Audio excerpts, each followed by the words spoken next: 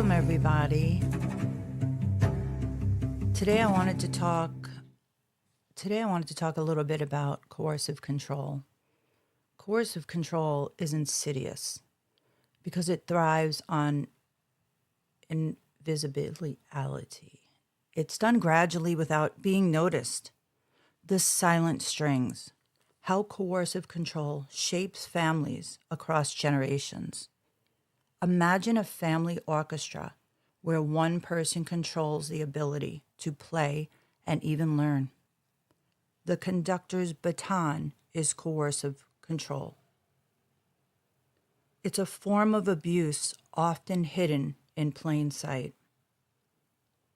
Unlike physical violence, coercive control manipulates emotions, behaviors, and even thoughts. It thrives in secrecy, eroding trust, autonomy, and individuality within families. Today we'll explore how coercive control shapes families, impacts children and their development, and it leaves lasting scars on adult children as well. This conversation is for anyone trying to understand, heal, or help break the cycle.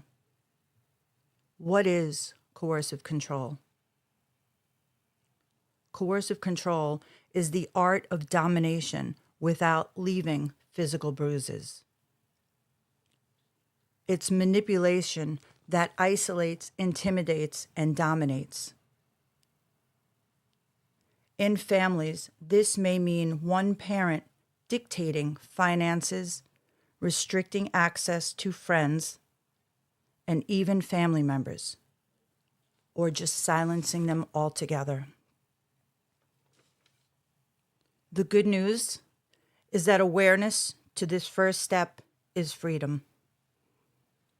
Whether you're a parent trying to shield your children, or an adult seeking to heal, or someone trying to rebuild your family, it is possible to rewrite your story. I just wanted to share a little bit about that. I think we're going to be talking about it a little more during the show, but it's an introduction to something that's really done in darkness. It's done behind the scenes, and it can have debilitating effects on families, especially the children.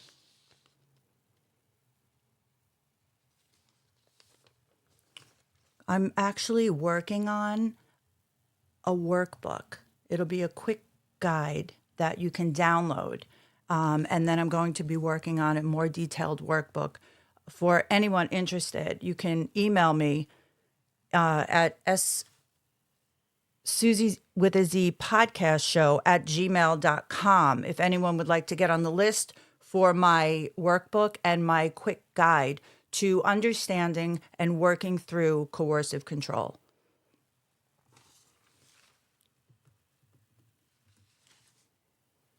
Hey, Crystal, are you out there? I am. Can you hear me? Yeah. Hopefully there's not an echo. I was thinking, because a couple shows ago, we were talking about how when we were younger, how we were kind of dressed up and, well, I was put on a stage, you were dressed up to go out. Do you think that was coercive control? Of course, and we in a were so form? young.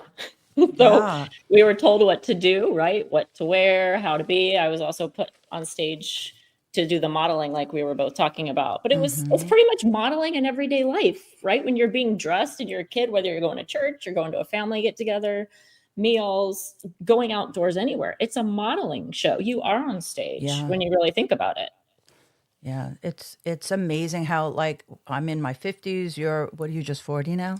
I'm 39. 39. Oh, I'm sorry. I'm almost Sorry. 40. It's right around the corner. Enjoy the next few months.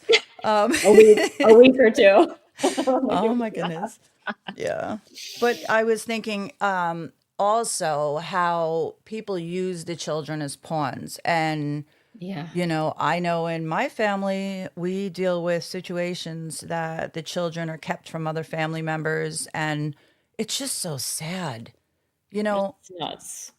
The kids are the ones that suffer. Like, why would you do that? to keep control. Yeah. Yeah. I don't know what you were thinking about, like when you hear the word coercive control or just the word coercion. I have thought about it and looked more into it lately, and it seemed like the more minor or like nicer way to say abuse, Yeah. like coercion. You know, it was like a different word to say. But when I read all the definitions and I look at it, it's the same thing: manipulation, abuse, coercion. I don't know how you're feeling about the word or just like the term, if it seemed less, bold to you than like abuse. I kind You of think it's like all it because I feel like when you say abuse, people think it Mhm. entails, being beaten up or black and Mhm. blues. This is abuse that you can't see. Like it Right. says, it's invisible. So I think the name, or that we're calling it more, what it is, coercive control. I think it makes people question it and look it up and Mhm. want to learn more. I think so too, because when I look it up, there's so many different like sites and definitions that pop up. I know, I'm sure you see a lot of it too, but it's talking about a pattern of behavior and mental Hmm. control. It says to trap the victim in a web of fear, dependency, and manipulation, which will lead to that cycle of abuse. It seems like, right? If this Hmm. continues on, and it goes through a list of just isolating, monitoring.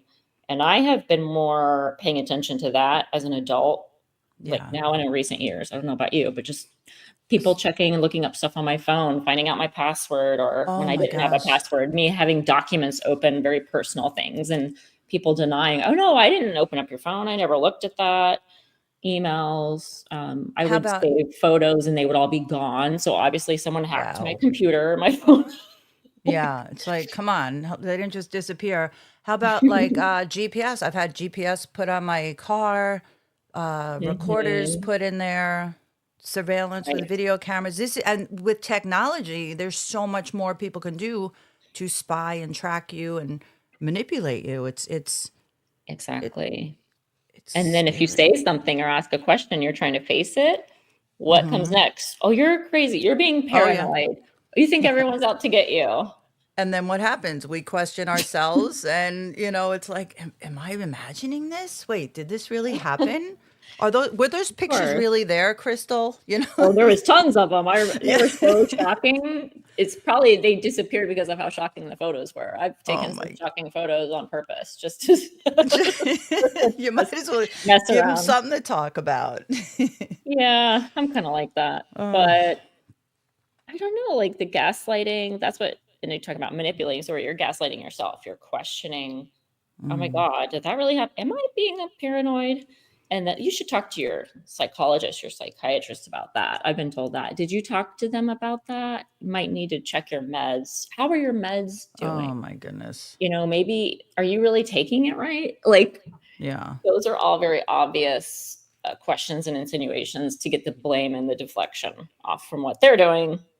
I feel like they all come from the same handbook. They all use they have the same MO. Mhm. It's like it's it's amazing how this type of person, this type of unhealthy person, they're so weak. I feel like they just want to control everything about everyone else because they have no control over themselves or their own Exactly. lives. Bingo. Have you ever said that to them? Yeah, of course. Which makes them more mad. Yeah. Yes, exactly. Well, that's what happened because I would call this behavior out, and then I would, it would be turned on me, and I would be the crazy one, or it would just make my life worse. And in my case, physical violence started. So yeah, Mhm. it became dangerous. So you have to be really careful when you're dealing with these people. It is all part of the plan, obviously, to get your reaction, even if we're being bold and brave and calling it out so that it can Yeah. be thrown back on you and all of that can escalate. I know one of the hardest things for me has been just taking my feelings down, dealing with them by myself. And then it says, as a tip, keep a neutral gaze. Don't give them any emotion when you're talking to them. Go that gray rock thing where you're more boring and you're like, okay, this is my boundary, this is what's happening, I'm willing to work with you, you need to, it just being straight up. And I've done that. I don't know about you, but I've gotten the response like, where's all fun, Crystal? Like, what's up with you? You're so distant. Like, why are you acting like that? I'm Yeah. like, really? You know what I got when I started therapy is I don't like the new Susie. What's happening to you? This doctor is not good for you. Yeah. That was a great one. I'm like, oh yeah, it must be working. If they notice, there's a Exactly. difference. So hey, Crystal, I just wanted to say hi in the chat here. Hey Ken, good What's up? morning. I think it's afternoon now. Good afternoon. Right? Yeah, Glad we're on you're the same time here. zone. Yeah. Hey Gemma, are you out I love there? Susie. Ken's a fan of Susie. Yeah. Uh, you know what, Crystal? I think Gemma Blythe is going to be joining us. Let me see if she's Yay. here. Hey, yeah. Oh, you How are sound you? great. Yeah. Good. You sound great. Is that a new mic? It is. It's brilliant. Beautiful. Which one is Really. it? It's the Rode USB The Rode. podcast Okay. mic.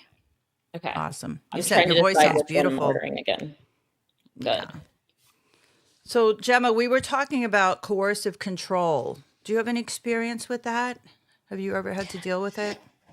Yes, I have. I was cut off by somebody that I was in a relationship with, and I lost connection with my friends and became distant with my family members. Mm. And Was it? I didn't notice that happening. Oh, you didn't notice. So you were so focused in on that one person, I'm guessing the romantic relationship that. Yeah, it was like tunnel vision. Mm-hmm. Is the best way that I can describe it. Yeah. And what did you do when you like figured out something's not right here? How did you start the process of removing this person from your life?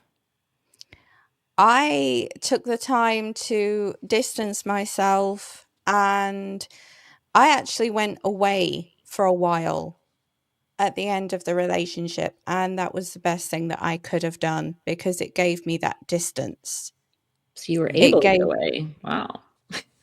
it, You know, Good. yeah, that it happened to me. I actually went on a vacation, similar situation, Gemma. And when I was away, at first I was really confused because I was in this relationship for so long. But little by little, I was like, wow, yeah. people, not everyone is treating me badly, or I'm not being paranoid when I'm around other people. And I think that's what we need. Sometimes you just have to get away from the situation in order to see it more clear. Oh yeah. Yeah. Yeah, because that gave me time to reflect and really connect with what made me who I am. Wow. And I'd lost all of that. It's sad. Were you doing that on your own, Gemma, or were you starting therapy at that time, or doing anything else like a special group that, or anything new that helped bring up your mood and get you focused like that? No, I was completely on my own. Wow. Even though I stayed with a family member, she wasn't aware of what was going on, which was the best thing for me in the long run, because then that gave me the space and time that I needed. Wow. That's How awesome. how long ago was this? Like It since you're out was of it. 7 years ago. Oh, so tell me, do you feel like a completely new person now? I do, although bits of the old me are back, which I quite like. But that took time. That took a lot of time. Yeah, it does take time. I've only been out How? of my for what, a year? I think it's a little over a year, and I Mhm. get so excited because I feel the difference in every way. Just my thought process is so much clearer, and I can't wait for what the future holds now. It's like you get a new hope. You get excited about life again. Yeah, Even it's amazing when that happens, isn't it? yeah. And it's so simple for people like us who have had all these things happen. I was going to say, have you guys ever had somebody question you, like, why are you in such a great mood? Or because I've had that where it's like, I literally, like, nothing good is necessarily happening, but I've been questioned by family, like, what are you in such a good mood for? Why are you so happy and hyped up? I'm like, because my pain has been reduced. Maybe because I have a little breathing room from all the, Yeah. like literally no other reason, but there's hope and there's a reduction of pain. Isn't that wild? Well, you know what they say, misery loves company. Ooh, You there's a know, reason for that So saying. true. they don't like to see us happy when they're so Have you guys miserable. encountered that? Oh, Where yes. people are mad because you're like feeling You know happy. what? You know what I used to get all the time? I would be like goofing around with the kids or just being my silly self, and I would get act like a grown up. You act like a child, and I'm like, Hmm. yeah, it was bad. And at first, I'd be like, come on, or get over it, or whatever. And then it was just like I would just shut down, just shut down because I couldn't deal with the nastiness and the accusations and someone stifling my personality. So, They were mad because you were Yeah. fun and Susie and they were boring and they didn't have a personality. So they were mad. and if I was quiet, then they could talk and they could, be more of Mhm. the center of attention, whatever. Oh my Yeah, it's goodness. crazy how stifling it can be without really noticing at the time. Yeah, when you're in it, it's a whole different ball game. And Yeah. Jim, I was going to ask you because I know Susie's told me many times, like she would just stay busy. Like if everybody was eating, sometimes she wouldn't eat. She'd be like cleaning, around just to stay busy and like stay there with them, so nobody would complain. But I'm wondering from your experience, would you hang around or would you need breaks? Like I need to get out of here and breathe for a second, or like would you be, you know, chastised for walking out of a family get together or something like that, or were you always there, sticking through it? I must admit, I needed breaks, especially if I was with like their family and things like that. I needed breaks. How would you go about doing that? And yeah, what was the reaction? I'm curious because we all seem to have different but similar experiences with this. Yeah, it was sometimes they'd be okay, but other times, no. Well, It seemed to be like the more regular it'd be, uh-huh. then the less keen they'd be. Okay. And where would you go or do, or like, yeah, what would be said when you came back if you remember? I'm just so I curious. just I'd just go on a walk, Mhm. um, even round the block, Yeah. Yep. and then come back, and then it'd be a case of where have you been? Who have you been with? Oh yeah, they make you feel guilty, right, for having personal time or for doing something Hmm. for yourself. Hmm. Like, Yeah, I yeah, remember I went to the spa once with my best friend, and even that was a big deal.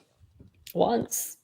Yeah, Yeah, once. Yeah, because you Isn't that much? probably had to hear about it when you got home, and it's like, why bother? It's not worth it. yeah, exactly. That is so nuts. It's not a good way to live at all. What about when No. y'all were working, like outside of the home, or you weren't with these people? Like if you had a job outside, were they like, "Oh, when are you coming home?" Or what? Like Oh yeah. how would that go with the schedule? Well, I had a job. I had a daycare when I first met my ex, and Mhm.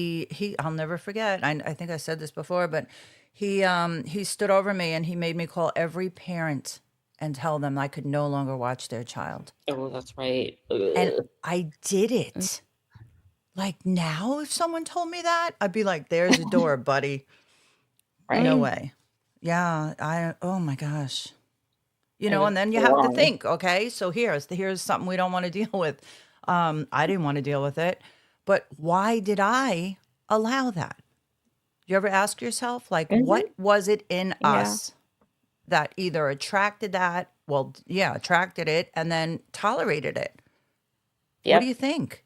I've been yeah, doing that work for a while. I have found out some insidious things personally because I couldn't figure it out. Like mentally, I was like, this makes no sense. But I found out, attachment theory and all that going back to like when you're born to an early toddler, early childhood. I didn't realize what was going around me in the family unit and the systems I was brought up in. It's like generational trauma that was handed down. I didn't know a lot of Mm-hmm. things because my memory is blocked from a lot of things. I can only remember things from like age 5 or 6 on. So Hmm. before that age, it's been completely blocked, and I've done some of that work to realize some bad things went on, and I have like mhm, spotty memories and Memories. like weird things that I'm like, did this happen? And I'll ask, and everyone will be like, no, that's not what happened. It happened like this. And so I my brain still can't like know all the information, but like I read that book to you guys, The Body Keeps the Score. If you haven't read it, it explains perfectly how the body traps the trauma and you can really deal with it better later on. So I know I was prepped, I was groomed and prepared to attract those types of relationships because it was all I've ever known in romantic relationships. And until we start to heal that, I know I'm like, I'm not going to find that healthy relationship until I get to the other side of this healing journey because I keep So, attracting them. so Crystal, how do you like put this together with your inner child work? How Yeah. does doing inner child work help you? I mean, obviously you understand it. Why? Right? Because you were groomed for this, pretty much. We all were. But what do you do? Like, what kind of inner child work do you do to maybe start having the memories? What if they're bad memories, like you said, before you were Right. 5? Is it Yeah. important to go back and try to find them? It's not as what I've learned from my experience and even talking to therapists and stuff, it's not as important to find out the exact information that the left brain is so like hungry to know. We want to know exactly what happened and where and who and how. That's the left brain. We're intellectual, we know facts, we know, all this kind of stuff, information. And it was hard for me to get past that. I think it took me all last year. That's why last year was so hard for me because I was trying so hard to figure stuff out. And the harder I tried, the slower it got. It was like the art. It's like the art of not forcing, right? I was trying to Yeah. force it. I'm that person. I'm so determined. I want to figure it all out. I'm sure you guys can relate, Oh, right? yeah. Yep. Yeah. It drives you So crazy. You make yourself it nuts. does. And it I do. slows the process down because of that. It really does. Because when we're manifesting and we're moving on to a better part of our life, we're not forcing. We're allowing, we're going in that creative flow.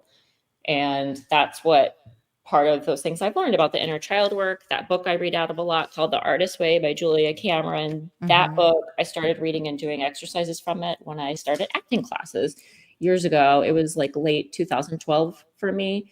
And if I hadn't started then, good Lord, where I would be now. Because I remember my son was 2.5 years old. I'll never forget. And I was like, if I'm going to be the mom I need to be, the person I need to be, I need to do something for myself now. So I took myself out of, the house and the marriage and everything that was going wrong. And I put myself in acting classes. And that's where I learned about the book and about like breathing exercises and learning how to use my imagination again and connect with a scene partner and tell these stories through the acting scenes and actually get to play with those emotions, whether it was totally devastating, sad, depressing scenes or like super silly, like comedy sketches. It was from one extreme to the next. And I got to bring it all out and know this is the place to do it. This is all inside of me. And it's in our bellies, like where our solar plexus is. It's in the belly. A lot of trapped emotions are in there. And until we start doing those breathing and, going outside in nature, like Gemma was talking about going on these walks, that's been a huge part of it too. And in recent years, I'll say this really quick before I keep yapping, like just allowing myself to eat candy again. When I was a kid, I loved candy and I told myself for years, oh, I don't like candy. Like I'm an adult. I don't like it. Well, guess what? I actually do. I'm laughing because I watched your little short, your video. I think it was a little live actually. I don't even think it was a short Yesterday. over on YouTube on your Crystal Tease. Yes. Oh my God. And I'm like, wait, you eat the sour ones? Like, and then you said the whole bag. I'm like, Girl, Crystal. I will sit down if I'm like laughing and listening to certain music or watching a funny movie, or like if we were doing a girls' sleepover, I swear I would go through a bag of those like nobody's business and have like extra to share, more to spare. Oh my gosh. But Just the how it is. gummies, I agree with you. I like the softer ones. Yeah, those Yeah. The Albanese brand. And I have my peach rings here. I didn't eat the whole bag last night. I only ate like a quarter to a half, so that was good. I still have them sitting here. Oh And those my are gosh. sweeter, so they're not sour. You're funny. Gemma, do you like candy? Or Yeah, you I chocolate? do. I must Chocolates? admit, it goes in fluctuations, and at the moment, I'm into candy. I love it. We're on the same wavelength. Yeah. Yeah. But what's your favorite? Over here we've got like drumstick squashies. like shaped like a chicken drumstick? No, shaped like a lollipop. But Yeah. I know that name's always thrown me. It doesn't make sense. Never heard it. And it's like strawberry and milk together. Ooh. Okay. Sounds good. Well, that's a But good combo.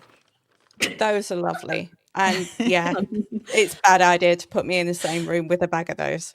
Crystal, that just reminded me of when you Oh. said when I was talking about quadding. In a Kumquatting. you thought I said kumquats. I was like, oh, I've heard of that fruit. I think I've eaten one of those. Oh, you don't see them all the time in the store. They go through seasons. Yeah. Like right now, you guys see seasons of like fruit and vegetables. I see like dragon fruit and all sorts of like things, but then I can't find some of my favorites like from back in the day. I'm like, where's this one? It's like acorn squash or butternut squash. Over Right. the holidays, it's like they're everywhere. Do you guys eat vegetables? Are you like? Oh yes, I'm getting better about my diet again. Thank goodness. Good.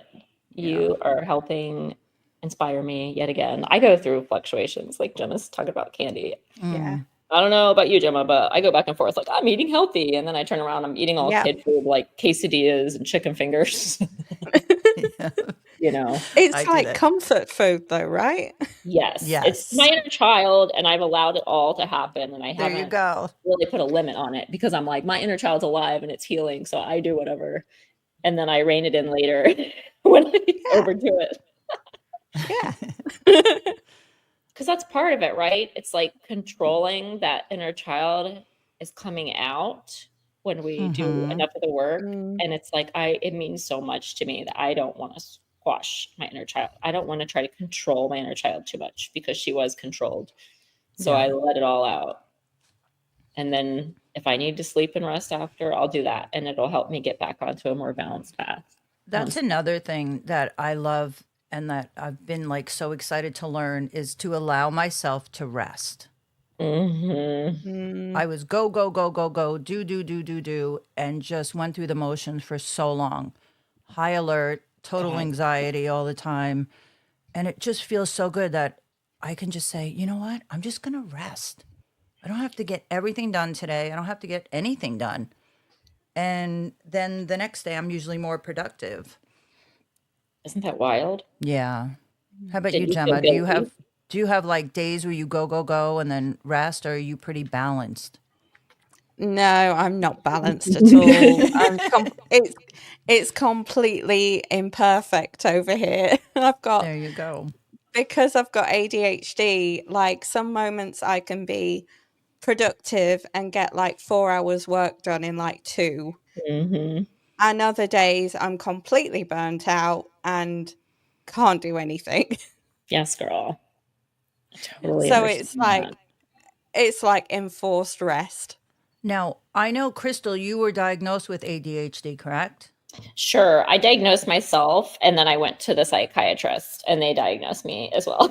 I don't know about you, Gemma, or how you found out, but it was just a few years ago for me. I'm so glad I got the tip actually from an ex-boyfriend who was abusive, and he just said it not in a mean way, but he was like, you should look into that. And I'm like, are you serious? And I remember staying up all night one night online looking it up, and I was crying. I was so relieved and happy. I was like, oh my God, I'm not like this terrible failure of a woman. There's a name for it. Makes sense. Exactly, yeah.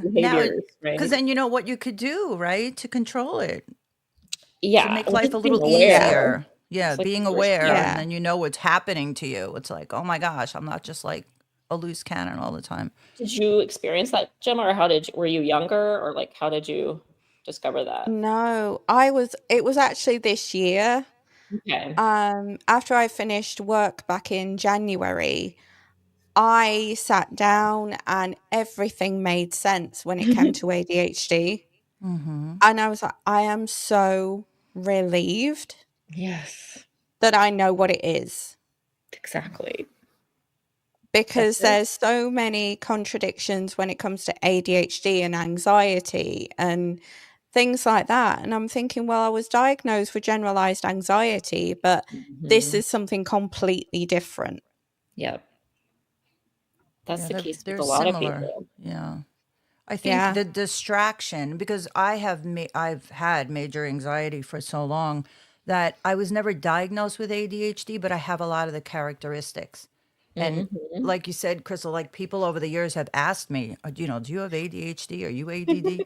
And I've never been like Dr. Mack, my psychiatrist, hasn't diagnosed me as of yet with it, but I thought I had it because Mm. I Yeah. just couldn't focus.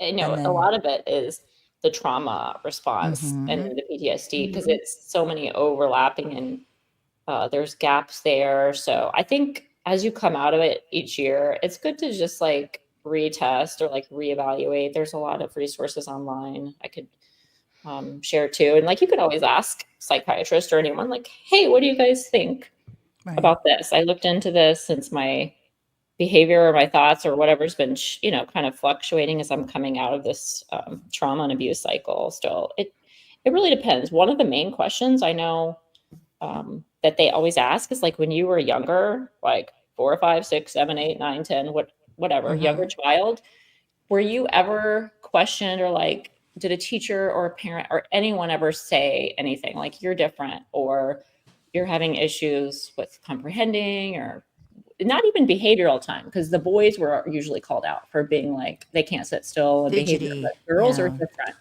because we mask better, right? We're more behaved because we have to be required in society and our families. We have to be more behaved. There's more anxiety that we internalize and just stomach with right. ADHD or just Mm. general That makes anxiety. a lot of sense. Mhm. Yeah. So you're not going to see it on the outside as much, but we Yeah, can I tell was you what it feels like. shy. Were you a were you both shy or outgoing as little kids? Do you remember? I'm waiting for Gemma because I talked I to don't know. I used to come across quite quiet, Mm-hmm. but that's because I was like analyzing the way that I spoke to different people. Ah, Wow, they are really smart and intelligent. You yeah. should be doing that. But yeah, So Gauging. it was very, very tough. Very tough. like, did you guys make good grades and all that? Because I know I always did, but I wanted to, and I put pressure and anxiety on myself, and I always studied hard, and I was always like in my head, going under my breath, like, "Oh my God, I cannot believe I'm feeling like." I always felt different. Like other people must not feel like this. All this pressure I'm putting on myself to perform, like Right. in school. But I Yeah. always did make good grades because I kind of made myself do it. I don't know about you I don't. guys. I'm trying to think because I loved school when I was like in the really early years, and then my parents got divorced, and this happened and that happened, and I just lost interest in school. I feel like I couldn't relate. So, but good news is I'm taking classes again, so I'm excited about that. Oh my gosh. What kind of Yeah. Yay. classes? That's awesome. I'm still looking into it. I haven't made like a decision. There's a lot of things I want to study and learn about and things I feel like I missed out on because I didn't, go to high school. So I'm Mhm. excited about that. That's awesome. will there be a class about how to make Italian sausage? Oh, actually, my uncle and my grandfather made turkey Italian sausage in their Inside turkey joke, store. everybody. I know. Our Wow. YouTube page. You have to go to our YouTube page, our YouTube channel. Um, you have started everything off there, Susie. Crystal jumped in, then Gemma. That only means we're near the time to get to our featured guest today. I don't know what to say, Susie, Crystal, Gemma. Sarah has no idea how much we really like her music here in my house off the coast of California. She probably will never know, but I think she's coming out to Cali. I think she's coming out to Oh, Cali. that's Yeah, I know. exciting. Yay. And anybody that is connected with the channel, especially a musician, singer, songwriter, has ever been on our channel knows that we will stalk them if they ever come to Cali and be at their event and do an interview. So we're hoping to be able to do that with her. We'll talk more about it. Sarah is in the building. She's in our virtual green room waiting to come on. So we need to shift everything right now. Let's do this. we are live streaming. Some of you already know how we're doing this now. This is our last stream of the year. There's only certain people we wanted to be on today. It was invite only. So if they said yes, it's exactly who we wanted to have on. And we are ecstatic that Sarah is here. It's going to sound like that I'm a fanboy for her. I want you to know I have always been a boy. I've always been a boy, even becoming a dad. So I am very happy to have her here. We love her Instagram page. We love the pictures there and a number of other things. Today is a total improv day for all of us, if you are connected and watching this now, or we'll watch this back later. But we were looking so much to have Sarah on, and we are glad we're going to bring her in just a moment. But before we do that, everybody, we want you to know that we are going to first show you, well, a little video we kind of put together to give you an idea of who this beautiful person is and her wonderful family. And we're hoping the best for her, not only now, but in the future. But while she's on with us today, we are going to torture her. I mean, we're going to enjoy having her. So all of us are going to team up on her. And I see you smiling, Sarah. All of us are going to team up on her. And we have tons of questions for her. And then when she said, I'm done with you people, she's going to leave. I see her nodding her head on that done with you people part. She's probably ready to go right now. But we're going to bring her. I saw you shaking your head. She said no. So she's going to endure it. We all have questions for her. We look forward to promoting you. I'm giving everybody a chance from my private chat. Not everybody in the show, but I have a separate one going from viewers and so forth. They're all getting ready so that they're getting in place to be able to see this. Well, this show is for our members, subscribers, and our viewers.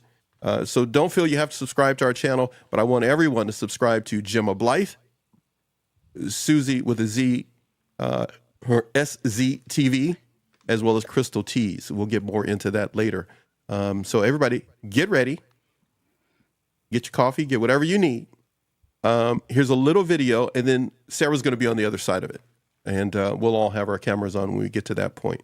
So everybody except for probably Crystal, because Crystal's rebellious. No, I'm just kidding. Such a little What brat. is she writing us? She's writing us in the chat. It was, okay, she's doing some things. Oh, wow. Yeah. She may do something. I can't say it now. She's doing something. All right. So let's get back over here.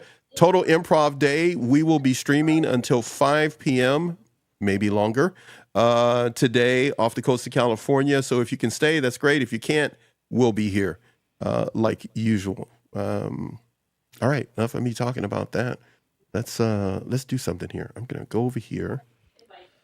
We're going to put this up, and we're going to take that off. Oh, I love doing this in live. This is so cool. Everybody's going like, what is he doing? All right. So we're going to do that. We're going to do that. We're going to do that. You have to tease everybody for a moment. Hey, I'm a guy. I'm goofy. I'm not smart like these beautiful women. We're all going to work together, and we're going to have some fun with the lady herself. I think I got everything. I'm looking at everything. Everybody's ready. Total improv today. I love it. I love it. 8 hours of improv, maybe 10, depending on what we got going on. There's no Laker game. Didn't I say that, Susie? Right? Yeah. There's no Laker game Not today. today. So I may just stay on until my daughters come in and go like, you need to get off that thing, Dad. Totally need to let those people alone and let them go. Sarah's going like, what the heck? Why didn't you put me on? What's the holdup? So got everything where I needed to be. I'm such a goofball. Let's do this one. I like this one. Look at that one. Ooh, there she is. She bounces and just comes in with her guitar. All right. Everybody's ready? Ready.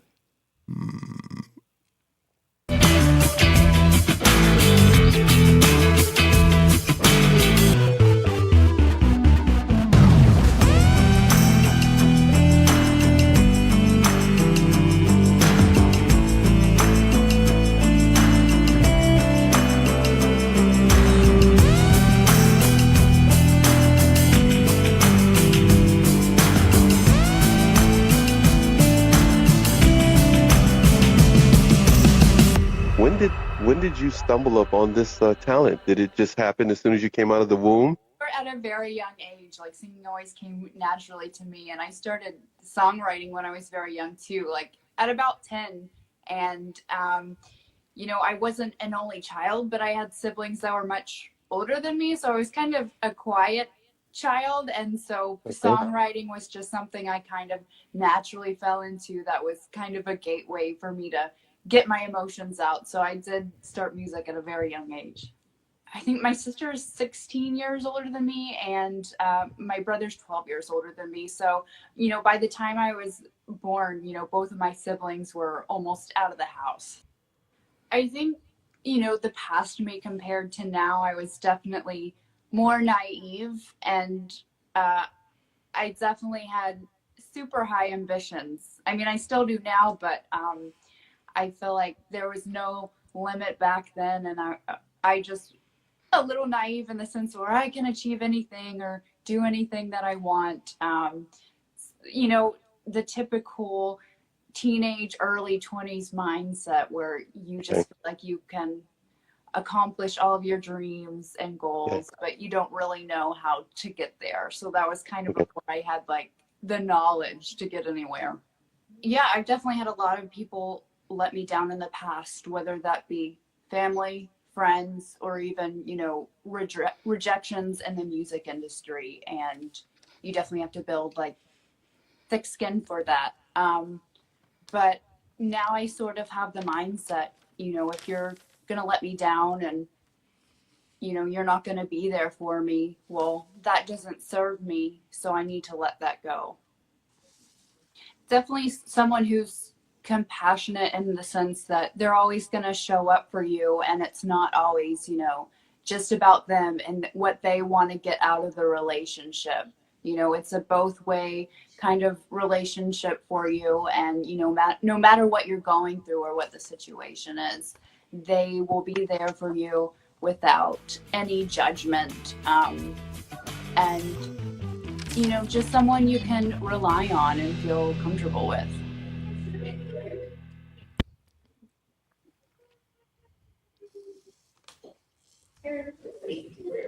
I think everybody's ready. I hear all of the noise in the background. You people need to be quiet because the lady herself is coming.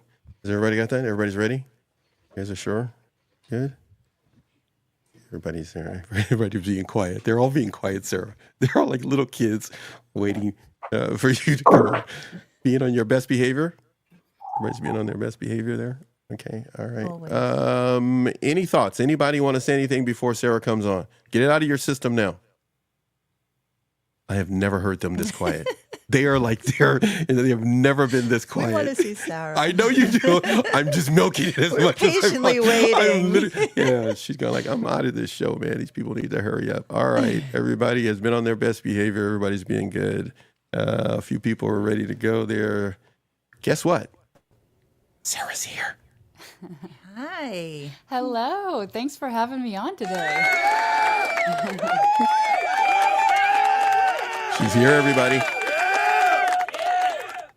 Sarah, did you ever think to yourself, why did I say yes to this man? Well, you know, Paxton, I'm happy to be back on. And just Don't answer that seriously, question. and after seeing our clips from, I guess that was about 2 years ago, I enjoyed 3 that years to be interview on 3 years to Instagram. be exact. 3 years ago. Yes, Wow. it was. Okay. 3 years ago. Well, I'm happy to be back. What in the world has happened in your life from 3 years ago till now? Oh, there's been so much going on since then. I think I was even in a different, living in a different area of Nashville when I had the interview with you. And since then, I've released so much music, been releasing so many projects, played various shows and opportunities, and started working with a publisher. So a lot of good things have been happening since that interview. What would you need a publisher for? Have you a book that has your name to it? Yeah, so when I say That was the I do have lamest a question book- I think I've ever asked in like 4 decades. That was the lame. Duh. Go right ahead. So when I say I have a publisher, I have a music publisher. Oh, okay. And Synapse Publishing and Entertainment. They're my publisher and record label that I signed with in May of this year. So they helped me with my recording, booking, everything, and then help me distribute my music and get my music out there. So I've loved working with this female-owned publisher and record label this year. And you mentioned book, so I also released a children's book this year that I wrote called Turtle Tears. And I published it this January, so you can get it on my website at sarahharrelson.com, Amazon, Barnes and Noble. Awesome. And I never thought I would write a children's book. But the idea kind of came to me after I lost my mom, actually, in 2022. So my mom's favorite animal was turtles. And I had a friend that said I would see like a sign of turtles somewhere after she passed that would just remind me of my mom. And I kind of took that with a grain of salt. But then I saw a story on the news about the relationship between a butterfly and a turtles. And I didn't know this, but turtles excrete salt from their glands, and butterflies are thirsty, so they drink it. And I thought, wow, this would be a really cute story for a children's book. So it's a great book for any children who are going through hard times or just looking for a friend. It just kind of shows children how friendships can prevent them from being lonely and help kids get through tough times. So, and I had a wonderful illustrator in Nashville. His name is Kyle McManus. He did a great job at doing the illustrations in the book and bringing it to life. Hold that up a little bit higher a little bit higher. Do that again. Open it up a little bit higher for the television audience. I know a number of you are watching this on television. You can see that on your TVs. Show us the cover again at that same height, a little bit higher. Let's see that cover one more time. Everybody take a look at that. Do us a favor. Tell them, Susie. Buy the book. Buy the doggone book, people. Okay? So for the price of a pizza, buy the book. Wait, so what's the book selling for right now? So it's $15 on my website. That's the best place to find it, sarahharrelson.com/store. And then you can find it for around that same price on Amazon and Barnes and Noble. Okay, so hold on. Wait, before you give me the butt real quick. Because, hey, Crystal, I know you're out there, Crystal. Hold on one second, everybody. We're gonna do something. We're improvising here. Crystal, if you can, in the chat, we're going to rely on Crystal for this. She's going to be taking dictation here. So the name of the book again, Crystal, you can type it in the chat for us, please. Turtle Tears. Crystal's already started the chat while you're talking. So we're doing multiple things here, Sarah. Sarah's going like, what in the world did I step into here? So we got our chat going. So Crystal's going to put in the chat so that when this show is played back, everybody, over here, the camera's over here. Hello, everybody. You'll be able to see exactly what Sarah's talking about, and at least you will have it there. It'll also be in the video description. You got to throw that YouTube kind of line in there real quick. So again, the name of the book, Crystal, go ahead and type that out for her. Turtle Tears, correct? Tears. Got it. So you got the information there. You were also mentioning your website. Can you please type that in the chat for us too? We're doing all this in real time, everybody. Live streaming in the moment. Her website, put that in there for everybody. Please hold on to that butt that you had there for a second. You're about to pass on. Go ahead, Sarah, now. Go ahead, Sarah. I was going to say, if you purchase Turtle Tears directly through my website, you will get a signed copy delivered to your door. Oh, baby girl. Oh, shoot. Y'all tripping now. Oh, yeah. Hey, you know what? By the way, I just got to tell you, if you hear me talking like that, because the girl got bluegrass in her veins. Okay, I'm just telling you people that right now. And I grew up on bluegrass because my daddy was from Arkansas, Little Rock. So I'm just telling you. She's got it. But we'll talk about that a little bit later. So you can see on the screen, everybody, in real time, what she's talking about. Become people of action like you always are here on NATV Network and all of our other platforms. Please buy the book. The book's running about $15. The price of a pizza is anywhere between $25 to $30. There's no reason for you to not skip that pizza and buy 2 books. Give 1 as a gift. If you're really feeling good, 2 as a gift and 1 for yourself. But if you play your cards right, you get signed copies for yourself and make everybody else just get, whatever. So get that signed copy if you can. Yes, there is no shame, Sarah. Sarah's first time going like, what are they doing? It's like a street salesman out of the back of his trunk. But that's what we do here. The audience is accustomed to it. Everybody can see what Crystal's typing in the chat. All right. Now, there are questions that you could have for her. Crystal has already put it there for you. You can see it on the screen. Feel free to ask them of Sarah. But we've got a ton of our own. And anything you want to talk about before we unleash a ton of questions on you, Sarah, anything you want to get off your chest now, because we're about to torture you. Well, I'm sure you're going to include all of this, but as you mentioned before, I will be playing in San Diego on January 18th at the Holding Company. If anyone's in the area or even wants to come out and see me perform. There it is. There it is. I will tell everybody, as you can see Sarah's information scrolling across the screen there. I will tell everybody, if you go see Sarah, look for myself and my daughters there, because we will be there. We have already made it a point to hopefully get an opportunity to interview her or live stream from there and talk with her for a little bit. But we are definitely going to be talking to the audience that will be in line or be there. We look forward to being there with her as well. So come on out. We'll be there, my family and myself. Sarah will be there rocking it and making her presence felt. I'm trying to keep up with you, Crystal. You're typing like super fast, dude. She's all over you, man. She's all over you, Sarah. She's typing fast. Okay, all right. Everybody's getting this January 18th. Oh, that was really good, Crystal. You got it there already. Is that correct? The Holding Company? That's correct, yeah. Shoot, right, that's good. All right, we're trying to get this going all at the same time. Susan, Gemma, Crystal are here with myself. We are gonna do a few questions for you, madame, my lady, I should say. Susie, what do you got first for Sarah? Hi. First, your new album, Denim.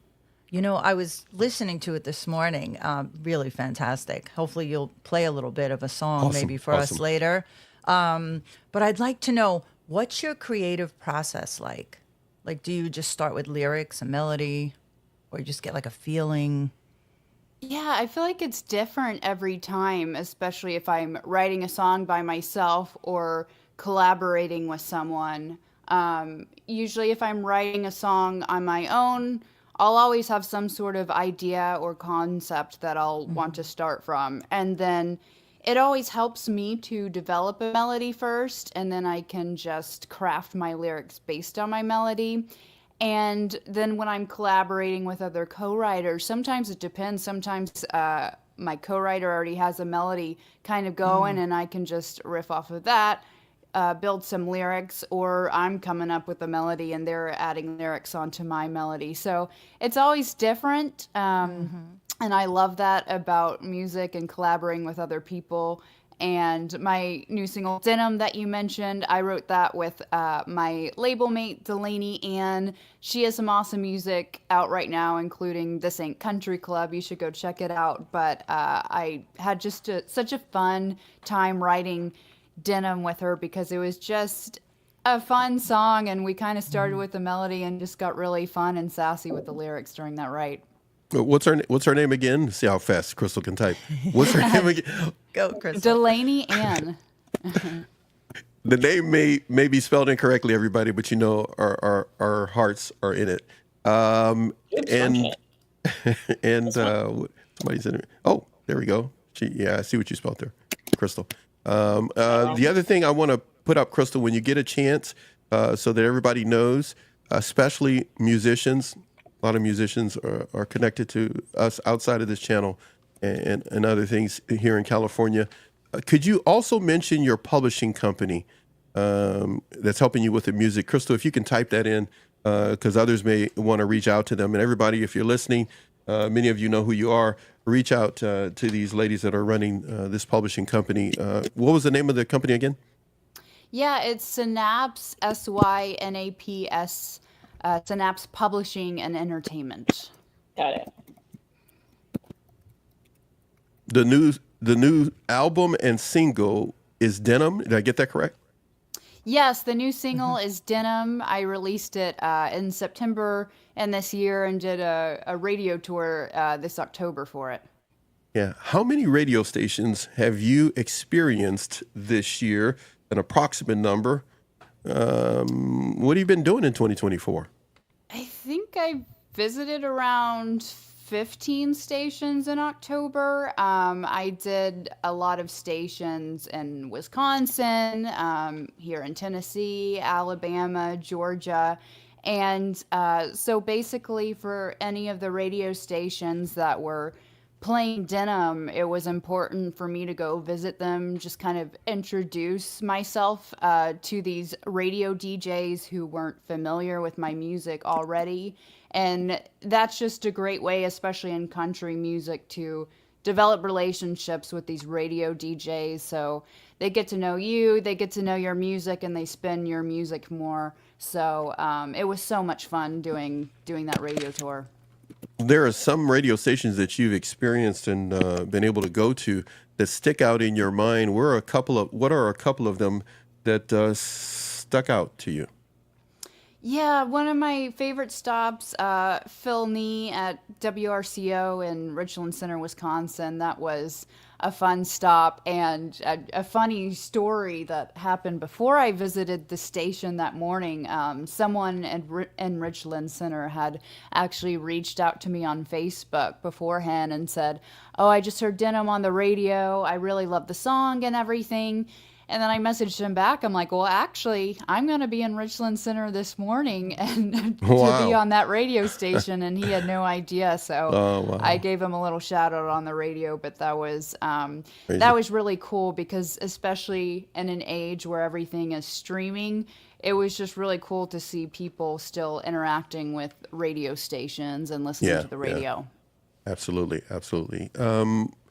When it comes to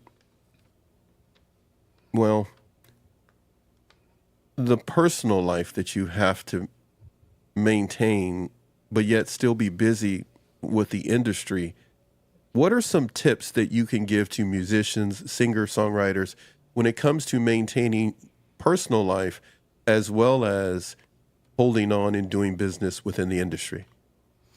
Yeah, honestly, it can be so hard to balance personal life with music, especially if you're an independent artist or songwriter. You're probably doing everything yourself, which can be just a lot of work and it can burn you out really fast. So to that, I say definitely don't be afraid to outsource any of your needs, such as if you're not great at booking shows, hire someone to help you with booking or someone to help you with PR or to manage you. Just don't be afraid to find those other resources to help you out. So that way you can spend time with your family, when you're not on the road, instead of having to be on the road a week and come back and do all your booking and everything. It's definitely important to find that balance. Was there a tipping point that maybe you can pass on to other people that you experience that maybe they need to be aware of to know when to outsource, when to hold on? Yeah, I think for myself, I'm someone who just likes to take on everything. And so that doesn't surprise me about you. That doesn't surprise me. All right, go ahead. Well, especially since I can wear many hats. Like I produce music. I went to school for music business, so I know a lot about royalties and the business side of the industry. So I try to do a lot of that on my own. But I've just had to learn over the years that I don't have to say yes to everything. And if I feel like something's not going to help my career, then it's okay to pass on it and not to do every little project. So it's okay to say no. It's okay to get others to help you. And then I'm very lucky because my husband's a drummer, so a lot of the time he gets to come on the road with me and play with me. Okay. I wasn't going to go down this road, but now that you mention him, I am dying for the opportunity, and he is not going to get away from me on the 18th. I am dying for the opportunity. You have no idea. I want to interview both of you so bad. I want to interview him so bad, but I wasn't going to do it today. I almost did it when you said yes. I was going to like, I'm only doing this if your husband sits into.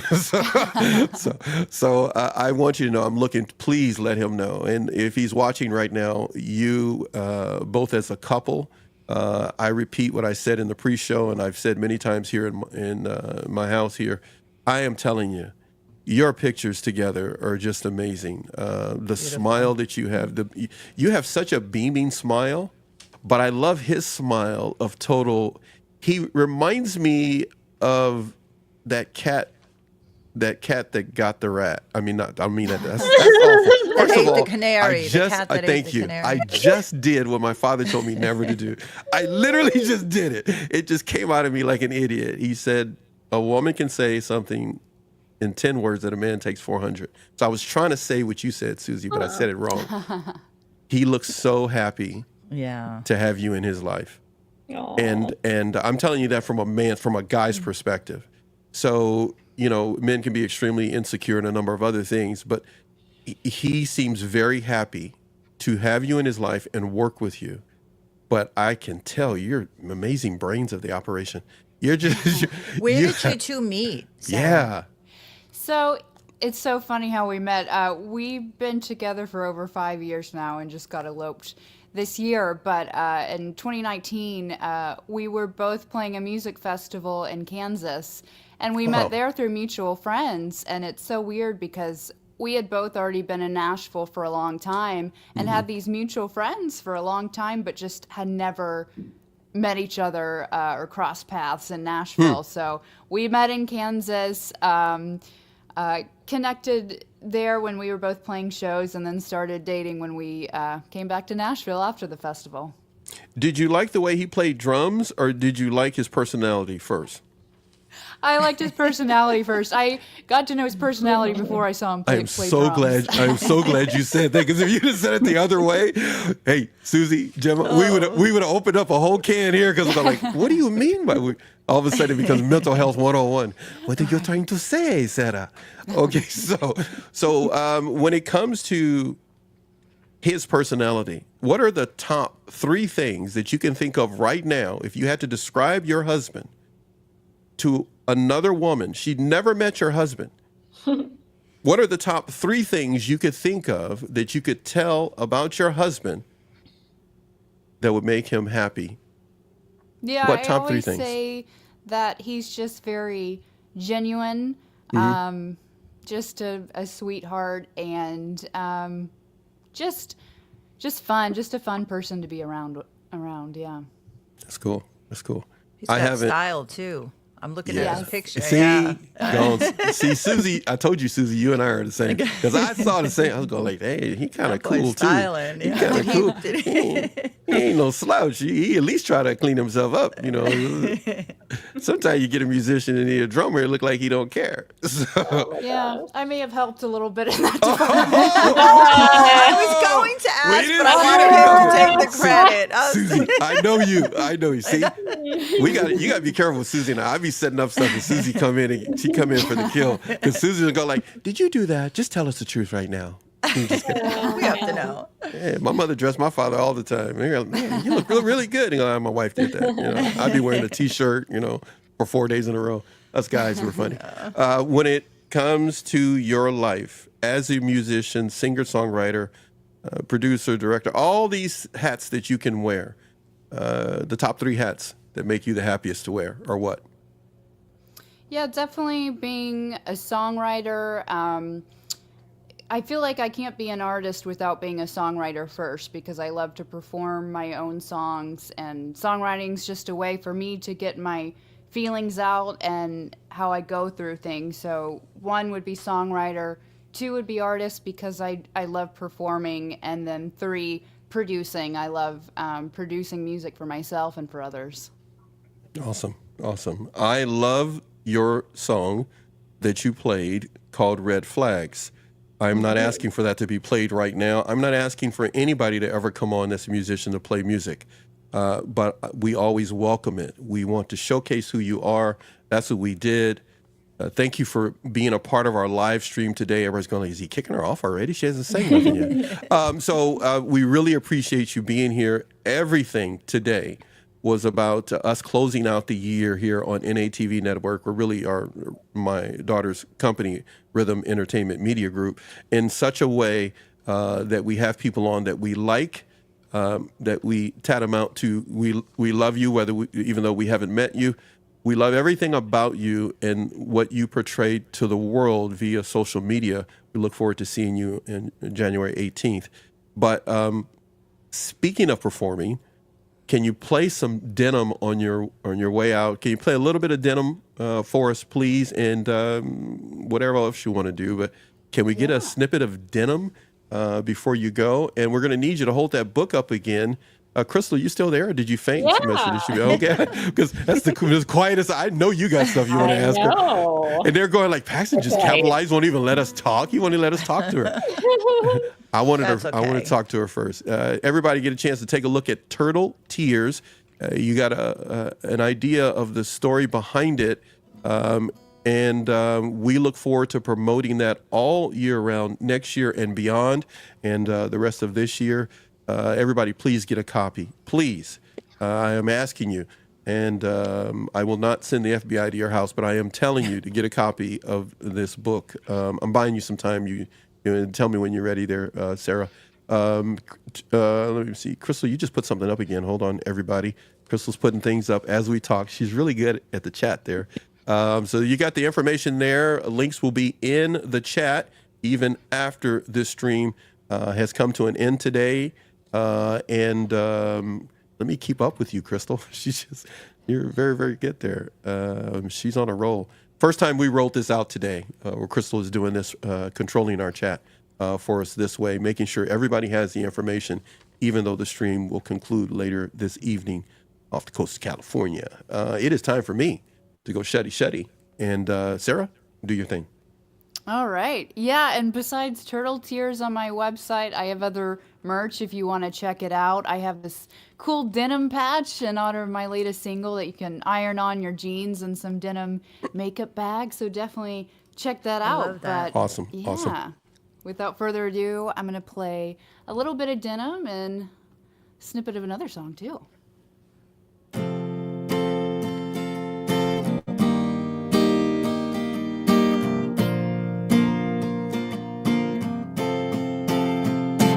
I ain't ever seen you like that. Got your hair all combed and slicked back, and you didn't ask, but it's not your style. I ain't ever seen you so stressed out here like you're trying to win best dressed. Did she teach you how to tie on that tie? She's ribbon, she's pearls, she's diamonds and curls. But baby, I'm Wrangler, timeless. Ain't nowhere else you can find this. I'm classic and I'm trendy. You pull me away and now you miss me. She can try all she wants, but you into that zoo. But baby, I'm denim and I look good on you. And as requested, I'm gonna play a little bit of another song. Beautiful. I love it. Off Thank of you. my Beautiful West voice. of Me album. That is Paxton's favorite. This one's called Red Flag, and you can I'm so stream it giddy anywhere you now. get your music. Yeah, stream that wherever you get your music. Oh, good. Had the green light go before it turned yellow. Before I knew it, sirens started ringing. Hold up, wait, stop right there. It's too late now to turn back around. Didn't see a red flag blowing in the breeze, that color of crimson warning me to stay back from what's coming up ahead. But I'm already caught up in the threads of your red flag. Didn't see a red flag blowing in the breeze, that color of crimson warning me to stay back from what's coming up ahead. But I'm already caught up in the threads of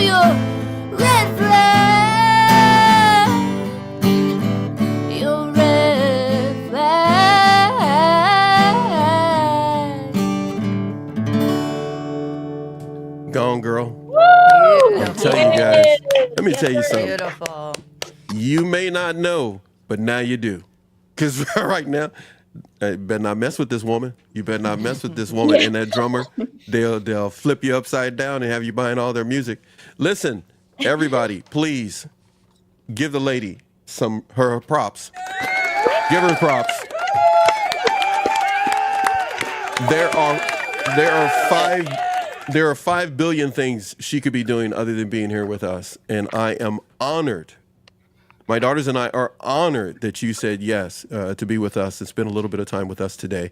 There are huge radio stations, conglomerates that she could be spending time with, and thank you taking out of your time to do this. It means a lot to us. We love having this little small space on YouTube and staying to ourselves, but we had to show up today for you because you have an amazing, beautiful voice. And that was what came in once I posted that you were coming on. People who had never heard of you reached back and were going like, Paxton, she sounds beautiful. Paxton, I've got so many that they said to me. So you have made a big impact here on NATV Network. Thank you so much. Right, Susie? Right, Gemma? Yeah, thank you so Everybody? much. Yeah. I love it. Yeah. Thank you. Beautiful. We don't want to keep you long because you need to go do what you need to do, and we would torture you some more. But we're going to talk about you the rest of the day. All day, we will be doing some things, everybody that's watching, so you know. This will continue to be a part of the day, Sarah and her music, until this stream comes to an end. So she didn't know this, but it's kind of like Sarah Day. She had no idea that this was coming. So I will be at moments you don't hear me, and the ladies of NATV will be taking over. I will be editing stuff, and she will be reappearing again, even though she will be off doing something else the rest of the day. So everybody, please show some love. Get her merch. Go ahead, Crystal. You want some things you want to say before she heads out? I love it. And the only question I had for her was just what inspired her to get along this musical journey path that she was on. Like, what was that enlightenment light bulb moment? Yeah, I just kind of always grew up around music growing up. Paxton, you mentioned bluegrass earlier. My granddad was a bluegrass musician. He played accordion in a lot of bluegrass bands, and I grew up in East Tennessee, so I was around my granddad playing music. My dad listened to country. My mom would listen to rock and pop. So I was around all these genres growing up. And just with how my childhood was, I found music as a way to get out my feelings when I was going through a lot growing up. And my mom really told me to pursue music and go down that path. So I'm so glad my family was so supportive with music, and it's just something that kind of came naturally to me. That's amazing. Thank you for sharing. Yeah. Gemma, anybody else, anything before we let this beautiful lady go and handle her business? Anybody, get it out of your chest now. I got one more question to ask her, but anybody? That's Gemma? the quietest. That is the quietest I've I was ever. going to give Gemma. It is the Gemma, do you like country? Gemma's just laughing. Yeah. She's like enthralled. I think she's enthralled. Maybe because it's nighttime over there in the UK. Yeah. She's like totally enthralled. This is the quietest I've ever heard you, Gemma. No, I love your music. It's incredible. So yeah. Everybody says that when they hear her. That you have a way of gripping. She has a voice like people. an angel. Yeah, it's Literally, amazing. it's like an angel. It's Absolutely beautiful. amazing. There's a video coming later on for the audience or members or viewers, subscribers, and all of you that come through that will talk a little bit more about what she mentioned concerning her grandfather. She didn't know this was coming, but I'll just give a heads up. I will be playing that later. It's a snippet from a show that we did originally, and some other snippets from that interview and that conversation. I really don't do interviews, but conversation that we had of Sarah. So you'll be able to see those throughout the day here on NATV Network live streaming. So right now, one question on your way out. If you could share with our audience, the majority of our audience are professionals, they're business people, a number of other things, but like everyone else on this planet, they struggle with a number of different things. Please feel free to share some information of encouragement that you want to share with our audience as they go through challenging times, maybe something that inspired you or kept you going.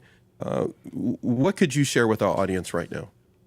Yeah, I think it's important just to never give up. I mean, the whole point of this life is it's never going to be easy. We're always going to go through rough times. And for even my own career in music, it can be so rewarding, but can always be a hard career to go down too, because there's a lot of rejection or times where you feel like you're not getting anywhere with your music. So if it's something you love to do, keep on doing it.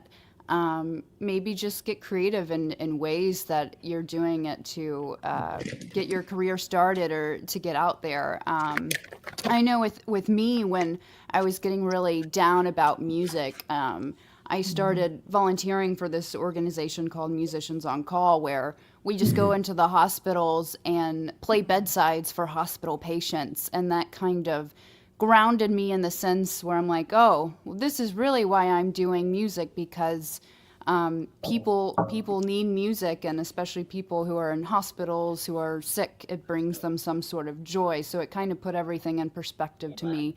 This is why I'm doing music, not to, get famous or anything, but because I want to spread my love and joy of music with others and with as many people as I can. So I think it's important just to establish your purpose and why you're doing what you're doing. And I think that can help put things in perspective with whatever path you're going down.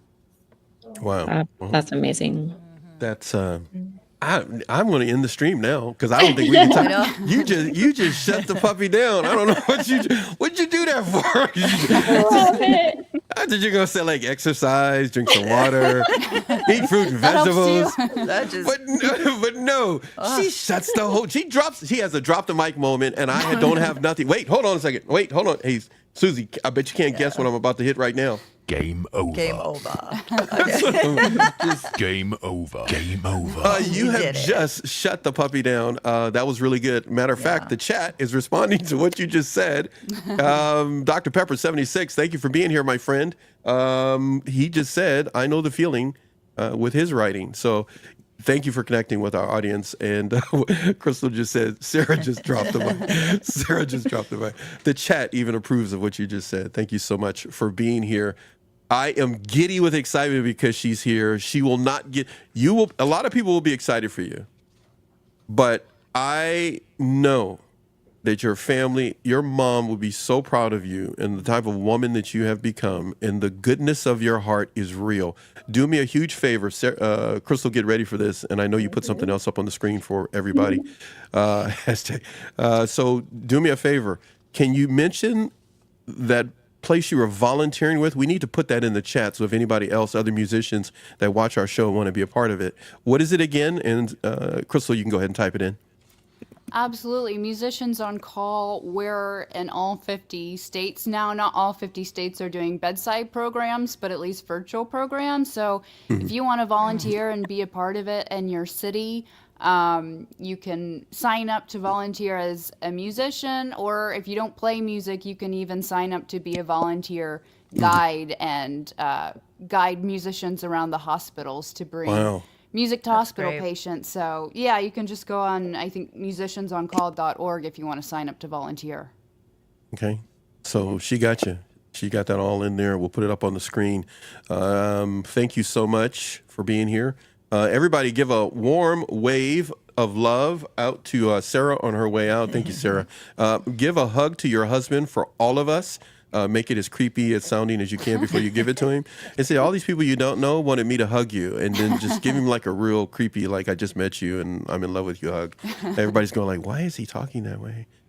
Pockets. All right. So see you later. Bye.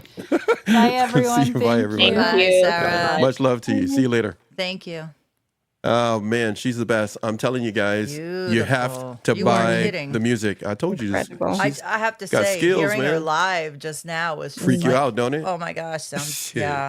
Acoustically, she's, man, I'm telling you, got a voice. So much that Gemma was speechless. Totally. Yeah. Yeah. She was just Definitely nodding her head going, inspiring. I told you, you come along Yeah. with me, no telling what you're going to get, right? No telling what you're going to get. Do you guys Crystal, listen to country awesome. music? Oh, yeah. Yeah. Like yeah. regularly? Yeah. Okay. Yeah. I feel like I've asked you that before, but I You did. love Nashville. Love hanging out down there. Yeah. It's fun. Yeah. You like Uh, country music, Crystal? I do. It was the first kind of music that I actually like listened to when I was a kid and grew up on. And I go through spurts where I don't listen to it, but just recently Yeah. again, I've been pulling it up. And so it was just hitting me today. I was like, yes. How about you, Gemma? Yeah, I must. Yeah, Well, you're gonna my love it dad was a now. big- Now that you met Sarah. What was that? I must admit, was it a shameful thing? The I know, UK loves some country people. music. She made it like it was like an intervention or something. Well, I must admit, my friends don't, but I do.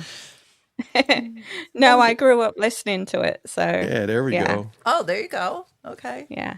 I didn't know it was a thing over there. Thing across the pond. Oh, it's a Yeah. big thing. Yeah. Yeah. I never thought about it. So. If you watch a lot of British shows and or Australian or New Zealand or anything like that, they play. There's one called Brokenwood, and the main character, that's actually kind of the running joke through the whole show, the TV series, is he listens to country or western and drives an old American car while he's Okay. in Australia, and it's a funny thing to hear the country and western music while you're watching this whole different lifestyle. But it all fits. It all fits. The lyrics fit.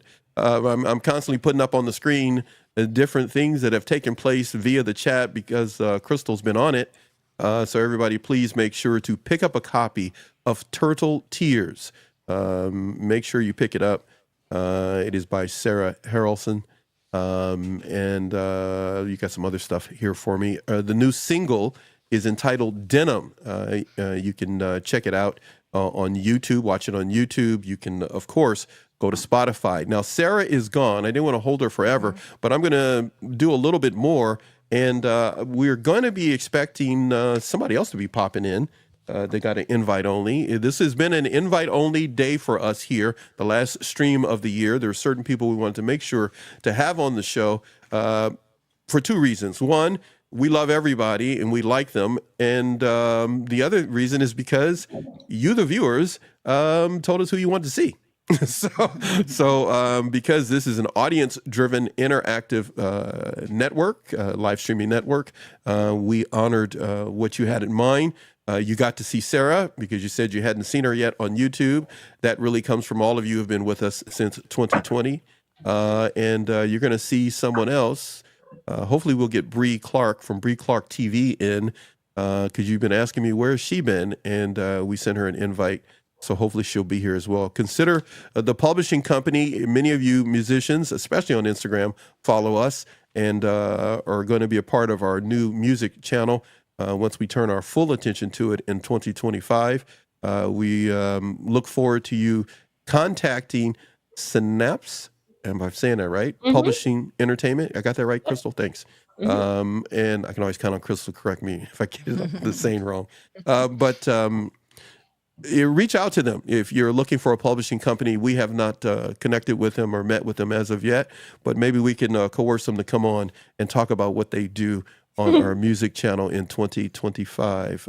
You can get a chance to see Sarah live as well. You like that, being the center of attention there, Susie? And Susie just going like, why has he got me on the main camera? Why is he doing me? Why is he torturing me like that? I'm on the Just main show camera. my new Hey, you want to do room, that? my Then new now studio we're all room. small and we're kind There you of got all small. Let's put that back. And then we're all over here and we're just all over the place. We can be like that. Here we go. You like those buttons, don't you, Oh Paxton? man, I've been making new ones too, He's man. I got a whole bunch that you guys haven't seen yet that I'm not going to release until next year. But I've been going like, oh, this is going to be fun. So Gemma, you had no idea you were stepping into this. She's just shaking her head, going like, what the world is going on with these people? That new These mic, people- that's what these it guys- was. I know, huh? Yeah. How's it feel? Yeah. She goes, I'm in the big league now. I ain't got one of them little linky dinkies. I'm full time. I'm full time. Superstar. I'm a superstar. That's what I am. I'm a superstar. Okay, all right. I'm being weird here. All right. So again, the turtle. Now, I am going to buy all of us some time, and we're going to use a video as a commercial break. You will see commercial breaks throughout our live streaming. And again, today's show on purpose is virtually one huge improv. Okay, it's not even like last week's show where there was a little bit more preparation. So everyone individually has things that they want to talk about. I will be putting up different things along the way. That's a good enough explanation you're going to get. But right now, here comes the first of our kind of commercial break. And no telling what we're doing when we're gone, but we will be back. And so None of your business. I don't want to know. there you go, Crystal. I was waiting. I gave you one, and you like took forever before you said it. None of your business. It's none of your business. It's okay, but make sure you none of your business. So make sure. I'm looking at Crystal put something here. My phone's falling over there. Where'd you I get it? named one of my like internet profiles that just for fun, like none of your beeswax. Oh, I love it.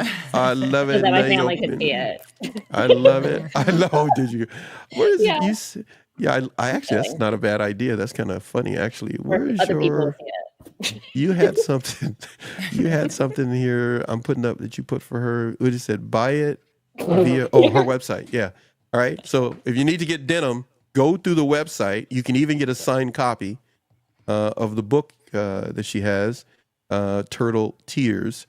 And you said something else here. I forgot where it is. All right, everybody. Hang in there. Go do what you got to do. Remember, we always tell you, watch us 10 minutes at a time on NATV. But if you go to Gemma Blythe, and Gemma, what's your YouTube again? At Living Imperfectly Perfect. I am asking you out of the kindness of your heart to go to her YouTube channel and watch at least an hour a week. Okay? Just do that. Just go over there and get some watch time for her over there, if you can, please, over at her place there. Susie, yours is? SCTV Network. I know Spin it up. says, you know what happened today? Not until you tell me. I signed in on Gmail. And it says Susie with a Z podcast show. So it's messy. I'm all over the It's place. messing her. So, Susie okay. Cosbin, We're going to Susie with a tackle that. Z, SCTV Network. Yeah, Can't keep an eye up with everything. Keep an eye on Susie's YouTube channel. Her and I are going to be doing some work on that. She didn't know I was going to say that today out loud, but we're going to be doing some work on that. You're going to love the Susie Live from New York channel that's going to be coming your way. She didn't know that either. She did, but she didn't. But okay, now it's out in the public. And Crystal, what you got? You can always find me at Crystal Tease TV here on YouTube. Please come on down, check out my links. I'm actually going to be on. Yeah, I'm going to be on Monday Eastern time at 8. So what's Monday, the 23rd? Because I want to hit you right before it is. Christmas hits you. Before you run up those credit card bills. All right, so go see Crystal. She'll get you right, get your frame, get your body and your mind in frame to go back into debt. I'm sorry, to go have a good time. So I'm just so bad. It's on Uncle Sam. Don't worry about it. There it is. Just write it off. All right. That's what you got going on. I said a video. I've been doing things. Don't think I'm not. So that the video and everything is ready. We're going to get that off the screen. Everybody, we're going to be back in just a little bit. We're going to take a couple of minutes. It gives me a chance to edit some things and get some things ready for upcoming show. Make sure you join us here on YouTube. Of course, you're joining right now. But come in and out if you like today. If you're just done for the day, it doesn't matter. It really doesn't matter. As long as you have a good time today. Enjoy your recovery with us on NATV Network. And let's see what we got.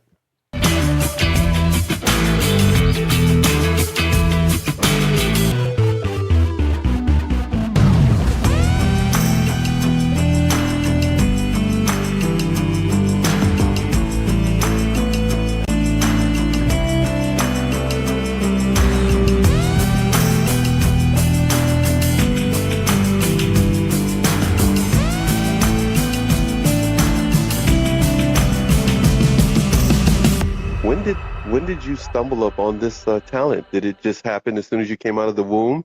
At a very young age, like singing always came naturally to me, and I started songwriting when I was very young too, like at about 10.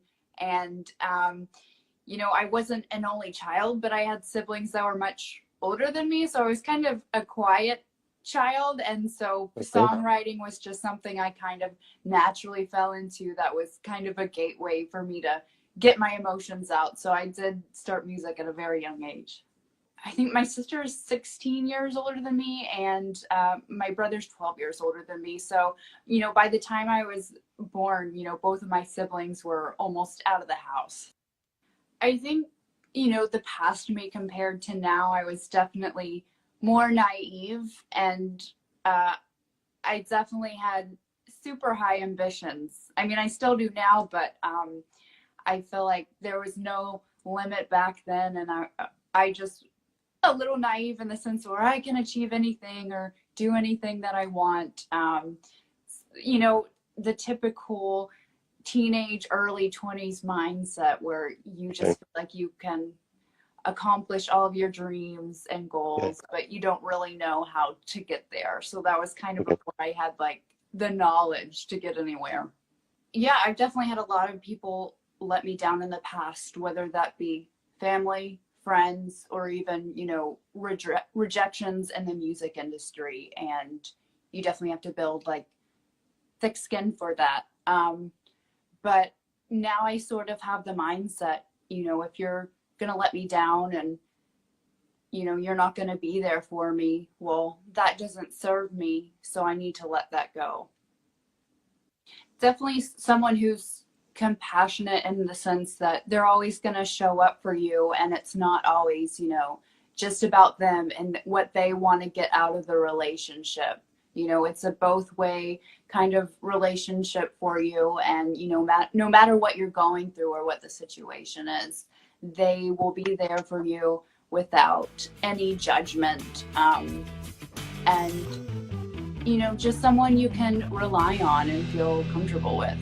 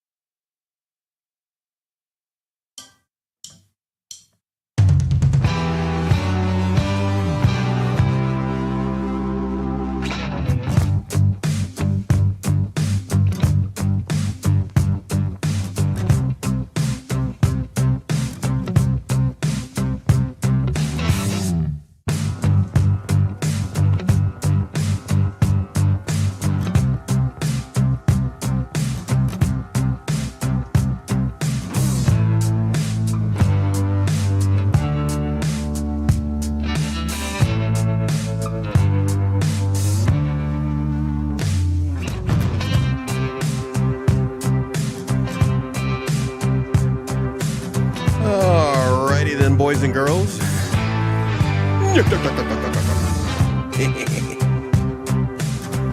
I think, hold on a second. I felt better.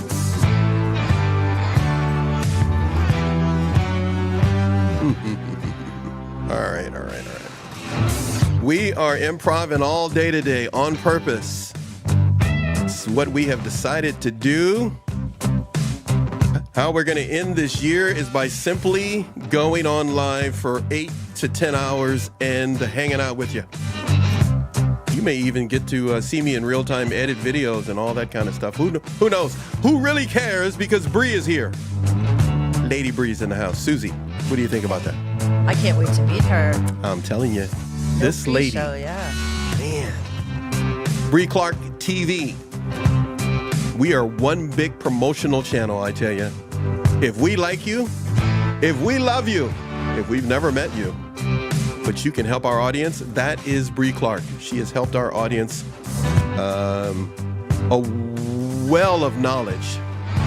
She knows a lot about life, Susie. I was watching her podcast last night, listening. The woman, it's almost as if she's only like, 22 years old, but it's as if she's lived multiple lives in an alternate reality. That's pretty much what it's like. What do you think about that, Crystal? I totally get that and support that and give her a hug virtually right now. I knew you would say that. Crystal goes, I myself am actually 4,000 years old. I have lived many lives. No. Gemma, you didn't think this was going to happen today, did you? You're like, I thought we were just going to do a show about what I want to talk about. Surprise. No, I didn't, but I'm here for it. I'm stuck now. I'm here for it. Instead I'd be here. It's kind of like, the ladies of NATV Network are here, and I, your resident coconut, am here to bring in somebody different and new. And because we're improvising, that means I can do whatever I want because it's my stinking channel. Actually, my daughters are my executive producers. But Bree, I know you can hear me. I know you're out there somewhere. Yes. Yeah. Oh, there she is. You guys, there she is. Oh, there she is. Ain't nothing but a G thing. Ain't nothing but a group. The group's in the house. All right. Thank you so much for being here. Appreciate it a great deal. Everybody's going like, but we can't see her, Paxton. We just can't see her. I just don't see her at all. Where is she? Where is she? I don't see her. I can do whatever I want as long as YouTube says it's okay. So hold on. Let me move some things around here. And I hope everybody enjoyed having Sarah here. She did her beautiful Sarah thing by letting us know about her music. And we appreciate her a great deal for being here. January 18th, make sure if you can, San Diego, California. I'll put some more information up on it. Go to her website, and hopefully you'll be able to see myself and my daughters there, as well as Sarah will be there playing her music. Let's see what else I got going on here. What else I got to get rid of so that you guys can see everybody? I don't know. Did everything? I know. Let's do this. There we go. Everybody's like all over the place. Look, everybody's scattered.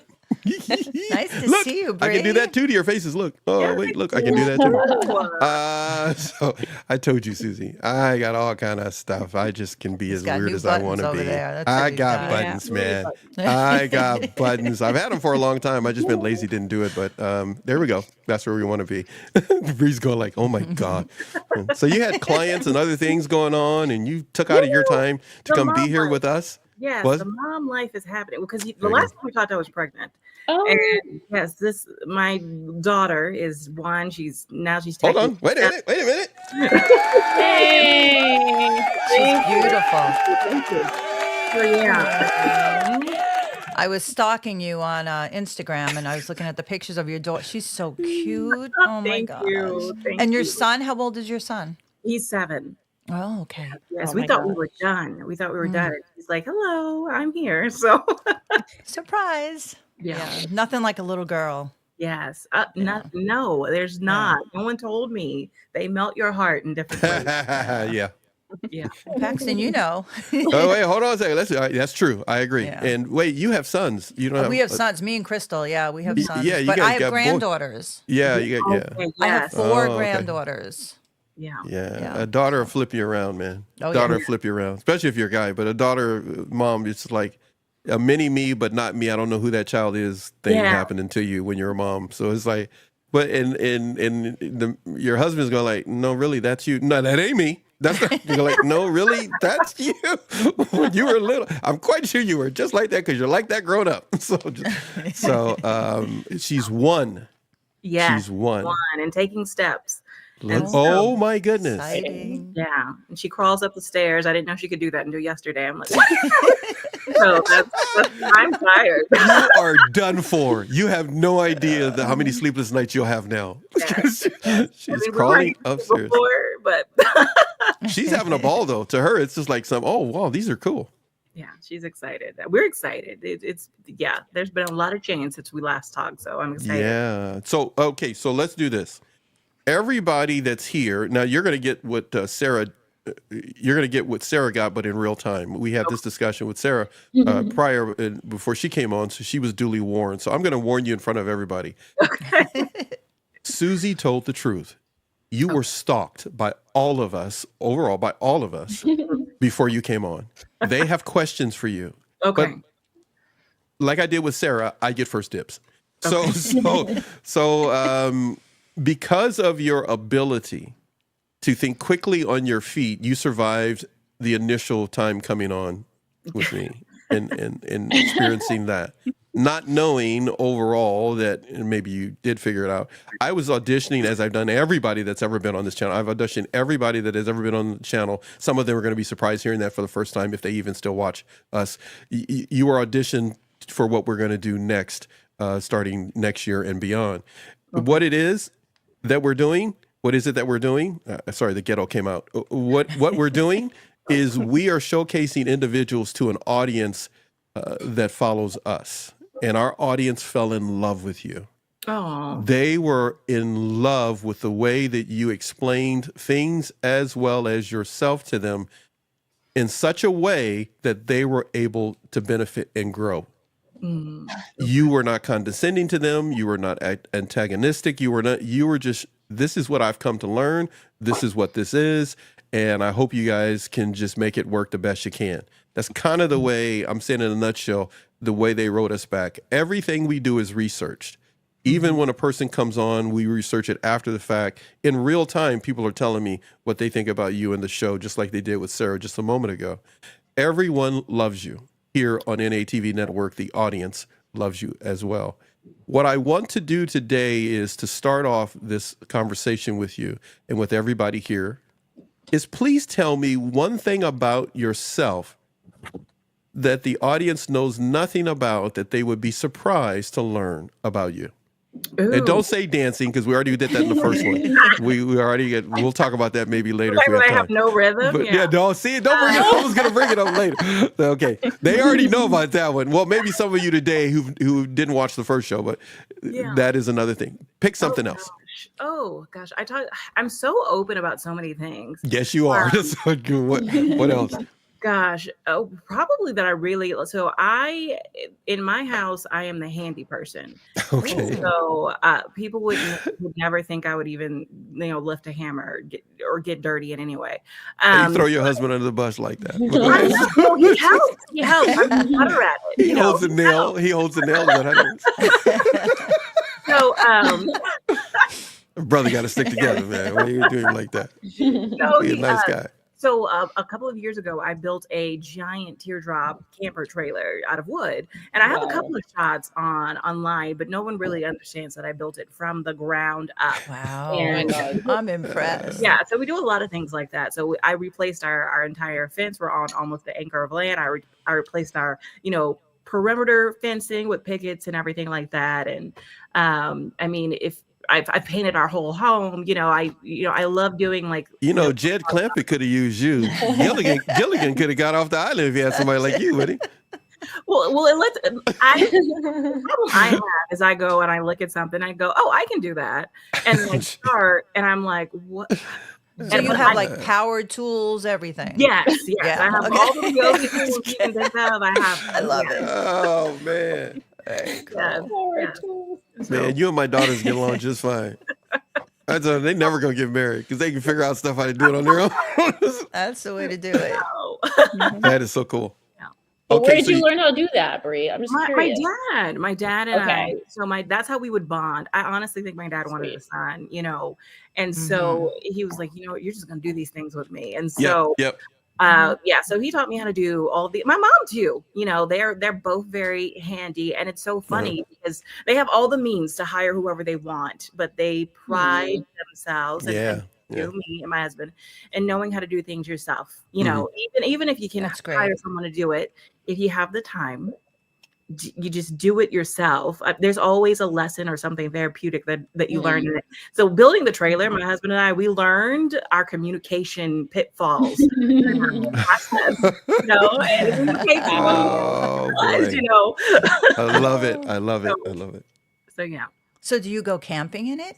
Yeah, Like so you we've use only it? gone camping twice. It's funny. We built it when we were in Idaho. We did not realize we were moving back to Texas at the time we built it. So we finished it, and then I was like, "Oh, we're going back to Texas." And it is, the heat is no joke here. Oh, wow. We've gone a couple of times, but it's just hard, But that's going to change, and Paxton's going to love this because we are moving to California. So, Oh my God! Wait a minute. Amazing. yeah, that's exclusive. You all heard it first.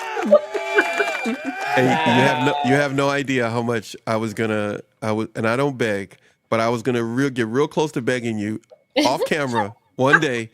You got to come out to Cali. You got to come out to Cali and just get in the studio with me. We'll make this work.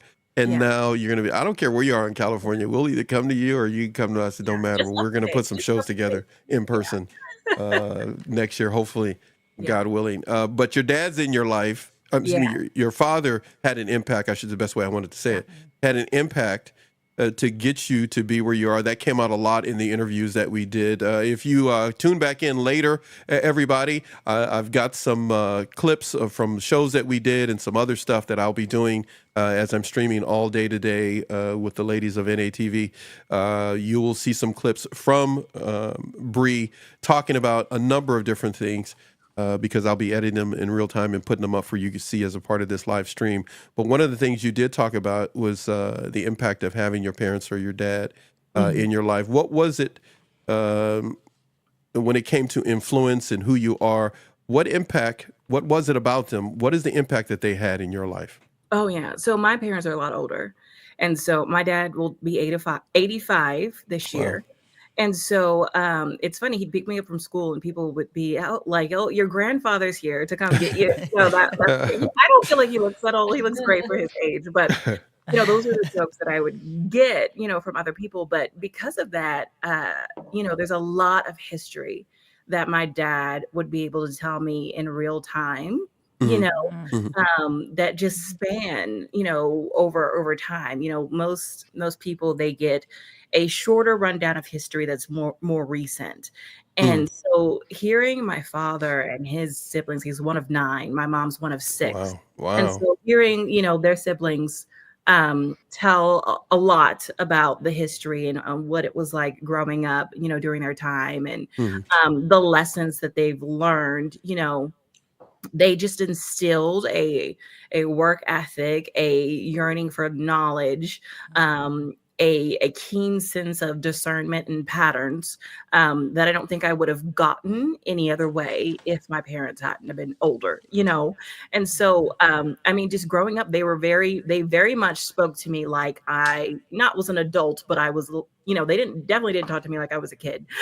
Yeah, I understand. I understand what you're saying. Yeah. So a lot of what I did with my dad, we didn't do fun things. I don't want people to think that we didn't. He was a very loving, kind father, but he wanted us to know, how to do things. And so I would sit to him and he would teach me how to balance a checkbook. He would, teach me, he was like, "This is how I, budget for the month with all of my bills." And my mom would, "This is, how you make things from scratch. And this is how we cook. And hey, the car broke down and, the mechanic said they don't know how to fix it, but I know what's wrong with it."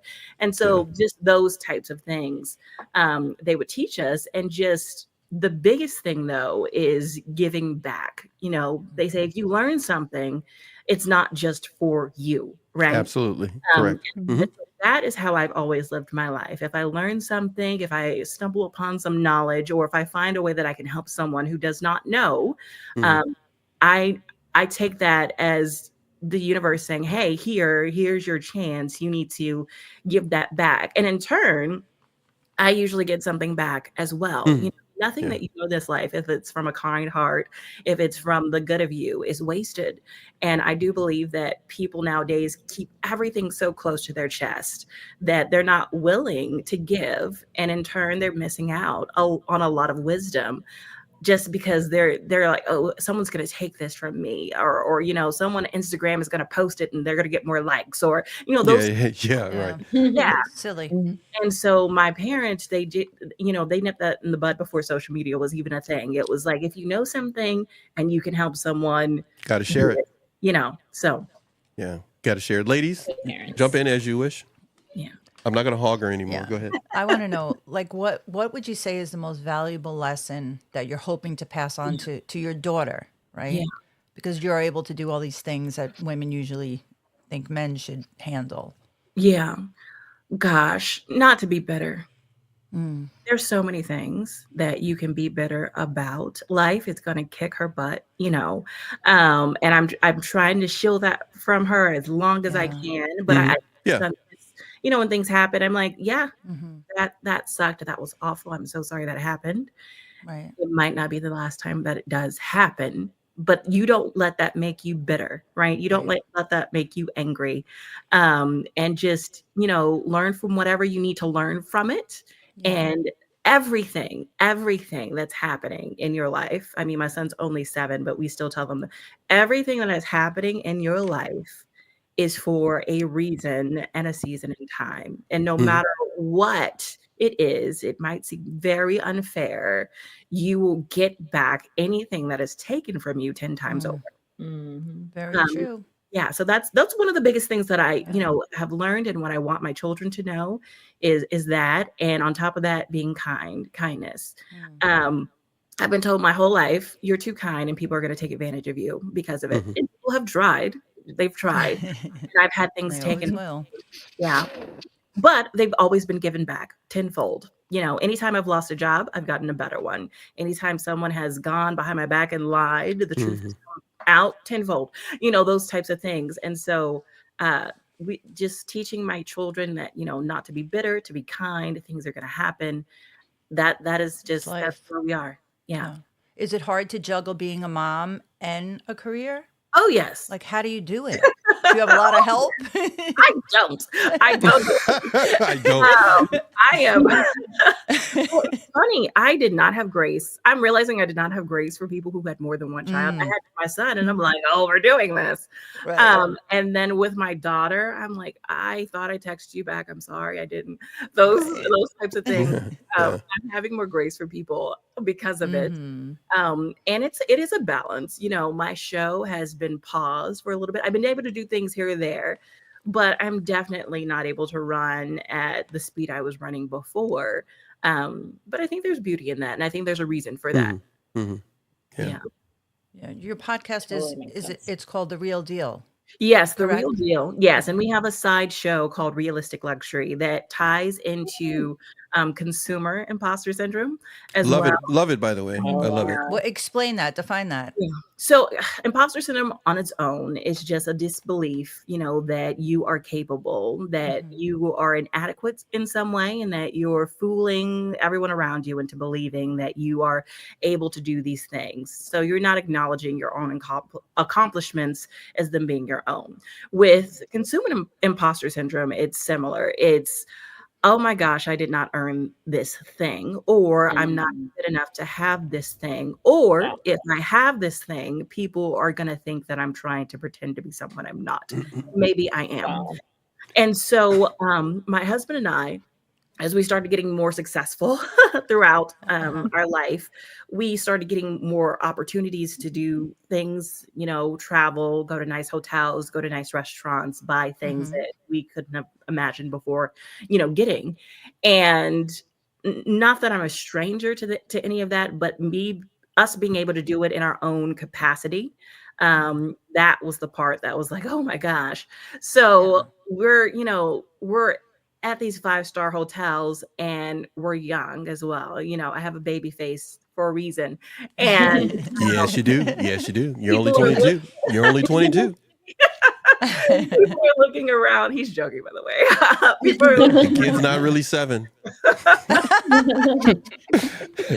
people are looking around, and we don't know if we're feeling that way or if it's actually happening. Like, what are you doing here? And Mhm. so, you know, when we looked at the audience for our show, you know, we asked what a lot of people struggled with. And it wasn't just on the job of me struggling with getting this promotion and feeling like I'm capable. It's everything that comes with that promotion as well, and the life that you've built around yourself when you're dealing with imposter syndrome. And so I wanted to show people real life applications to what we were talking about in the main show, The Real Deal. So hotels were the biggest thing. You know, a lot of these people who are in the C-suite or just, you know, have a promotion or elevation in life are, you know, wanting to travel. They're wanting to experience it. And a lot of them are scared to do it. Mhm. And I feel like it's a disjustice to yourself when you do not allow yourself the luxuries that you are afforded in life just because society tells you that you should be humble enough to struggle. And not everybody has met that resistance. But definitely in some of the more minority communities, you are taught Mhm. not to have anything, Yeah. that it's a crime to have anything. Mhm. And so the show was really just, you know, the sideshow Realistic Luxury is, I'm going to do it, and I'm going to take you with me, and I'm going to enjoy it. You know, I'm going to enjoy the things that we've worked to have, and not have any shame in that, you know. That's wonderful. I Yeah, love because that. we're worth it. Yes, You yes, know? yes. You know, it's treat yourself to a whole nother level. That's what I Yeah. say. It's treat yourself to a whole nother level. So, especially when you've been told, you know, when you've been told that you'll never have anything, because I've had friends who they've been told you'll never have anything, and they are now millionaires, and they're like, I Wait a minute. Hold on yeah, a second. yeah. What do I do with this? Yes. And I told my whole life I should not have this. And there are people still in my life telling me I should not have this, or I was Yeah. just lucky. And so I just want them to know that stop listening to people, you know, stop listening to Right. people who Tell are, them. yeah, Yeah. who've never been where you are. You got And that right. to have no, there's no well-meaning behind that. No one says that to be kind. You know, some of the things that you hear that are negative are to keep you safe. Never does anyone tell you you don't deserve something to keep you safe, right? And you So earned it. You work hard, but you know? that part of the show is about, and letting people know it's a thing, because some people don't even know that that's what they're feeling when they're feeling this way. It's not just guilt. It's you're dealing with a form of imposter syndrome. So Thank you. Now, we're gonna do something here. Again, the entire day is an improv kind of a day, mainly for everyone that you see on camera, except for myself. I have a pretty good idea where I'm going. It's just not totally scripted out. It's planned out to a measured degree. What do we got here? Dr. Pepper's got something he has to say here. Somebody want to read that, or I'll read it. Somebody Yeah, read Dr. that. Dr. Pepper says anyone who tells you that you should not give anything, have anything, is a person to keep out of your life for good. 100%. Yes. Yeah. Oh man, Yeah. wow. Someone's Yeah. going to knock you Give you down. one of those. Yeah. Strong boundaries. Crystal's got you covered in the chat. Yeah. Amen I- to that, Crystal. I want to do a few things here, similar to what we did with, since we're rolling this out today, totally improv, kinda, was talked about. Crystal, since you're taking care of the chat, she says amen to that. This is something that we're doing here, Bree. We just did it to Sarah. Can you please tell us your YouTube channel? So Crystal will type it in. She'll kind of dictate, do a little dictation as you're saying certain things. What's your YouTube channel? Yeah, We can put it it's in the Bree chat. Clark TV, at Bree Clark TV. You can also find it by typing in The Real Deal with Bree Clark, and that's Bree with one E. Yes. Funny. She clarifies that, because I got a Bree over here, but she's got 2 eyes. All right, she's got 2 eyes. Let me clarify that. She's gonna listen to this back and go like, Dad, you're such a bonehead. That doesn't make sense with you. She has 2 eyes in her name, as well as she has 2 eyes in her head. Okay, get that. So say that one more time. If Crystal, you Thanks still for here, right? Or did you pass out, or is she Oh, trying to I'm type it out? here. Oh, okay. All right. I didn't know whether I said that. So put that up. Hopefully, if we spell anything incorrectly, feel free to let us know, Yeah. Bree. The show is called The Real Deal. Yeah, The Real Deal with Bree Clark. Yeah. And the other show is also on this same YouTube channel. Or correct me if I got it wrong. Right? Yes, Yeah. Realistic Luxury, and it has its own little playlist, so you can see them all together. Awesome. I told you, woman, you're a genius, man. I tell you, man. Make me a camper or whatever you made. All right. So the other thing is you have an Instagram, and what's the Instagram? It's the same at Bree Clark TV. All right. Follow her on Instagram.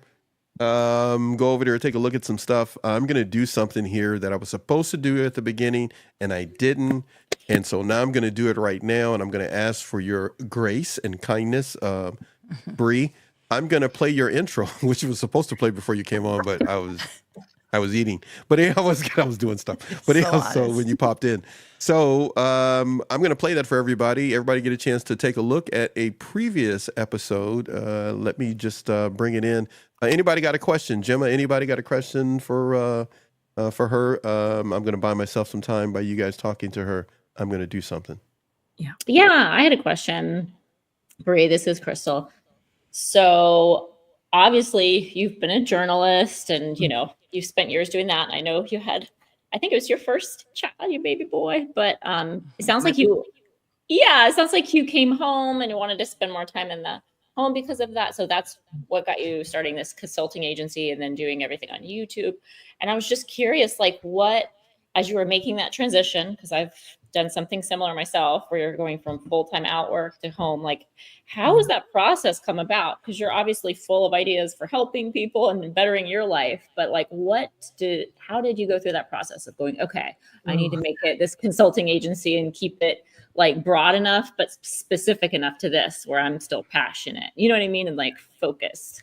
Oh gosh, how much time do we have? That's probably too many questions. It's a long story. So I've done that twice, right? So now with my daughter, this is my second time kind of stepping away from everything. So the first time I stepped away, I was in Spokane, Washington, and I was there.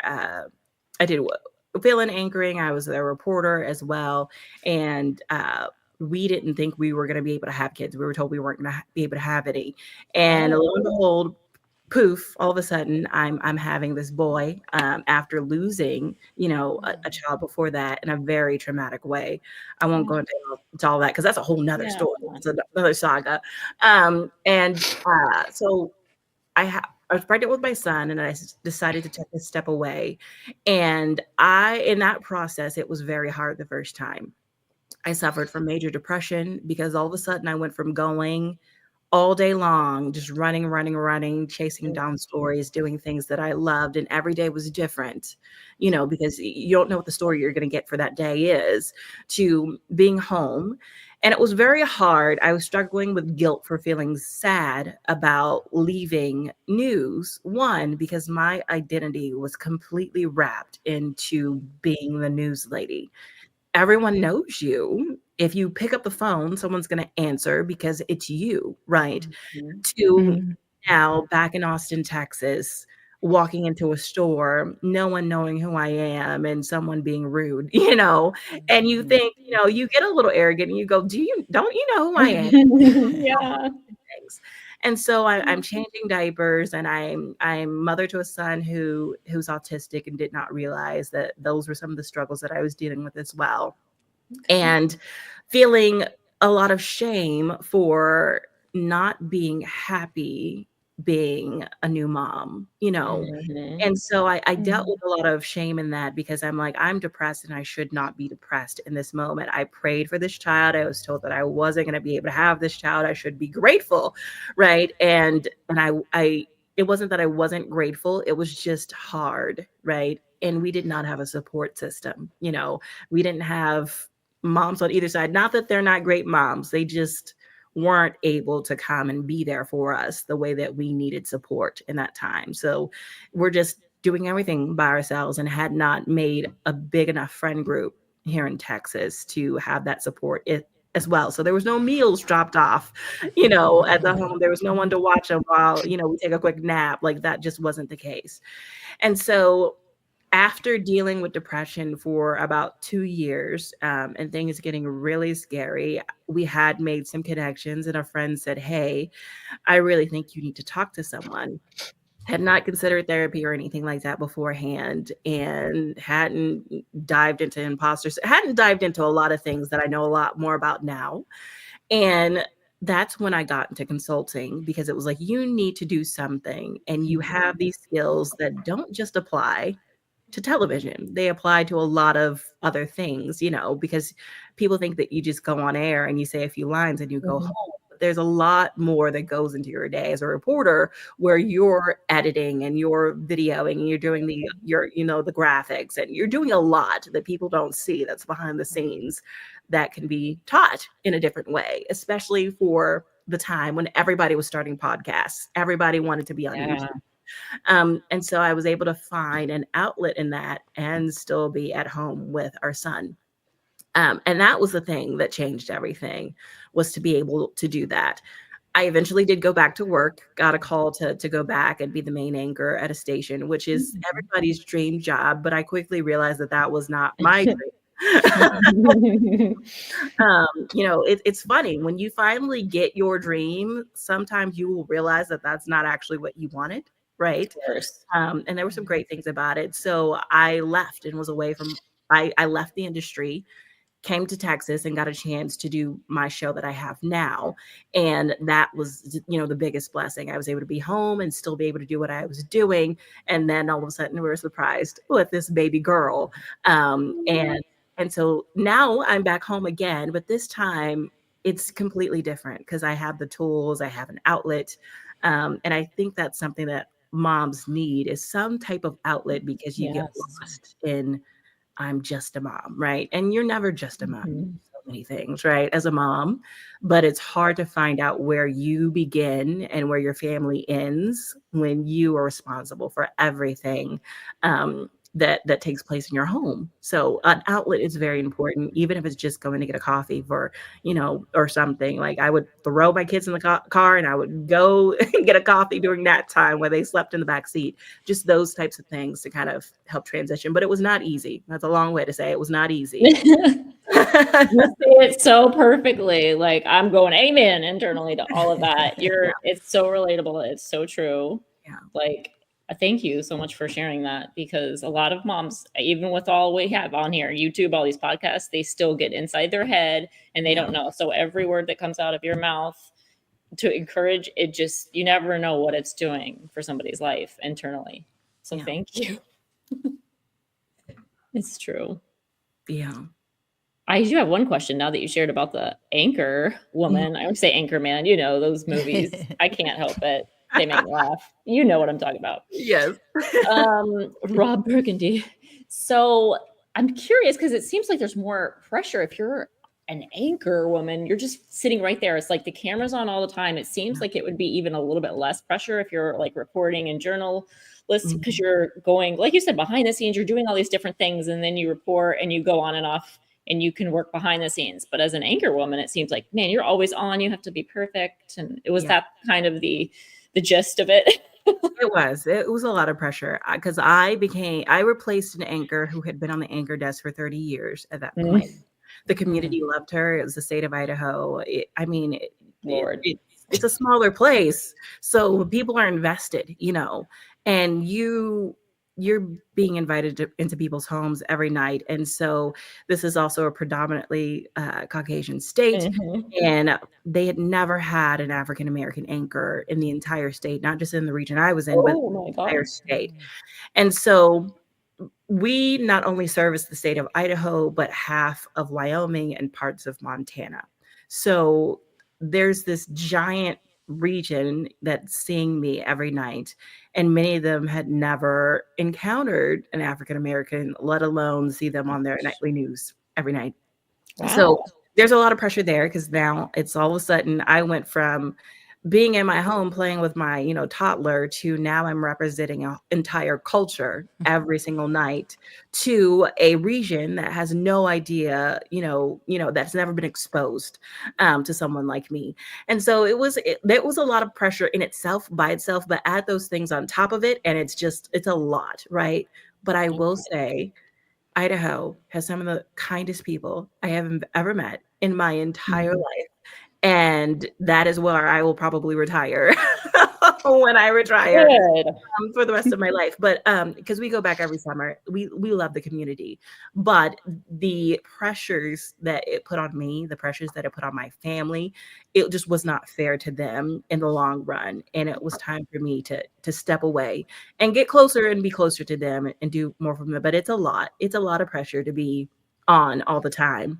And that's when my feelings of imposter syndrome skyrocketed, and at the same time, I was learning about the phenomenon. I had never really dived into it. And then I realized, oh my gosh, most of us are dealing with this in this industry, because there's a thin line between who you are as a person and who the people are seeing every night. And so you're having to be 110% yourself at all times, even when you're not on camera. Because if you go to the grocery store, you got to look like this. If you answer the door, the package guy, he's like, "Oh, you got to look like this." Oh, no. Did they actually make that noise when you open the door? That's messed up. That's messed up. That's rude. Like, oh, Bree, you look like death. Like, you okay? Are you sick? And so bring me soup. I feel sick. Yeah. Yeah, pretty much. Or you pretend to be not who you are. Yeah. That's my sister. I got a twin my parents never told me about. So that's who answered the door. Yes. No, it backfired on me a couple of times. I had someone see me. I wasn't feeling good. I didn't want to deal with anyone. I went to go get a DVD. And that's how long ago it was. So when you went to Redbox, get a DVD. So I went and got a DVD, and this woman was looking at me, and I knew that she knew who I was, but I did not want to deal. And that's what I get for not being kind. And she's like, "You recall?" And I go, "No, I get that a lot, but I get that a lot. No. But I'm like, I hear she's great, but no. Yeah, she's awesome. Yeah." I get in my car and I love her hair. That's what you said. I love her hair. She knocks on my window and she goes, "Oh my gosh, I'm so sorry. You're right." Because Brie Clark, she has a giant waist. Like she's giant compared to me. And my heart just sunk. Oh, wow. Like, oh my God. I called my husband. I was like, that teaches me to lie. Because man. So you got a giant mouth. Yeah, they see all the things. Yeah, that's when you got out of the car. Here comes the police. You're beating her down. Don't you ever say that to me. No. That was a compliment. No, I'm Brie Clark. Don't you ever say that to me. Wow. I am her. I am Spartacus. All right. So you are amazing always to spend time with. I know I can't keep you all day, and no, I'm not, just like with Sarah, I'm not kicking her to the curb, you guys. We're totally improvising, so no one tells me when they're leaving. They can just leave, of course. But I want to play this for everybody. I actually have 2 videos. I may have to play the other one later. Either that or you guys, as an audience, you're going to have to sit there while I find the video and play strange videos until I find it. So here we go. I'm going to play something. And then let's talk about it on the other side, or we can pretty much just make this, we're going to talk about Brie for a moment here. Suffering with this burnout and this striving and wanting to be. And so I had heard the term imposter syndrome years before, but I had never really dived deep into it. I didn't do much research. And when I did start doing research, I found out that there wasn't a lot out there. But the little that I did find started helping me put some of these emotions that I was feeling together. I had been in TV for a while, but realized that wasn't 100% what I wanted to do. It was something that someone told me I would be good at, but it wasn't necessarily something that I saw myself doing or saw a lot of worth in. I felt depleted a lot of times at the end of the day.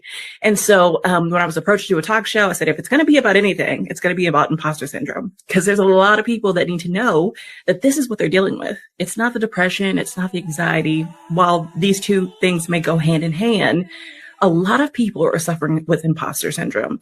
And if they identify that that is what they're dealing with, it will help them with some of these other things that they're finding themselves dealing with. All right. If you heard weirdness in the background, that's because I wasn't finished editing it. So I just wanted to put that in real quick before we moved on. So tell us, Bree, if you can, please. Feel free to do so. Everybody's mics are hot now. We're all back together here. Let's move everybody around because I can. I just want to play with it. We're doing this in real time, you guys. I'm having fun. So let's put Bree back in the center square. Tell us, is it much more comfortable moving down this road as a parent? Oh, yes. Yes. Or do you long heavily to be a journalist again? I never want to be a journalist in the capacity that I was in before. You know, I do believe that there is a space for that.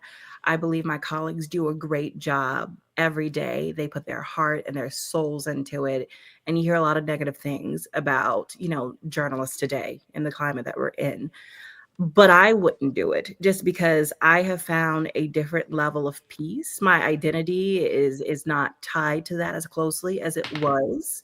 And I believe that I can serve the people around me and the community around me in a better capacity.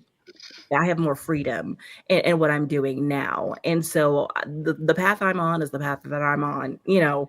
I was blessed to do that during that season and that time, but there's so much more for me now in the road ahead than there would be if I were to go back. Anybody else for Bree before I take over again?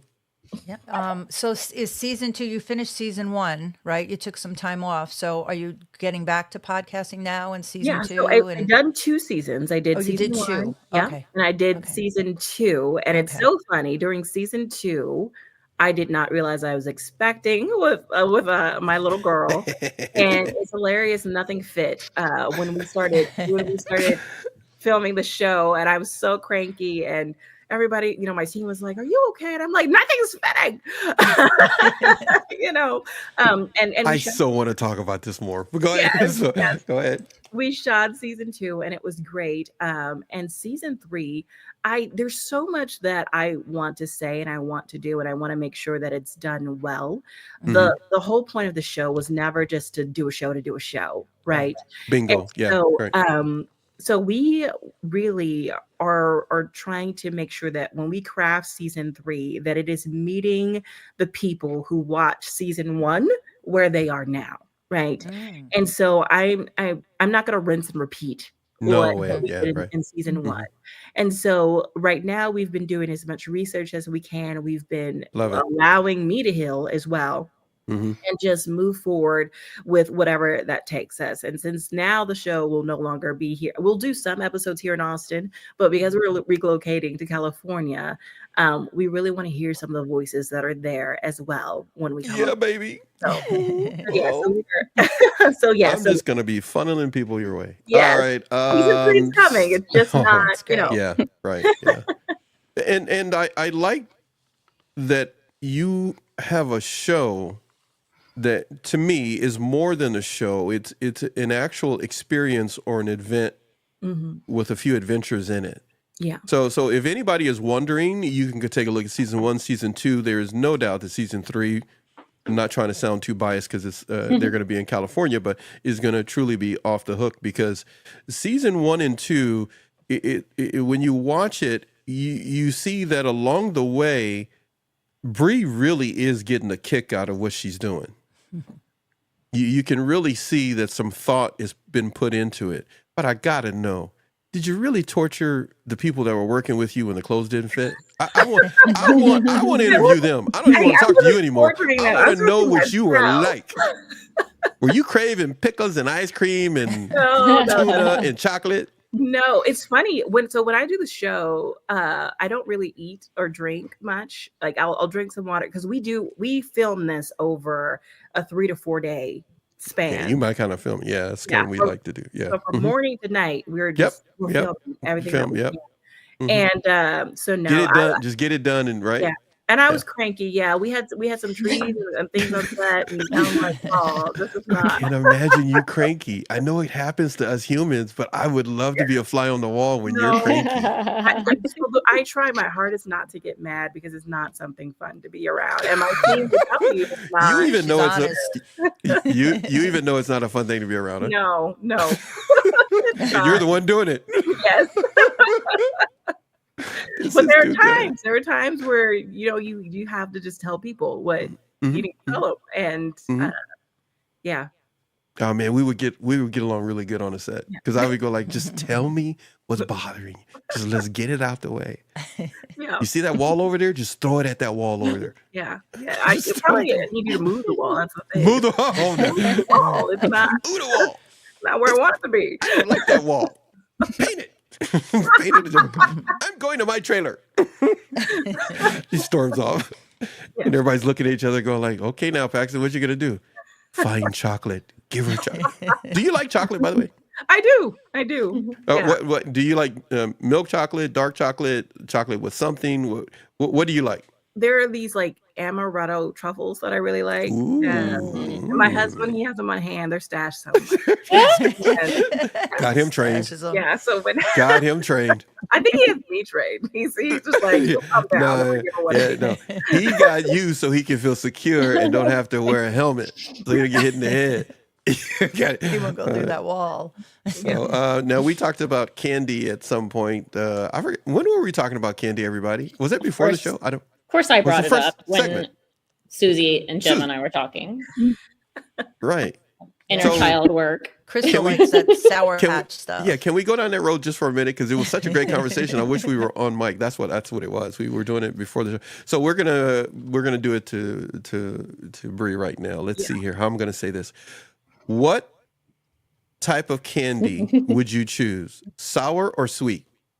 Oh, sweet. Yeah. Okay. Have you ever eaten sour candy? I have. Yeah. When it's What? going up, Let me get the question out. They're already snickering and giggling. Okay, so you ever eaten sour candy? What was it again?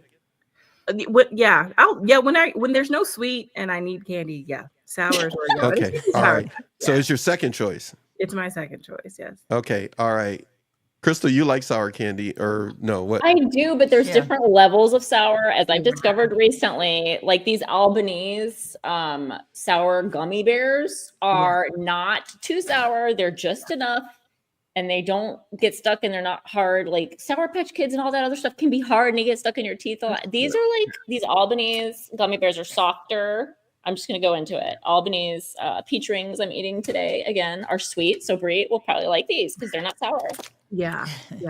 I don't like gummy bears, so I will get sick. I don't know what it is about them. but We it were is- talking about them too because they have soft ones now. The hard ones are just not for me. Yeah. They're I don't I like understand chocolate though them. too. Yeah, chocolate. I'm Chocolate's agree where on it's the at. chocolate. I agree. And mint. So Gemma, what do you have to say about all of this? I must admit, I do love a good sweet, Yeah. to be honest. Sour, no. Huh? No. But if nothing else is around, will you eat the sour? If it's mild, yeah. If it's mild sour, not our sour. Bree, you agree with that? Yeah. Yeah, I mean, yeah. If as long as it's not gummy bear, if it's sweet or if it's some kind of candy of some sort, I'm gonna eat it. It's gonna happen. Yeah.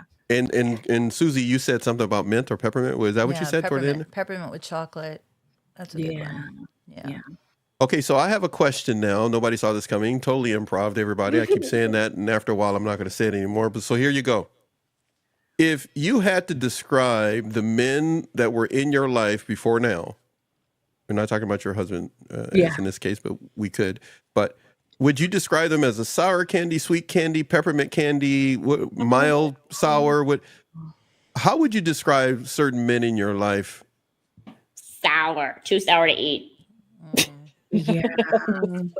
Bree, you're okay because you can build a camper. You can move out anytime if you don't. He Yeah. doesn't like your answer, but go ahead and take the kids. But just No, they were, and yeah, sour probably. Yeah. she was I was wondering. She go like, yeah, no, sour. Let I think about it. Yeah. Yeah. Like probably those gummy worms. Yeah. The gummy worms. They're like oh wow, gummy worms. I didn't think that would be the answer. Yeah. Gummy worms. Gemma, what do you say? See, you're from the UK, so you're so polite over there. I have to call your name every now and then because you're letting everybody talk. But how would you describe some of the relationships or men that cross your path? Sour. Sour. Definitely. Yeah. So what if Hold you on. had to? Hold on. I didn't get to answer. Oh, okay. You ready? I'm leading actually up to something. Go ahead. Nope. Because I have a I know you do, but go hit a chord. Go ahead. Hit a Go ahead. chord. My ex, my men in my life, whatever, would probably be like the old hard candy that the wrapper falls off in your pocketbook and you find it 6 months later. Stuck inside. Stuck. With Like the and dirt. change is sticking to it. Yeah, perfect. Candy That's baggage. Yeah. That's it. There you go. It gets so bad that you want to throw the purse away because it just like totally ruined the And it inside of your sticks to purse. It the just smells like it inside, every time you open it yeah. up. If we could, let's just go down this road only because it's Friday and I'm goofy and we can until you leave. So if that's the case, which you have just described, then on the flip side, we have a lot of business professionals that watch our channel and CEOs and corporations, people that are in the business world. If you had to then describe for those women that are watching 3 different things you can think of to describe the type of man, and he was a candy. Mm-hmm. Okay? You describe the perfect type of man in your estimation, but describe it as if it was candy. He's either rich, thick, whatever you want to, whichever words you want to use. Just don't get me kicked off the air. Describe to those women after divorce, they're going through something, they're looking for a husband. What type of candy should they be looking for if it's not the sour worms? Yeah. Bree, you want to go first? Oh gosh, of course you would tell me this. Of course I would. If you're describing a good guy, like candy, describe him like candy. So of course, yes, it's going to be sweet, but it's going to be something that you think about long after you're done with the candy, and you get good thoughts. It's not like a PTSD type of thinking. It's they bring a sense of like comfort. a gobstop. Yeah. Yes, not like a jawbreaker. That's everywhere. No, it's like a sweet type of savory type thing that you think about long after. That makes you feel secure when you think about them, and yeah, that's what I would describe. Nice. Makes you feel nice and safe and comfortable when you have it around. Even though you want to kill them sometimes, and you try to fix the habit, God, man, I need to stop this. Man, I just keep sticking my head in that bag. I need to stop it. Won't you just walk away from me, Candy? Have legs. Yes, I love my husband, but and every now and then the bag goes like, you love me, baby. You know you love me. I make your waist big, but you love me. You drive me crazy. Okay, Crystal, you want to go next? Oh man, do you want a full description? Crystal, it's a family channel. One. Oh, okay. Maybe I won't read the whole thing. I just came up with okay. So if this perfect man were like a life-changing candy for me, it would be the ultimate. It would be the ultimate fusion of irresistible allure, depth, and joy. Something that gets better with every bite. So think on the outer shell, smooth, shiny, irresistible. Maybe like one of those amaretto chocolates that Bria was talking about, but smooth. Think of a glistening caramel or chocolate. That's what I was going to say. Wow, that's nice. Delicate, glossy finish, and he has an aura of warmth that draws you in, like a charismatic energy, like a little taste of citrus or spice, and it keeps changing with every bite. You got sweetness, you got honey, you got a little bit of that dark cocoa. It just keeps you guessing with every bite, surprise every time, different sides to him as you spend more and more time together. He's warm, but with a little edge, a perfect balance of comforting yet exciting, and the flavor deepens over time, growing richer with every shared experience together. Crystal, does he have a brother? I can create one. I can You know what? This is the create a perfect brother. time. This is the perfect time, Susie, for not one, not two, but three. Game over. Game over. And I Game didn't even say it over. in my sexy voice. I wasn't trying to be like that. So No, it still came out though. Your Crystal Tease voice came out for your Crystal Tease TV. Thank you. You cannot ask Crystal to do something on the spur of the moment because she is so quick. She will come up with an entire script and copy for you to read. I know she made me sweat. I'm like, good. I'm getting heated. I'm hot too. Oh Jeez. my gosh, Crystal. I don't know about you guys, Writing but some I'm ready for romance some novels. candy. This is like, Gemma, would you like to share with us your thoughts on this candy analogy in regards to relationships and men? Okay, so In her modest I UK would, way. Go ahead. I would say it's You're got blushing. to be I can tell you're pink as sweet. I don't know it. No. Sweet, comforting, almost like nostalgia to go back to. Mm, Yeah. Oh wow, that's nice. yeah. Yeah. Yeah, this is a high bar for a lot of guys who are just still trying to figure out how to take a shower. So I tie their shoes. So speaking of having a brother, my sister from another Mister, Susie, would you like to say anything? I'm going to keep it simple. And She's gonna say peppermint. I can't compete peppermint. with No, it. just kidding. No, I was going to say caramel, but Crystal hit on it. But yeah, something that you don't want to chew. Something that just lasts. You want that? Yeah. Like fudge or a caramel.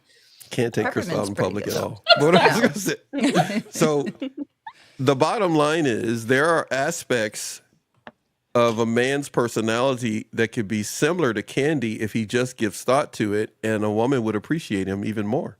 Mm-hmm. Very true. So for all of you, this channel, when this channel started on YouTube, it was 90% female and like 5% male, and a bunch of other people confused, didn't know whether they were watching this or not. And so now it's like 75% female and 25% men, and it keeps growing with the men. So all of you men that are watching this, you need to pay attention to what you just heard, because you can't find it anywhere else except here on NATV network. And now I had Bree Clark. I know Bree Clark TV. I threw the word network on the end of it. You won't find it that way, you guys. I just did that so it fit on the graphics. This is why. I'm just letting you know that. So please go look for Bree Clark TV. I'm going to put it up on the screen again. Crystal wrote it out so well. She said, visit there. I think I got that right. Yeah, I did. Click the right one. Please make sure you reach out to Bree there as well. Any other questions or thoughts for Bree? Because I got another question for her before I end. Actually, I have two for Bree. Anybody got anything offhand? Here's our Instagram. Bree, if you could interview anyone in history, who would it be and why? Anyone in history? Oh gosh, there's several people. The first would be Maya Angelou. I am in love with her. In love with her writing, and there was just so much wisdom that came from her throughout her life. Not even towards the end. Like as she lived out her life, there were so many pieces of nuggets that she would give. I would love to interview her. My son and I actually had a game where we were talking about this because he's starting to get into the, wanting to interview and everything. And so we've been talking to him about the different people he would like to interview. And he keeps saying George Washington, our founding father. And I said, that would be interesting as well, just to see what he thinks about after all this time, what America looks like and just those things, not even I'm not trying to throw shade. That's not what I'm doing with this, but just interesting into what he thinks after all this time. The appreciation he would have for something that he started and where it has come to fruition. And this is what he thought it would look like. I would also like to interview, Armstrong. I think that's the man who went to astronaut? the moon. Yes, yes, Yeah, yes. yeah. Um, What's his I name? would, Louis? Louis yes, Armstrong? yes. Neil. Just speak to him, about that whole Just for experience. the record, that's Neil Neil, Armstrong. thank Neil you. Armstrong. There Lewis we go. was a Who was the musician. other one? Yeah. Lewis is a musician. Okay. All Well, right. go ahead. You were going to say, please. I Yeah. don't want Thank nobody you. going to Thank you sue for me that. here. No, I'm just kidding. Yeah, no. So yeah, I would definitely love to talk to. I really love space. I love what was beyond us. And anytime we have any type of space, anything that's happening, like if there's a new moon or if there's meteor shower or something, we always stay up at late and we just look, and I'm just always in awe. I love those types of things, and so to just be able to talk to someone who's been off of this planet and they're what hits them as they're coming back, because they see Earth from a whole different perspective than we do. And I do believe that there's power in that physical experience for every application of real life. And so I would love to talk to someone then just about that, because I believe you take focus off self, and I don't often take focus off self. So I would love to, just kind of, everything that we do is just so centered. That's normal for survival, but I would love to, experience that from there. I don't think I'd ever go up in space myself. So A being little able scary. to talk to someone about that would be great. I try to learn how to fly to be a pilot, and that's the only thing I've ever been scared of in my life. So I know I wouldn't be able to go to space. Did you get your pilot's license? Or? No, I started and I was too. It's the only thing in my life that I feel has ever made me so unsure of anything that I just couldn't do it. And it wasn't even the heights, because I've been up in hot air balloons, I've Right. jumped out of planes, but to fly one, To control it yourself. to control it, Yeah. yes, was very nerve-wracking for me. So yeah, no. But you're not afraid to fly. No, I No, love I didn't flying. think so. Yes, Okay. but to Yeah. control a plane, no. Yeah. No. I That's thought a I lot. could, but no. That's my only failure in life is not You being able to do tried. that. You Yeah. didn't fail. You tried. Yeah. Oh, thank you. Yeah. Great answer. If Susie was piloting the plane, would you get in it? Yes. Yes. Paxton's like, no, girl. No. No. Wait. Don't you fly, Susie, or no? Yeah. Well, my ex had a plane, and I learned without learning. I learned kind of by just doing it. That's so been your life. That's so been your life. So Yeah, just fly by the seat of my You just- pants there you with go. everything I do. Kind of like this show. so You're up So- there, and No. that's it. Yeah. Well, Susie's so comforting. I don't think, even if we were going down and she's like, I promise it's okay, I probably would believe her. I'd be No, like, I'd be like, hold on. I don't think she would be talking that way, Bree. I think she'd go, get ready to meet "Girl, your you got a mate. parachute?" We're in trouble. She be telling you you're in trouble when you're not even going toward the ground yet. I'd be like, get your seatbelt on. You see that crank right there? Crank that 5 times, Here, and we hold should this. we should stay up in the air.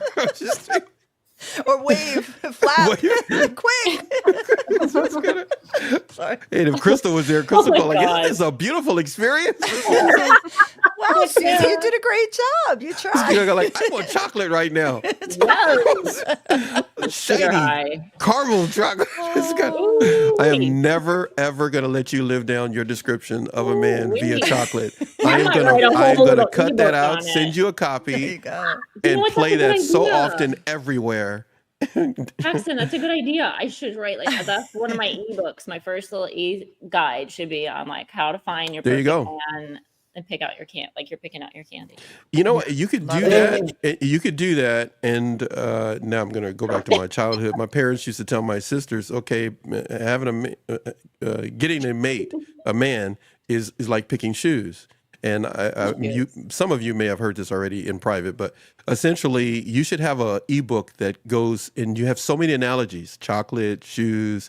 Picking a man is like picking a Yes. skirt. Just keep going. Got And if anybody steals that idea, that's a shame on you. But there you go, Crystal. I just made that up. All right. Okay. So, Bree, a couple of questions before you go.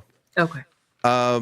We literally could keep you here all day, but the stream is going for another 5 hours. So I think it's time for you to go and have a normal life with your children. But here we go. First question. You have experienced a number of different things as a mother. Your son having autism, a number of different aspects of your career and changes and adjustments. And just side note, I love Idaho too. I often wanted to move there and be there. So I'm just telling you, it is a very beautiful place. Highways are always clean. It's just a beautiful area. Glad you're coming to Cali. But with the adjustments and changes that you have experienced, with the moments of life that have happened to you, you still, based upon your social media posts, been able to find camaraderie with other women. You've been able to hold on to your faith. You've been able to hold on to who you are. What words of advice do you give to someone right now before you have to go at this moment in time? What words of advice do you give to our audience when it comes to holding on to yourself despite the challenges, trials, and tribulations that come up on all of us? Yeah. Well, you have no choice. You know, I mean, we think when things happen to us, we have a choice, right? We have a choice. I mean, you do have a choice in how you respond, but you can't just stay where you are. You know, I mean, I have tried to stay. I'm like, you know what? Think life sucks right now. This is the lowest I will ever be. I am not moving. You can't. Like it's inevitable that you will move in some way, right? And not every step is a good step in the right direction, but you will move, right? So why not try and move in the right direction? Why not try and gather yourself? And everything that happens to you gives you a chance at resilience. It gives you a chance at being a better you. It gives you a chance at just experiencing life, all the good and bad, and the highs and lows, they ebb and flow together. And I think people don't realize that. Like I challenge people, and I do this all the time. I take an inventory of my life every year or so. But I go from the beginning to the end every time. I don't just add on to the peaks and valleys. And I learned how to do this, you know, the right way. I was doing this before, but I learned how to do this the right way at a women's retreat called Camp Well, through the Well Summit. And basically you just go through and you have basically just little mountain peaks that you draw. And with everything that has happened in your life, the bad, it goes down in the valleys, and every great thing goes up in peaks. And when I was looking at that, you know, diagram, so to speak, of my life, there has always been a pattern of good and bad, either ebb and flowing together, where there was a good and a bad happening at the same time, or one following the other very closely. And so seeing that year after year, it helps me see that this happened, but I know that I've lived enough life to where I know that it's not going to stay this way. I don't know how long it's going to stay this way, but it's not going to stay this way. And there is good even in this, right? And I know that there's people who are probably going through some type of grief, and that's hard to hear. For me, it was hard to hear when we lost our son. I'm like, how possible, you know, how could there be any good that comes out of that, right? But if I would have stayed there, I wouldn't have gotten my son. And if I would have stayed in all the messiness of having my son and how depressed that would have been, I wouldn't have gotten to jumpstart my career again. And if I wouldn't have taken that leap and dealt with all of the pains that come with that, I would have never gotten my show. And if I would have never done my show and been at peace with that, I probably wouldn't have been healthy enough or open enough to have my daughter that I have now. So it's just everything that happens, there is, you know, it all ebbs and flows together, and change and things are inevitable, right? They're going to happen, right? It's just life. Life is messy that way. And the moment that we accept that, the moment that we just decide that that's the way that it is, and decide to move forward no matter what, then there's no issue. There should be no issue, you know, with you continuing in life, with you holding on to yourself and not just being bitter. Because I can tell you, there are places in my life where I can be bitter, you know, because I've had some of the worst things happen, right? And looking at me, you wouldn't know it, you know, you wouldn't know it. And that's what I want, right? Because I want to be able to tell you the story and you go, oh, wow, right? that happened to you, and you're still smiling, that happened to you, and you still found love again, that happened to you, and you still had a child. You know what I mean? And so I feel like we're all living this type of life in different ways, but you have to continue, you have to move forward and hold on to yourself that way in that process. Just what's the next right step, and do that. The next right step for you Wow. is moving from where you are and moving to California. Yes. Now, when you make that move, your career as a mom, your career as a journalist, Yeah. they won't be competing with each other because it's quite clear that you are going to put one over the other, and mom seems to be what you're going to do. Yeah. There are women struggling with that, and they don't have a husband. Yeah. There are women struggling with that. They don't even have a mom and a dad, let alone siblings to support them. Yeah. But you seem to find some center of gravity, some centrifugal force that keeps you pulled back in, balanced to a measured degree so that you can wake up every day being a caretaker Yeah. of your children more than of journalism and other things and of your program. Yeah. What can you say to those women who, even on a Friday, handing their children over to their ex and now they're sitting alone, or watch this back later? What can you say to a woman who has a career, who's able to stay at the hotels you go and visit, who has this life, but it can seem like she's sharing it alone? What keeps you grounded? Yeah. Words of advice to help another woman stay grounded outside of what you so beautifully just said. What Yeah. else could you share? Well, it starts, I mean, we talked about this during our last conversation as well. I mean, the idea of self-worth, self-reliance, it all starts within you, right?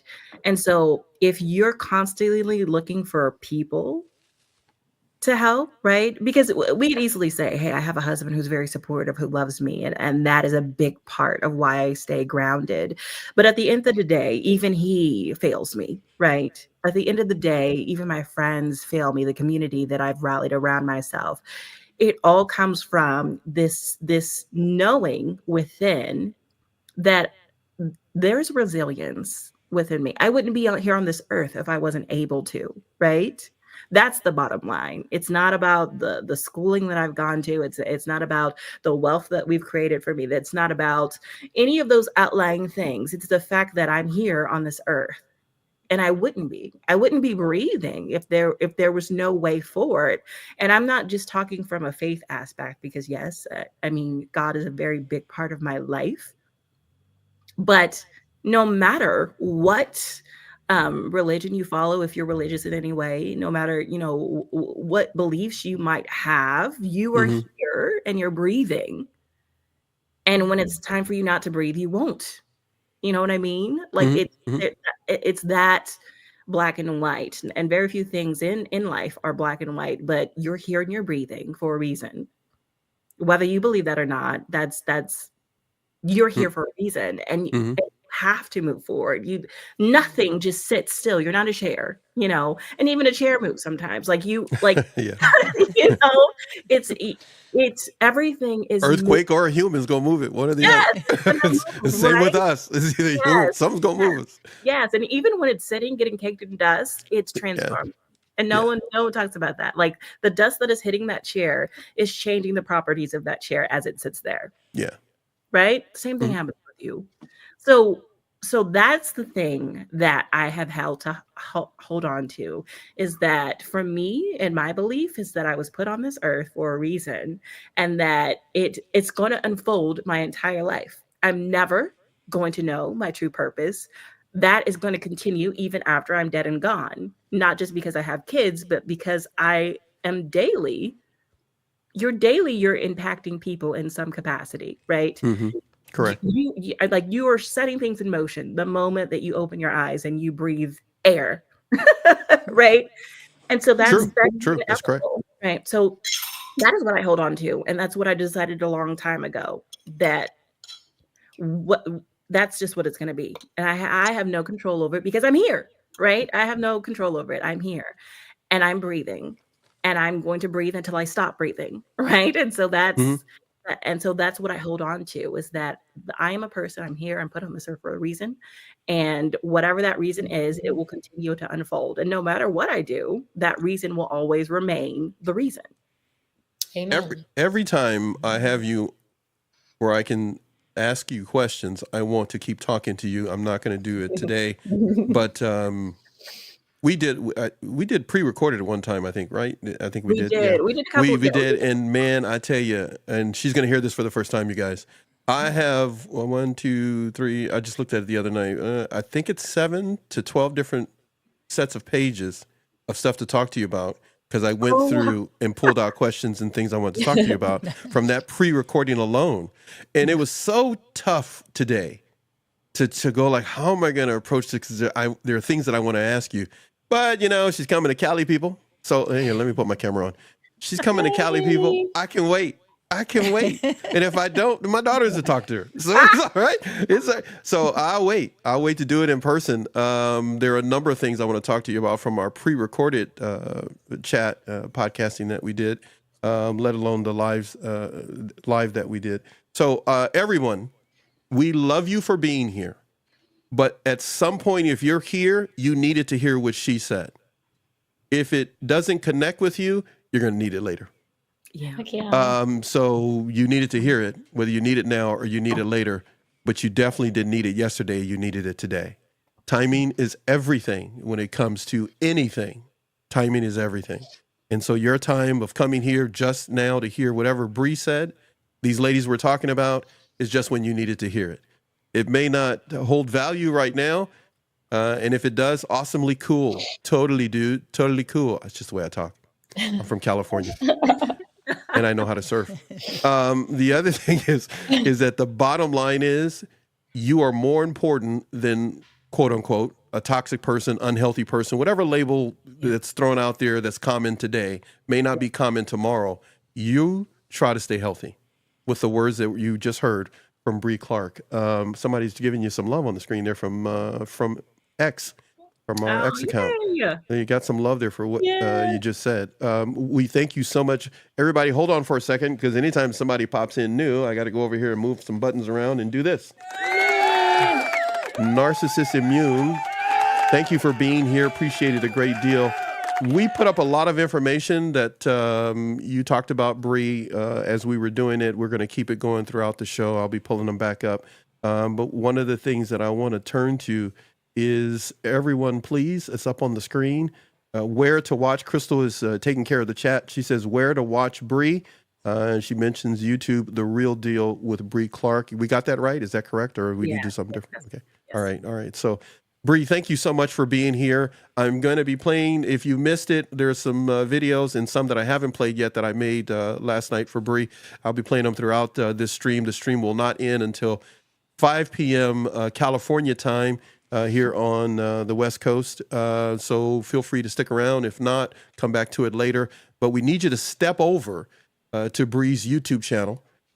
So you can leave this stream and step over there, check it out, subscribe, check out our content. If you want to come back, great, come back. But if not, we'll catch you on the rebound. Not a problem. But Bree, thank you for what you just said. You give me more stuff to edit, but that's cool. It's still good. It's still good. I love it. No, thank you, and you lovely ladies. It was so great to meet you all. You too. Thank you. Just be here to support me with Paxton. He puts me in the hot seat, and I'm like, all the time, all the time. Hey, this show ain't for the weak of heart. It ain't for the flaky, the weak at heart. And as my daddy would say, we don't deal with lazy people. And I love you talking about what your dad did with you and your mom. You are going to carry on a legacy, or as my parents would say, it's okay to be like me, but you need to be better than me. So you're going to be better than them as parents, because you have an insight of a very old, wise woman in a 22-year-old body. So I'm just telling you right now, I'm always going to call you 22. I don't care what. Okay, Bree's here. She's only 22 years old. Hey, which is a baby face, right? Baby face assassin. That's what you just go around getting rid of the negativity. Susie, any last words for our guest today?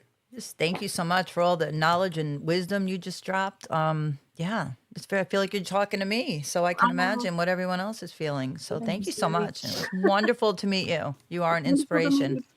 Yes. I'm telling you right now, she does it to me too, and I'm 62.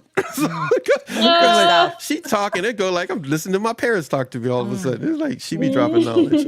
Your heart is geared toward sharing. Your parents evidently raised you to share from your heart what your mind knows and what your life has experienced. Those type of people always have a home with my daughters and myself on NATV and just period. Yeah. Because that's what our audience wants. They want people just like you who will come on, be themselves, no agenda, and just share and then move along.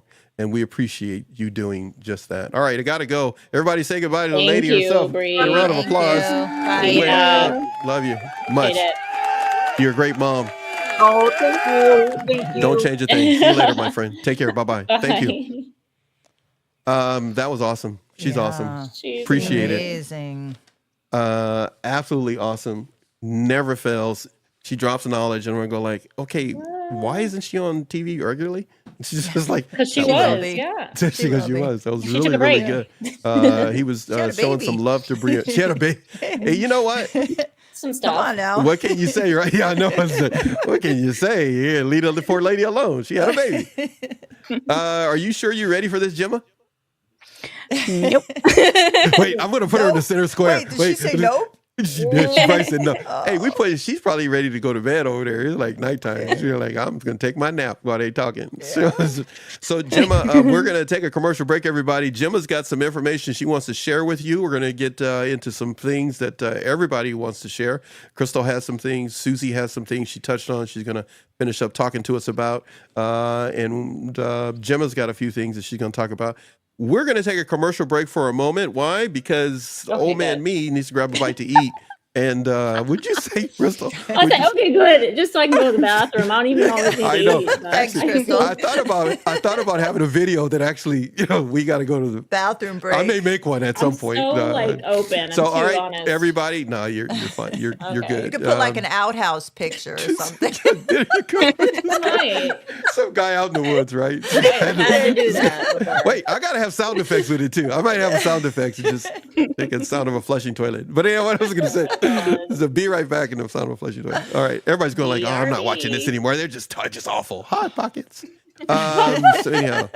Except for Jim Gaffigan. Did you Oh watch man, I Jim love that Gaffigan's dude, man. comedy? That guy I is so know. funny. That guy He's is so funny.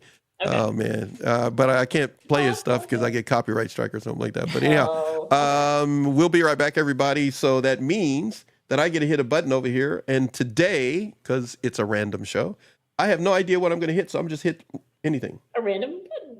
A random button. A random button. All right, anyhow, we're going to Good be right choice. back, I and no like it. telling what will happen because now that I hit that button, I'll go hit some other buttons, and then we're going to take a break. Gemma's going to be back with us, and she's going to share some info and knowledge and stuff. We're going to play with some buttons and all that kind of stuff like that. See everybody later. Yes. All right, See you in a you minute. guys in just a little bit. Hey, go away. Stop looking at us, Yeah, everybody. bye. Stop looking at us. Why are you looking at us? It's kind of weird looking at us. We appreciate Bree being here. That was cool. All right. See everybody in just a little bit. Be right back.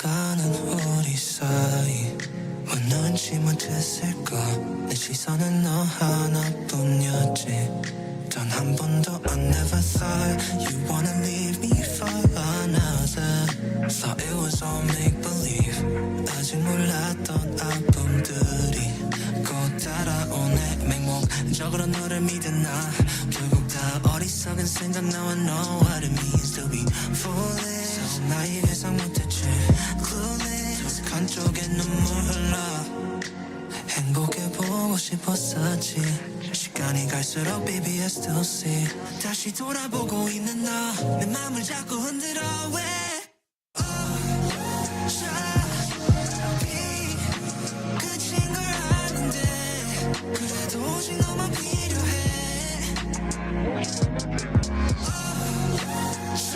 어차피 이별은 다 똑같아 상처를 받고 날 기대 너도 나만 필요했으면 해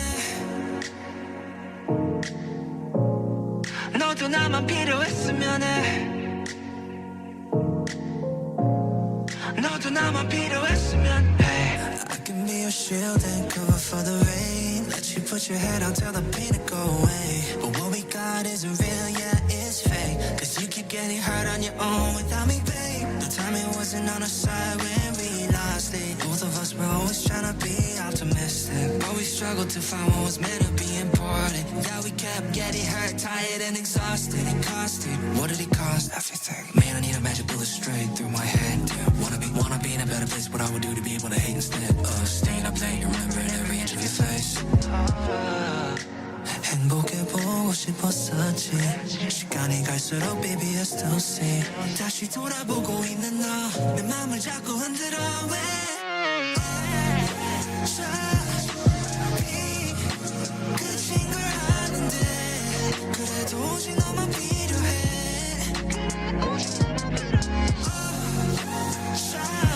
어차피 이별은 다 똑같아 상처를 받고 날 기대 너도 나만 필요했으면 해 너도 나만 필요했으면 해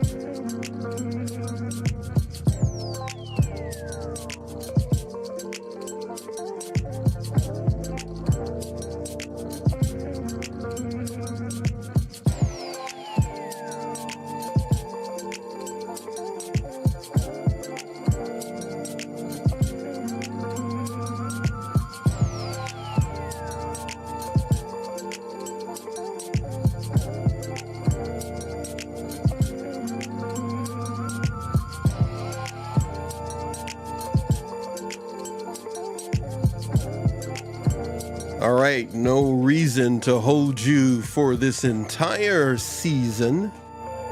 Let's jump into it.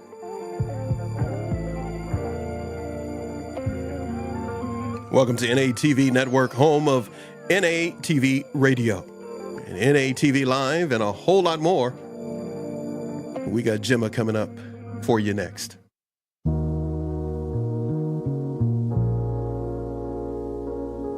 Get your notebooks out. You're going to spend some time with Gemma, and, well, she's going to tell you what's on her mind. Thank you for being a part. Thank you for being a part of this live stream. Last one for 2024. I am so happy that you were able to stop by. Appreciate it a great deal. Crystal showing some love for you, Dr. Pepper. Dr. Pepper, appreciate you so much. Old Chicago radio station. And you're going to love what's coming your way then in 2025 for our music channel and some other channels that we have. Yes, we have more than just this one. We just kind of relatively keep it quiet. This one's about mental health and a whole lot more. Gemma, I know you're ready. I'm going to bring you in just a moment and make your mic hot so that you're in the stream. Let me do a couple of things. Everybody get ready. Here comes Gemma.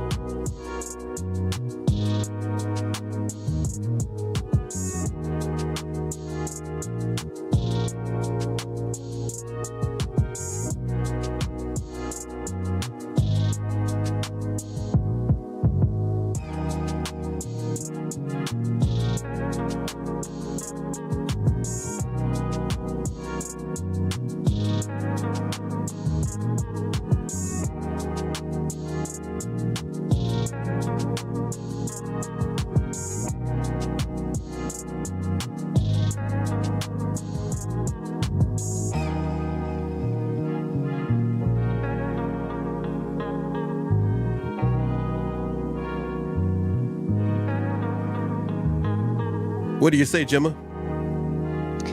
Hey. I love that mic.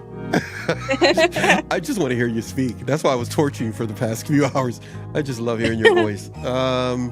Floor is all yours. Audience, Perfect. all yours. So I wanted to share the power that reflection brings us after trauma, after mental health experiences.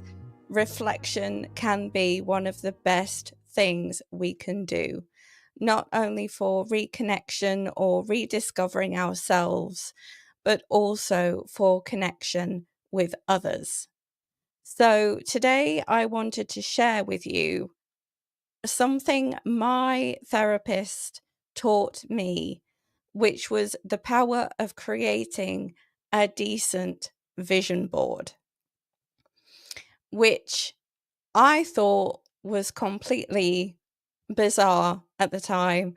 But since then, it's something I've turned to each year without fail. And so I've got about 3 vision boards floating around now, which was why I wanted to share with you how strong and empowering they can be, especially when you've been through trauma and you've lost connection with what you want from your life and what you desire to have in your life. So quite often we know if you're a trauma survivor or somebody who is friends with a trauma survivor or somebody who's struggled with mental health, you know that sometimes you feel worthless, full of shame, in either anxiety or disconnect. And if that resonates with you, let me know. So that's what I'll be tackling today, shaping a future after trauma or mental health issues in 2025 and what that could look like for you. Remember, yes, you could have been through trauma, but you still deserve the future you've always dreamed about, whatever that looks like for you. So let's make 2025 your year of empowerment. But first, you've got to acknowledge where you're at now and how far you've come through your healing process. So think about these few things: the key moments of your journey and how they have shaped your life. And then look at what you've learned from those moments of imperfection that offered chances for you to grow. So first things first, how often do you practice gratitude? I try to practice it daily, and I recommend you do too. But when you're shaping your vision board, it can be a fantastic thing to start from. So when you've got your notebook in front of you, write 3 things that you're grateful for right now. You can either use your notebook or in the chat.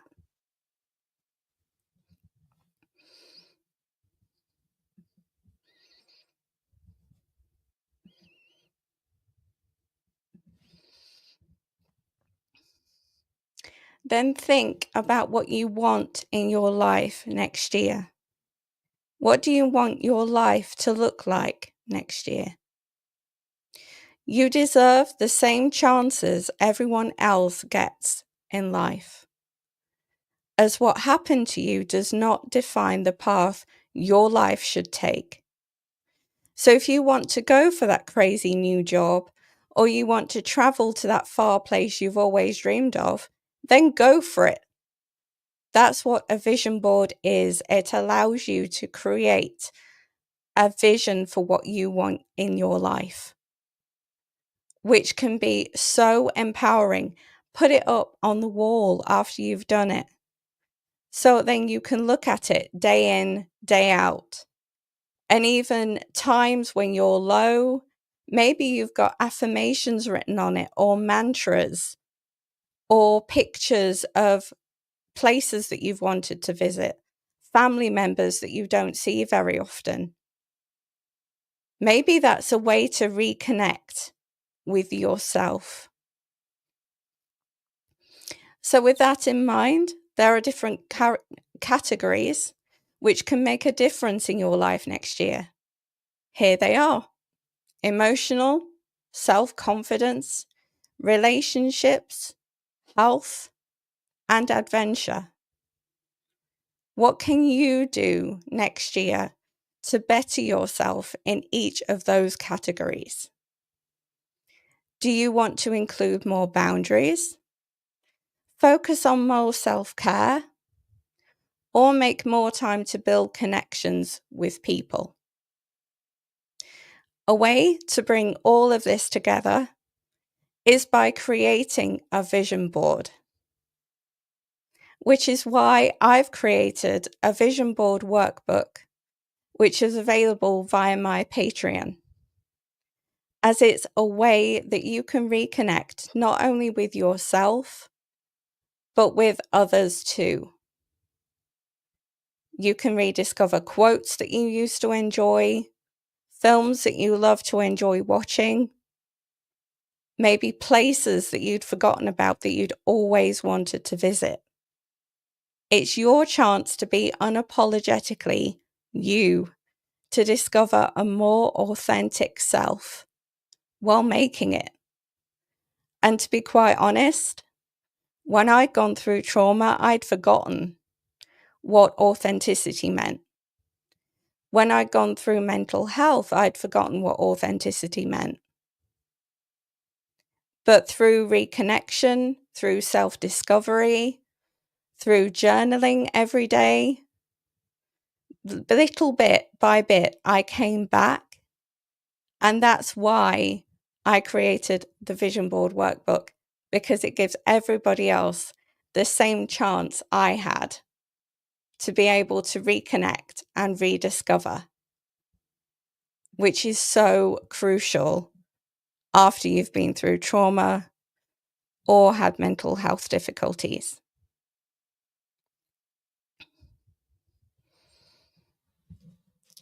Because as you journal and do all the prompts and everything else, there's nothing more powerful that you can do for yourself than to take that time out, whether it's in the morning or early afternoon or evening.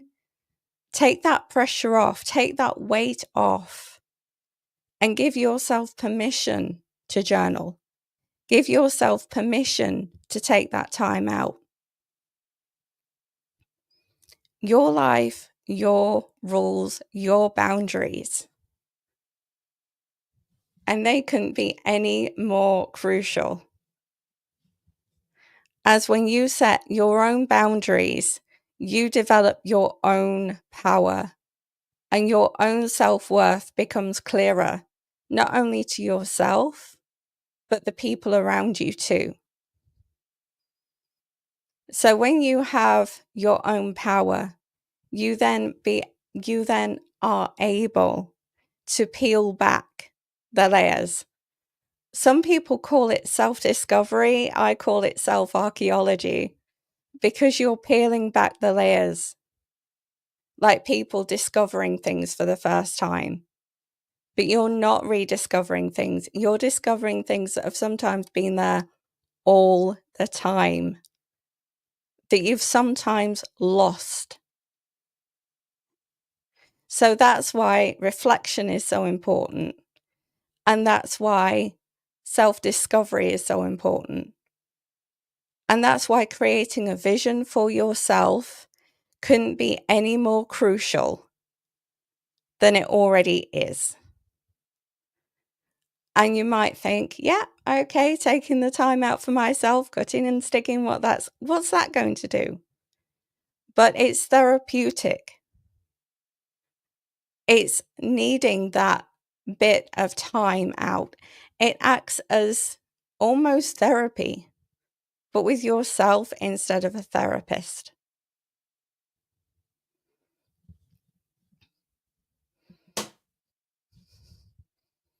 I love it. I love it over here. I love it so much. I'm just banging into things while I'm listening to you talk about that. I know, I noticed that. Totally go like I'm banging into stuff, trying to turn my mic on. I'm being weird. Crystal, you're up. Susie, Oh you're my up. gosh, I love it. We're Vision by the boards, way, in the yeah. private chat, we were kind of like, when do we jump in on this? Because we want some of this action too. You're jumping in. Excellent. I loved it all. Great tips and tools. Crystal, you want to go first? Oh yeah. No, just like she had me picturing and thinking about all the vision boards that I've made, but she made me think about it and picture it in a different way. And I'm really glad you brought up just the everyday gratitude, because we've all heard that and know that, but like when you really do it every day, right, Gemma? It's like a totally Yeah. different experience. It really does change your day, your week, your month, your life. It Like, does. It helps you think about the lighter points. oh my gosh. Well, yeah. And some people, it's just your perspective. Like they'll look at Yeah. some things that maybe we've gone through and they're like, oh my God, that's horrible. And I'm going, oh my God, I'm alive. I can breathe. I have a child, my son. I have clothes on my back. I'm eating food. I'm good. Even with all this trauma and all. Exactly. You know what I mean? Yeah. So you just let that back. Gemma, I love how you make everything just flow.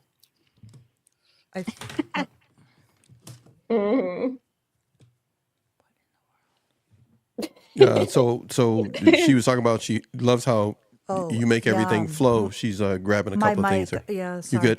I love how you make everything just flow. Like I listen to your words and I not only visualize it, I feel it. It's like I'm Right? in it. I love that. You're just, yeah. It's like And the an vision boards. audiobook, right? Yeah, exactly. Like you're Exactly. listening to. Yeah. How long have you been making vision boards, Gemma? For the past 3 years. Now, I have to ask you because I've done it in the past. I did it when I was really young, and I found them like decades later. And I couldn't believe how many things on the board were in my life or had been in my life. Like, it's real. When we Yeah. visualize our futures and a better life, it happens. Yeah, it does. I mean, on mine, I've got different quotes from different actresses. So when I was studying acting earlier last year, and then I've also got writing stuff on there as well from when I'm writing my book and things like that. So yeah, It's like setting the stage for what's to yeah, come. Yeah, I love that. absolutely. See, and love I'm it. still getting to know Gemma, so I didn't know that you were starting to look into acting now. I'm like wondering all these things, like how you liked it and how did it fit into your like creative, recovery and post-trauma healing journey? Like how did it help you or challenge you? It definitely acted as a form of therapy for me. Yeah. I think I'm gonna have to try an acting class with you. Yeah. Because Now I that hear you've both heard of you, and you guys are so great. And like, I don't know, I think I might check this out. I feel just like has to be the right one, yeah. and I that's don't it. know where. I'd have to ask you both because I have no clue where to start, and Yeah, I feel like I'd be scared. everyone Like, is, how did you get over the fear? right, Gemma? Everyone's scared, everyone's nervous. So Even Oh if you've yeah. done it before. what did you both do to like get over the fear? Did you just jump in and act a fool if you needed to, or? Let's hear what Gemma has to say first. I'd say definitely embrace stepping into somebody else's shoes. Like, you're not yourself for however long you're in that class for. Mm-hmm. Okay. And being able to step out of your comfort zone without judgment from the people surrounding you is massive. So is it kind of like everyone's in the same boat? So you really Yeah, can't get embarrassed if you mess up or yeah, just have fun kind of atmosphere? exactly. Yeah. Yeah, and I think a lot of the techniques and the exercises, I don't know which ones you guys did, Gemma, but like they had us do like this thing. I've told you guys about it before, not the full out Meisner, but we would do just the warm up Meisner techniques where it would get you really focused on like whatever you're feeling, whatever's going on. You connect with your Mm. partner and you say it, whatever it is in the moment. It could just be like blonde hair, blonde hair. And then you go to the next, it's like, are you All right, judging me? Judging me? when you just said blonde hair, you know what came to my mind? Is that how you do What? it? Yeah, you repeat Potatoes. it. I don't know Potatoes. why. I just See, saw and that would be potato. you. If that What would I popped in do your with head, that? if you I don't popped, know. if that popped in your head, you would say Yes. potatoes, and I would be like potatoes. I'd be like, you're thinking, you're all over the place, and you'd be like, I'm all over the place. Because You I know, kind of visualized the blonde hair, and like next thing I was like mashing potatoes. and that's So exactly it. You're not judging. You're not thinking about what you're saying next. It's pulling stuff out, and then you're connecting with your partner to repeat at least to make sure you're receiving what they said, and then okay. you're sharing whatever comes out next because you're not filtering and you're not judging and you're not editing.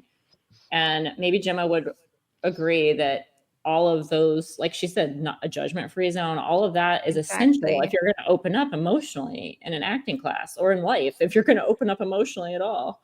Yeah, it's You now have I can to. see what you mean, like another therapy. It sounds, Yeah.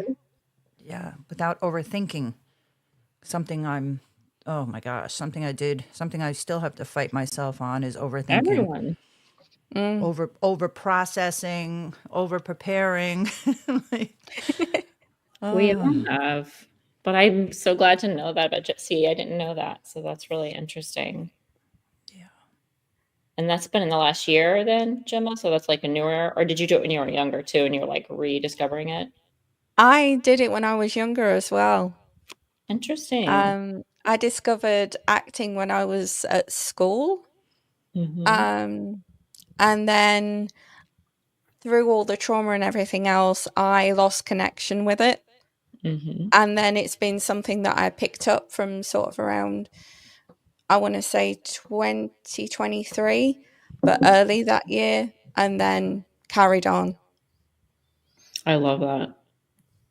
I'm so glad to hear that. And for you, has it been more like part of the journey and you're not worried about like, I'm going to be a working actor and I got to put myself out there for all these auditions and make money? Or is it more like, I will take my time with it and do it whenever I want, and it's a healing part of my journey and I'm training? definitely taking my time with it.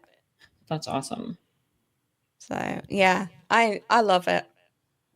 I love it.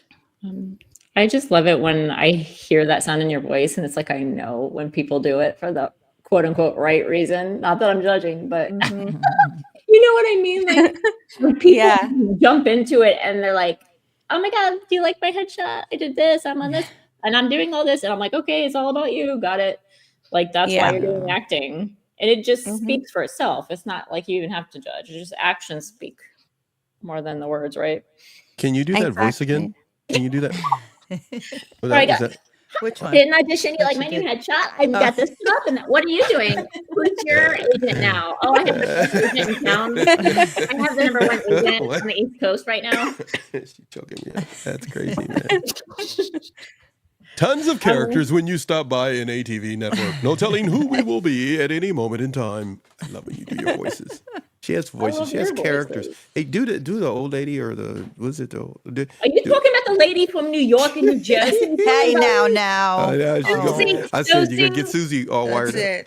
Susie said, I got an Aunt Flo, and Aunt Flo's from New Jersey, and she's gonna come visit you. Hey, lady, you got a problem? What's up with you? New Yorkers coming out. The Italian New Yorkers coming out. That's it. I don't think you got a problem with Aunt Flo. Tony, I'll send Tony to come visit you. Okay. All right, man. Improv 101. Here we are. There it is. Gemma had no idea this was going to happen to her today. She's just like going with these people, and they're out of their mind. We had a great time with Bree. Bree was here. BRE Clark, Bree Clark TV. You can check it out. She was awesome. Had a great time with her this morning off the coast of California. Susie is in New York. Crystal is in Florida. And Gemma is in the UK, United Kingdom.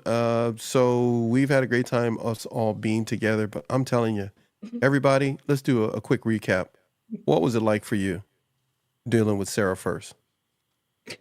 Oh, I loved her. I couldn't believe, I could believe it because I was listening to her music, but to hear her live was amazing. Yeah. So talented and so sweet too, but not like soft sweet. She's strong sweet. Loved her. And her book. Who knew she wrote a children's book? Yeah, right. True. Right? Yeah. That was cool. And then the story behind it. What was it? Turtle's Tears? Turtle Tears. Turtle Tears. Yeah. Here it is up on the screen, everybody. Crystal got it up for us. Yep. She definitely very talented. Anybody still has some things that they want to talk about in regards to Sarah, feel free to put in the chat, but mainly send it to me here at NATV Network, and we'll make sure to pass it on to Sarah. Please pick up her book, Turtle Tears. I know you were agreeing, Gemma, because I saw your head bobbing up and down, but with that nice microphone, you can use it too by actually saying something. So I'm just messing with you. Of course, her website is available for everybody to go take a look at. Go to the photo gallery of her website. You will enjoy it. Matter of fact, let's do this. Since we're talking about it, something that I can do things over here that'll make your life quite interesting. I like that one. Don't ask me. Okay, here we go. That one's like a combo of 3 different characters. I don't. No telling what happens. I may need some protein right now. I don't know. Here we go. Let's see if I can bring this in. Let's do that, and then we're gonna come over here, boys and girls. And what we're gonna do here is we're gonna hit this button, and then we're gonna go over here and grab another one because we can do that out here in the Ponderosa. All right, so too much bonanza for me. Too much for you young people to know what that is. But let's see. Do we got Sarah up on the screen? Can everybody see that there? We got Sarah, her website. Can everybody see that? Thumbs up or no? Yes, whenever I got that. You guys out there? I can't see you. That's why. So there she is. You guys can check out her Doohickey. That's her home page, Doohickey. The About section. Ooh, bio. Ooh, man, there she is. Oh, I don't even know what's on the screen right now. I gotta look at my bigger screen up here. Can you guys see it? No, I'm in the wrong spot. Hold on a second here. Let me move some things around here and get some people out of the way. I don't know. Put us at the bottom. I don't know where we're going with that. Here, something like that. There we go. So you guys can see that. I'm gonna get back over here. Loving it. What I was talking about was this section over here, with her photos. Love it. Nice. Girl got some class. Girl got some skills. You know what? It's always a good thing when you meet people that got skills. You got skills, man. Put our skills together. That's right. We become the Avengers. We become the Avengers led by a really old guy. An old guy who's not in a chair like the X-Men, them people. No. We're the Avengers. We're the Avengers, everybody. We can come for all your recovery and make it better. That's what we do on Friday. We make you feel better about your recovery. Go everywhere else, and then when you're done, you come back home. Amen. Bring some chocolate and milk. All right. So anyhow, there you have it. I'm looking at a bunch of different things here. I hope you guys can see what I'm seeing, because if not, I don't know what to tell you. She's singing in, not in the rain though. She's singing, but not in the rain. But her voice is exceptionally well done, music and all. All right. Make sure you check out our store, Denim. It's cute. Hey, so isn't that cute? Isn't a little iron-on patch? That's just so cool. It's just so cool. You get a makeup bag, everybody. And of course, if you want a signed copy, isn't that what she said, everybody? Make sure I said that. Right? Yes. Okay. Yeah. All right. You can't beat that. Get it on $15, gonna make you feel good. You're gonna have stories to tell your children. Read it to your children. They'll have a new perspective on turtles and butterflies. What was it about butterflies? The turtles secrete something. Anybody got that? Remember? Was it salt? Right? Okay. Salt I think water that's right. something? Yeah. Yeah. You're not sure what we're talking about? Catch this show earlier and you will see exactly what I'm talking about. Rewind it. Rewind. Okay. What else we got here?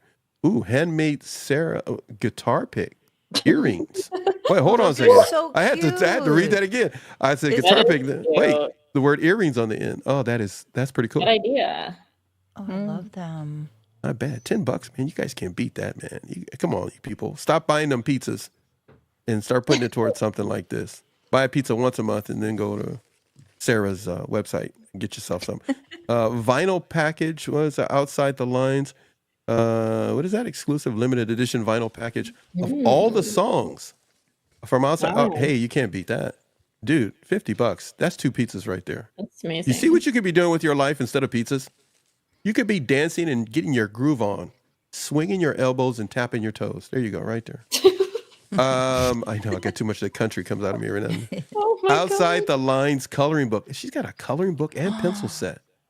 Oh, Man, I I don't think Bree's seen this yet. Susie. If Those Bree are sees nice, it, man, too. They're in the anything wooden like case, this. the pencils. Yeah, look at that. I make it bigger there. Can I like that. look at that. Styling. Snazzy. Oh man, check it out. Check it out. Shirt. Get yourself a shirt. Outside the Lines. Love it. Sarah Harrelson.com. That's the store. Everybody, we want you to show some love to her, but make sure you check out her music. She's got music. She's got songs that are out right now that you can check out. Check this out. Check her out, you guys. She's on ice skates. I was going to do this when she was here, but I wasn't going to torture her. But check this out. This is it. Check her out, man. She has definitely been making some music. The one in the middle there, you see rock and roll? That's the one I got. She sent me that. I got it. I'm special. I'm special. I got it in you down. I'm special. What was the song she played for you? Was it Red Flag? That's, I think on this one. Can you guys see that there? Yeah. That one? Oh, we're going to go to Spotify now. You guys get that out of here. Don't want to play it, though. Get myself in trouble. All right. Anyhow, so here you go. You can check her out on Spotify. By the way, these are my playlists over here. See that over there? Messing with you guys. I told you. Total improv. And she got more music down here. Cool glasses.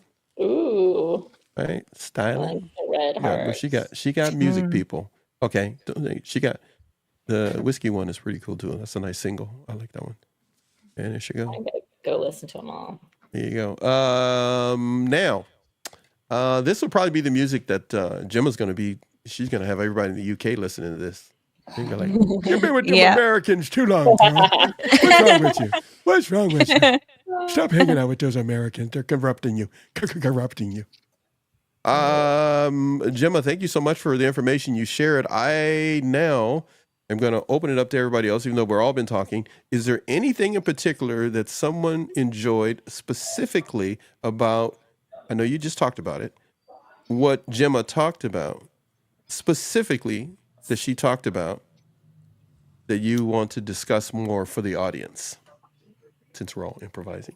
Anything else? Right. We talked Oh, about the vision boards. But I'm just I think how she like you said, seamlessly like made it flow from like talking about the exercises and the techniques to like, you know, there's key moments of imperfection, I think she said, in your life, and how are you gonna allow this to challenge you to grow? And I was like, ooh, I love the way she said that. And then went right into her experience with the exercises and how she went through therapy. So I just love the way she eloquently phrased that. You know, when you're like coming out of an abusive relationship or situation and everything seems so scary and confusing. And I feel like with what you're doing, it just makes it not so scary. You know, like your workbook and the things you do on Instagram on Mondays. You do, what is it, a live journaling? It's a live journaling. Journaling, yeah. Like how. And you know, you're not doing it alone, because for me, it was like kind of hard to do it alone because I was still so confused about things. So it's nice to just sign on and do it together. And you're just very good at guiding. So I appreciate that in you. I want to kidnap her. Yeah. I want to find a way. I haven't found it yet because my Mondays involve something else. But I would love for you to come and do that over here on NATV. When you get a chance, or I'll have to pre-record it or something, or do something for our viewers and members and subscribers, that we have something like that for them to go through. But everybody here, make sure you go visit Gemma on, is it Monday? I'm a piggyback. Susie. It's Mondays at 7 a.m. GMT time. 7 a.m. that time. Man, that's really, yeah. I told you I got other things to do on Monday at that time called sleep. But what I was going to say is, so that would be, I don't know, what is that? 7 a.m. your time is like 11 or 12 or 1 o'clock in the morning for us or something. I think it's something like 1 that. a.m. You're 8 hours ahead of us, last I think. time. Yeah, you're like 8 hours ahead of us. I think it's awesome because you do it in the morning and it gives people a good way to start their week if they're able to be a part of it, but they can also watch it back later. Exactly. It's great to know that that's there, even though a person may get up and start their day a certain way, they're still able to go back to it later when they have time. I think it's awesome. What is the actual process of that? Because I'm not going to watch it until you do it over here. I'm just going to let you know I'm insulted that you even thought about doing it before you met me.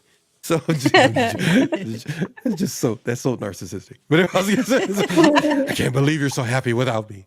So anyhow, so just so weird. He's a weirdo.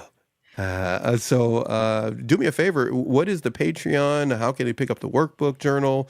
Very good points that Crystal is highlighting to us, because we need to put that in front of everybody, which is what we do here at NATV and Rhythm Entertainment Media Group. We put other people in front of other people.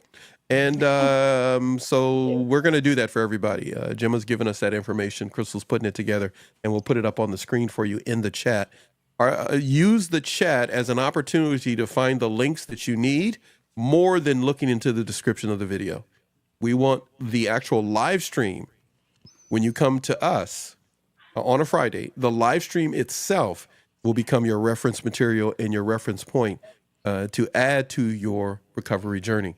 Your recovery, your restoration, your transformation can all be found right here on NATV Network.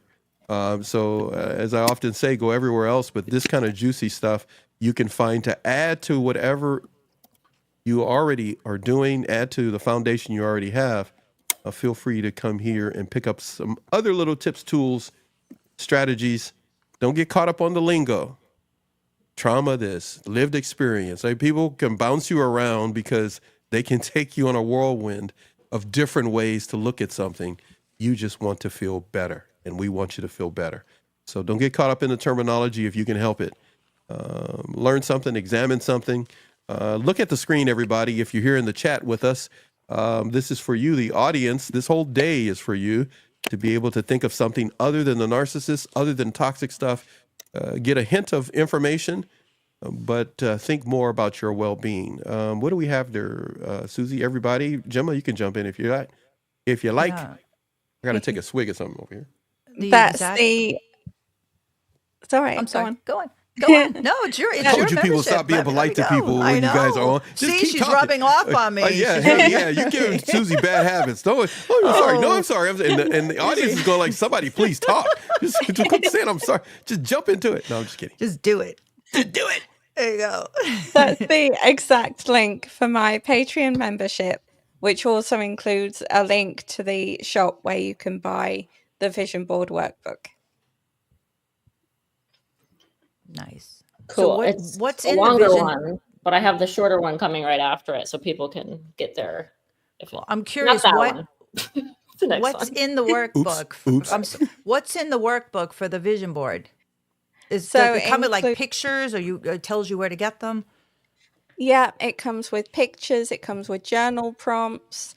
It comes with the different categories in which you can improve your life. So if you want, you can separate your vision board into those different categories to make it a bit easier, or just create lists on the vision board any which way.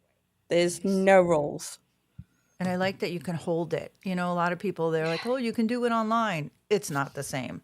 You need to hold this in your hands. Yeah. And make it, you know. Yeah. So much more powerful that way too. Mm-hmm. Love it. Crystal, when's the last time you made a vision board? You know what? I actually made one last year. Oh. Right.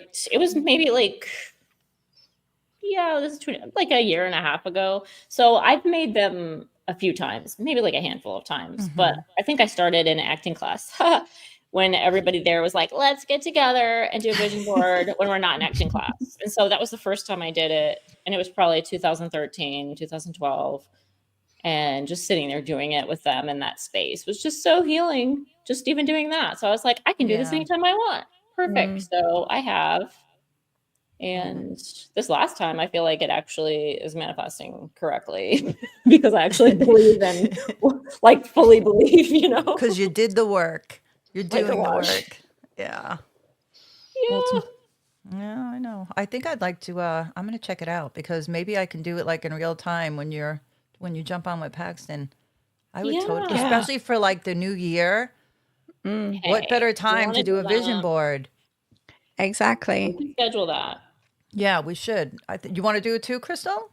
Sure. I'll do another one for this. Well, it's a new year. Yeah, I'm ready to do it whenever. That's it. So if you guys want to in January, totally up for that. You giving me ideas that are popping in my head right now. Good. Susie, we got to talk about that. Vision board class. Absolutely. Yeah, I'm excited. I'm serious. Yeah, because we could do like a little pre one on our own and like show like how we started and share with each other in the audience, and then be like okay, tutorial, instructional. Yeah, where is this going next? Yeah, but kind of community wise, all at the same time. Yeah, and then next year we can revisit, or like 6 months down the road, if anything comes. It's true. You're like, look, even 90 days, even 90 days. There's my Susie. Porsche. There's my Porsche. That's pretty good. I got the color right and everything. She went right for the top, baby. She ain't got no fooling around. She says, I'm glad Bree came on because I'm not going to be no imposter syndrome me. I'm going to go get the Porsche. Get rid of this bicycle and get me a Porsche. the peace and the love and the family and the cooking and all that's going to be on there too. But you got to have one like golden ticket, I would think. So yeah, you're going to pull up in front of their house and go, vroom, vroom. That's it. Yeah, my board gave me this. My vision board gave me this. I'll come down and pick up Crystal, pull up outside our house. Let's go, go girl. to Florida. Yeah. There you go. We'll surprise you, Paxton. You can see, hey, that Let's do works it. for me, man. Cross country trip. I'm gonna be filming all of it when it happens. I'm gonna be filming it. You're like, she did it. Today, everybody, we're looking into the life and times of Crystal and Susie with their Porsche. Not Thelma and Louise. Their Porsche. Yeah, there we go. It's a community Porsche. Now we turn to our UK correspondent, Gemma. And Gemma, what do you think about this? She's gonna go raspberry. I'm done with these people. I want a UK Porsche. I got no common sense. I sold it when I was 20. I'm just an idiot. All right. Let's see. I don't know. These old expressions I take from my father and grandfather. But anyhow, let's see here. When it comes to what we're going to do next, we have no idea, but we really do, everybody. So there's a lot of information and content that we want to share with you. And we're going to start doing that. We're not going to take a commercial break that we would normally do. We're going to transition into Susie, and then we're going to transition into Crystal, if Crystal hasn't passed out or left. I'm here. So, okay. So, Crystal, you and I and Jim are going to hold back for a little bit because Susie has some information she wants to get into. She has a long list of information, but maybe you can finish up, Susie, what you were touching on at the beginning of the show before Sarah came on, and we can get into the subject of letting go. Is that possible? I put that up. No pressure, but you were going to talk about. She go like, I wasn't going to talk about that, Paxton. You guys can't see her right now. You have no idea. Well, I just happened to turn this way to look at my monitor, and she was like, she has. I wish I could show. I'm not going to do it to you. I'm not going to do it to me all the time. I'm used to it by by now. Today, I'm not going to do it to you. You should see her hands and what she had in her hand. These are the Italian. She said, I would use a certain finger with him, but I can't because my hands are full. Because it's like, I didn't discuss that with you. So Jim was going like, I'm safe because I did my part. I was like, I'm out of here. Like, I'm done. I took note of that, by the way. You did, right? I really did. She's going like, why does Gemma get to go first? I was, no. Hot pockets. What was up with that? I'm all confused. I'm overloaded with information today. That's my problem today. Hey, you know what? The singing was to soothe you and bring you into a place of tranquility and serenity. Yeah. That evidently went away real quick. All right, we'll get her back on camera. But I wasn't going to show you guys when she had all the papers in her hand. All the papers. She go like, what? She's like waving at me because you know I can see her. And then she's on camera. She's going like, oh, she's so together, but she just cursed me out with her sign language. I just organized everything, and now I'm all. No. Here we go. What I'm gonna do. No, here we go. I'm gonna change everything. We're gonna do it again. Rewind everything, everybody. Rewind everything. I don't have a thing. Here, look. I'll do this. Wait. Hold on a second, everybody. Okay. Anytime I play that means it's like the Men in Black thing when they do the flashy thing. You just whenever you hear that, just nothing happened. Thank you. What Susie just said, nothing happened. I'm going to get you to record that. I'm putting it on a button over here. I'll push it. Nothing happened. You didn't see anything. So wipe it from your mind. That's what you say when you deal with a narcissist. Just wipe it from your mind.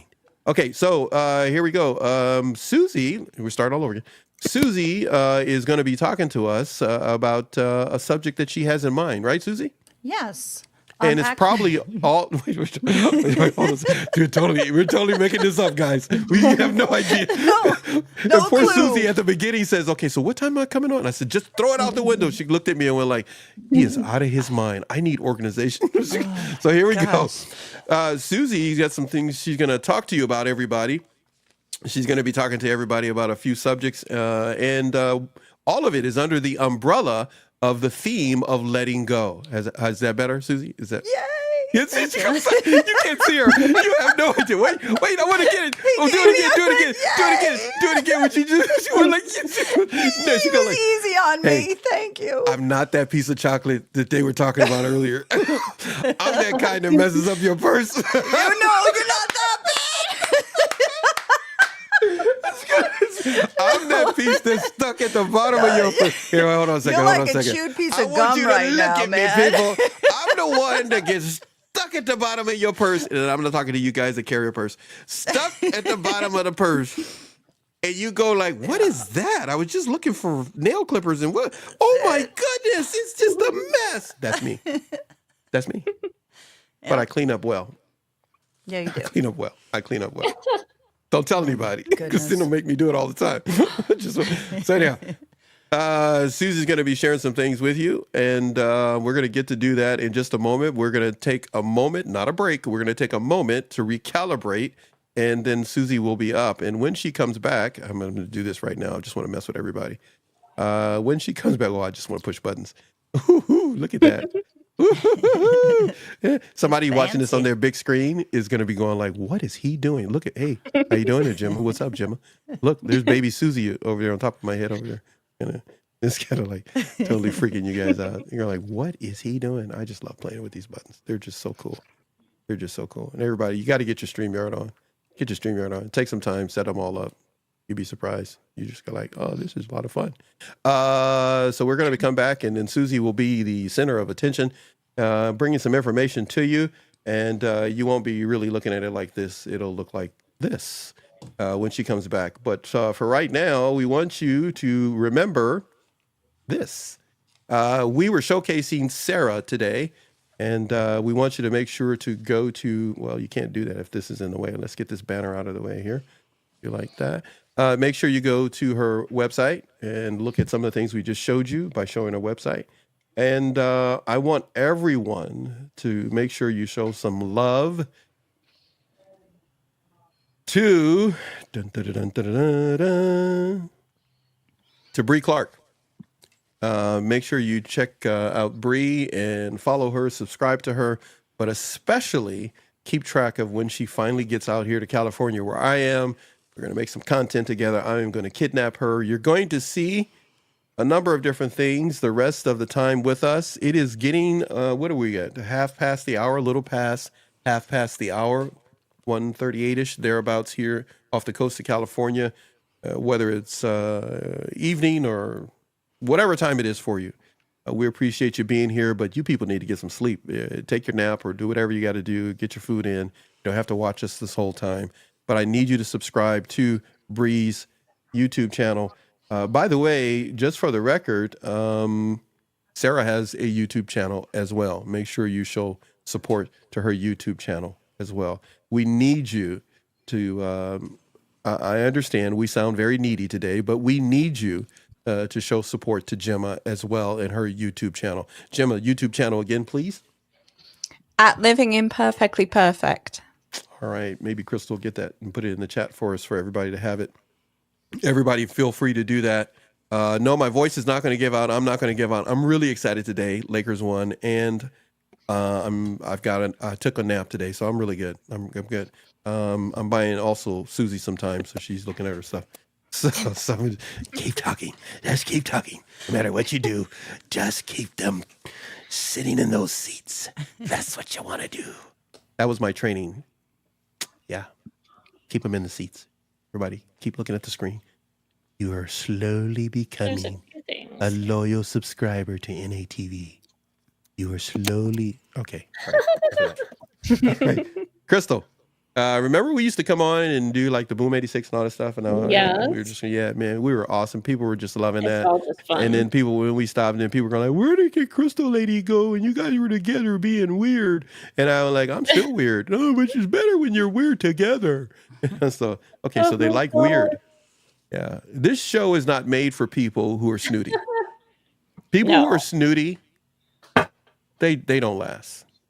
They don't last. People who are like Gemma, down to earth, Crystal, Susie, Well, they're crazy first, but then they're just not snooty. Knew something was coming. You knew it. See, you know me. like, what You is can he hear it gonna in my say? tone going like, he's Oh, going to yeah. say something stupid. He He's going to hesitated. he going to say something stupid. He gonna do it. He's that piece of candy we told you about. it. He's that piece of candy we warned you about. Okay, everybody. You ready there? You ready, my friend? Yes. You are. She's going, yes. You Ready changed as it on me I'll ever 20 be. times. I'm ready. I'm so ready. I'm ready for you to put me back on and all of you be quiet. I'll be all ready for acting class. They'll throw all these things at me, that's and I'll gonna be be like, fun. "Oh, all right." Okay. I had a little practice. If you take the acting class, that means all three of you would have had some type of measure of acting exposure techniques, I should say, to the techniques. We are going to have so much fun. Oh yeah. We are going to make some really great content together that won't cost anybody watching us a penny. Yeah, it'd be pretty cool. That's going to be really good. You're going to laugh. You're going to enjoy yourself. It's going to be, you know what? I had a hard week. I got to deal with the ex. I got to deal with the toxic boss, toxic bullies, emotional bullies. Then you're going to come to us and go like, what are they doing? Just go, We'll make you forget about it all. yeah, you're going to go everywhere else and go like, you know what? I'm either angry or depressed right now, or I just want to just drink the rest of the night. Then you come to us and you go like, okay, all I want to do is dance and make total fun of these idiots on the screen. That's exactly what we want you to do. We're here for. That's what we're here for. We are the other side of your recovery. Oh, excuse me, I said that wrong. Forgive me, I am wrong. We are the other side of your healing. You go get healed with everybody else and then come over here to the recovery zone with us. And we will take you on a journey where there is chocolate and there is caramel. And there is, you know what I want? Before you go, Susie. Yes. Crystal, please read to us again what you said about the chocolate. Please. Oh, you really? Yes, I want you to read it again, but hold on one second. Hold on. Just hold on. Hold on. Okay, now read it. God. Oh my God. I didn't know you were going to say it. Do your acting stuff. Just go ahead and read it. If the perfect, amazing, hot, sweet, life-changing man were a candy. Not that voice. No, do it. Do the sexy one. I like what you did, Susie. You went like wrong. You're like wrong. Oh, we're gonna have to. When we're not doing live, I'm gonna have to get you to say it so I can record it. Wrong. Put a big old gong like the Gong Show. I'm like actually nervous. Be like that. You know why? Because I don't have my stupid microphone working. No, you're good. I feel like You're I'm good. yelling at my laptop. Okay. You're good. You are yelling at the like, laptop. I'm like, The hello? laptop's Can you going like, hear what me? did I do to you? What did I do? Aunt Okay. Flo wants to describe the candy. Okay. It's the perfect. Okay, it's just the music's loud. That's what it is. Okay, let me turn it down. Let me turn it down in my ear. If the perfect, amazing, hot, sweet, life-changing man were a candy, it would be the ultimate fusion of irresistible allure, depth, and joy. Something that gets better with every bite.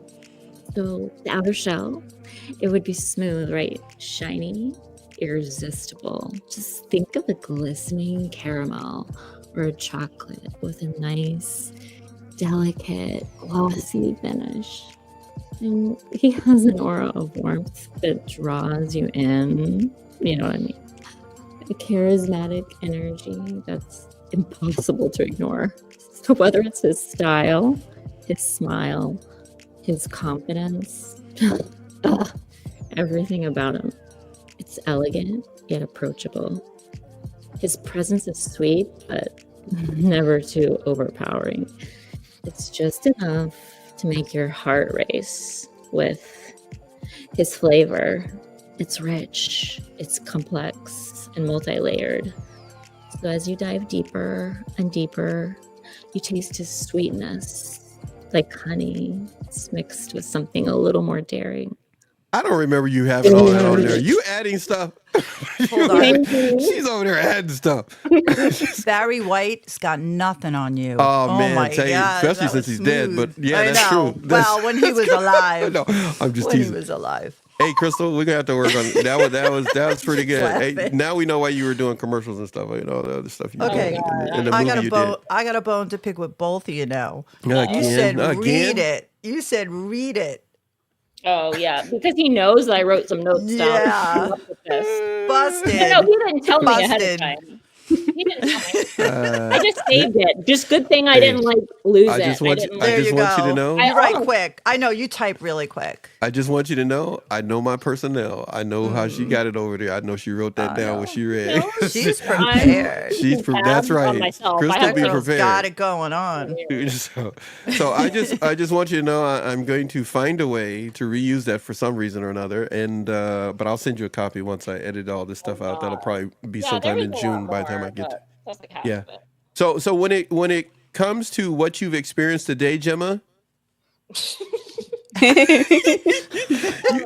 I Yeah. want to tell everybody our Oh. private conversation, different things. Gemma was the first one here this morning, waiting for the 8 o'clock hour here on the coast to get started and do the sound check and everything like that. That's what we go through here. And so yes, there is a measure of preparation, but a lot of spontaneity and a hint of stuff being scripted.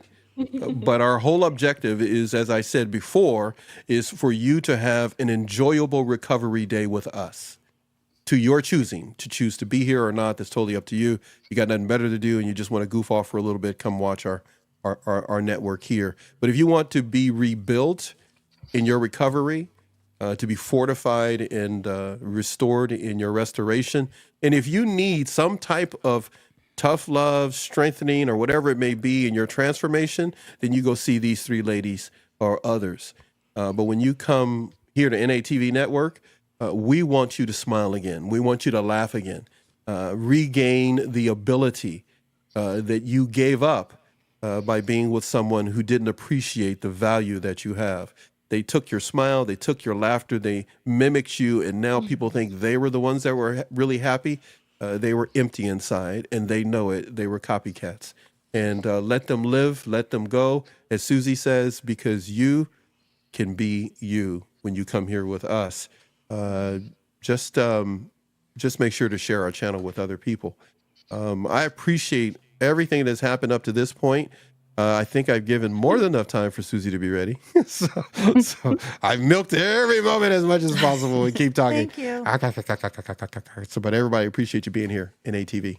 Appreciate you big time. What else we got here? Oh, Susie on the screen. Just you like to, or Crystal. Oh, wait. It says, I'm glad I'm alone and nobody's listening to this right now. Nothing personal, Crystal. Hey, I get it. If you're Oh, my if you don't goodness. not close enough or Oh, my have that goodness. kind of relationship with people you do not want to be sharing none of that with nobody. I understand. So Now, if you're me, I don't care who you are. You walk in this room, you're going to hear it. That's where hey, it's so different. Dr. Pepper 76, I just want you to know you have just experienced part of the Crystal Tease. Thank you so much for being here. And Susie, you're going to be, people are going like, why are these people even given a channel on YouTube? So it's like, what are they doing? Dr. Pepper says, okay. Wait. Oh, man. Oh, my goodness. We're still on the air. Okay. This is what you're going to get. You're going to just stumble across us or come here on purpose. And you're gonna say to yourself, why did they kidnap Gemma like that? She's in witness Poor protection. Gemma. They've just kidnapped poor Gemma and tortured her. But Gemma's got a new mic, so she sounds really good. You're like, Yes, all she right. does. Told you guys we weren't going to take a break. We're just going to be here and break you. No, we're not going to take a break. We're going to break you. You come in all mad. I want to talk about the narcissist. I want to be mad right now. They go like, you know what? These people are idiots, but they make me laugh. They make me laugh. All these recovery coaches and channels I go to, they're awesome. We love them all. Many of them have been on our show. Many of them I have on file. I just haven't posted it, and they have some really good information.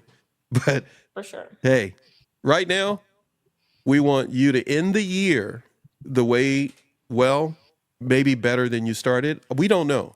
But one thing is for sure, next year, you're going to have a lot of fun on NATV Network if you're not having it right now. Right. Susie, we're going to all get quiet.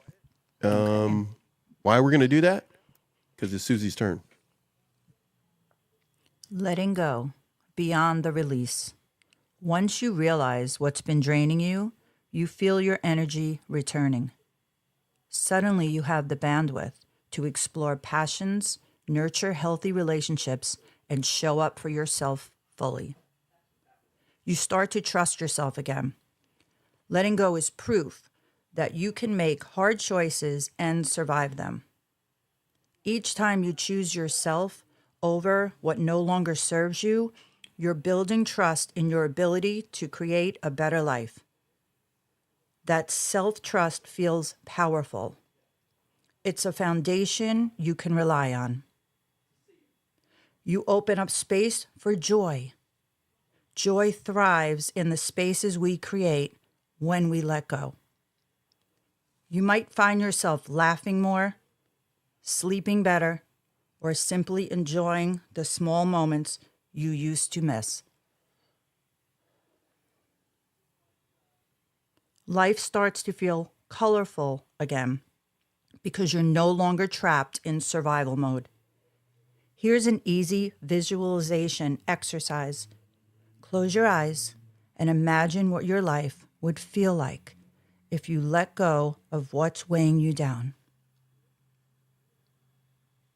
See yourself moving freely, breathing deeply, and stepping into new possibilities without hesitation. Steps to take when fear and uncertainty arise. Even after deciding to let go, fear and doubt will test you. You'll wonder, am I doing the right thing? What if I regret this? These feelings are normal because change, especially letting go, can feel unfamiliar. Here are steps to keep you grounded when uncertainty strikes. Anchor yourself in your why. Write down the reasons you're choosing to let go.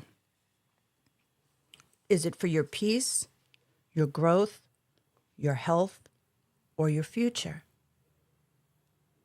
Revisit this list whenever fear creeps in. Your why is your compass when doubt clouds your path.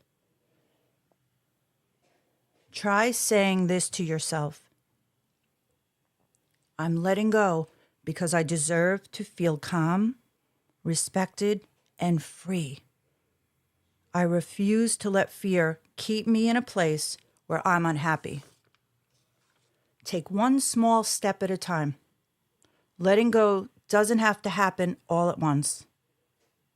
If it feels overwhelming, take it step by step. Start by setting one boundary, clearing out one reminder of the past, or committing to one new habit that supports your healing.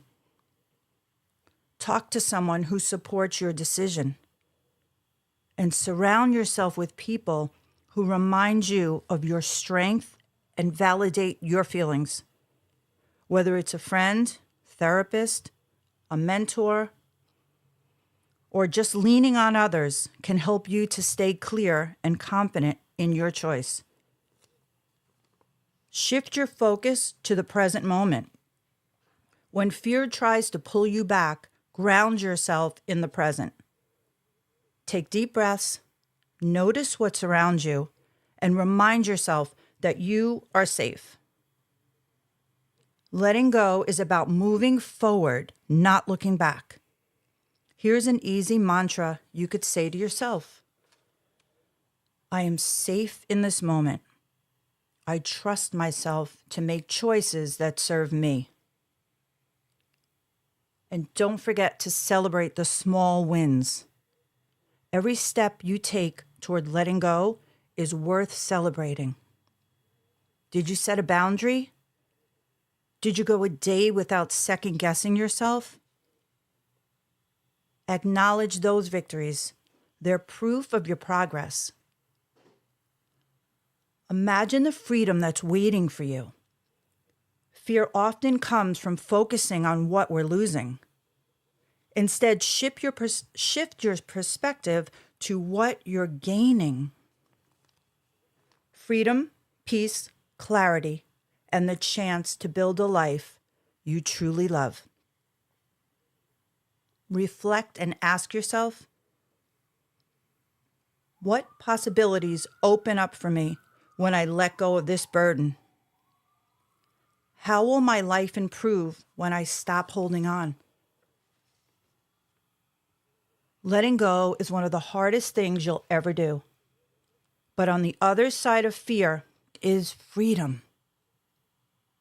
You'll feel lighter, stronger, and more at peace than you've ever felt in a long time. And when you doubt yourself, remember this. You are not letting go to lose something. You're letting go to make space for everything you deserve. The process isn't perfect, and neither are you. But every step you take towards release brings you closer to a life filled with peace and joy. Thank you for joining me on Beyond the Release. Here's to trusting yourself, stepping into the unknown, and discovering all the beauty that waits for you after you let go. Love it. Love it, love it, love it. Absolutely love it. Man, Crystal and I enjoyed it. Crystal, you were going to say? she's got me all in my feelings, and both of them, Yeah. Gemma and Susie, get my heart today. You made me breathe a little different. Yeah, I almost want you to reread some of the parts out of that were really good. Go ahead. You were going to say, I mean, you experienced it. Your actual life story is there in that. Go ahead. Yeah. You're going to share. No, this is this is what I'm doing and living in real time. That's why I say I get like I can read it, but to explain it and express it in real time is a bit overwhelming right now. Yeah. But it's helped me to be able to say it, and my hope is that I can help someone else to know that, they can get through it. And as scary as letting go is and was to me, it was the best decision I ever made. What proved to be a couple of the fears that maybe someone else can experience or is experiencing right now that you could talk about when it came to quote unquote letting go, which is different for everybody? That's why we're laying this, you are laying out this groundwork as to what it means, because that's what you're literally experiencing now in the multiple times that you've had to move to get to where you are now, which is back home with people who know you, love you, grew up with you. Actually, we're getting some advice there in the chat from Dr. Pepper 76. I don't know if you can see that there. He's giving everybody some advice there. He's saying, Dr. Pepper says, gotta live your best life. Well, I think what I was doing and what I was stuck in, I was stuck in the cycle of doing everything for everyone else. So I forgot about me. And by letting go, I've remembered who I am and that I matter, and working on my self-worth and self-love. And now I'm in the process of understanding that once you get beyond the letting go part, the fear of the unknown, the fear of, like I said, making a mistake. What my biggest thing was, what if I regret this?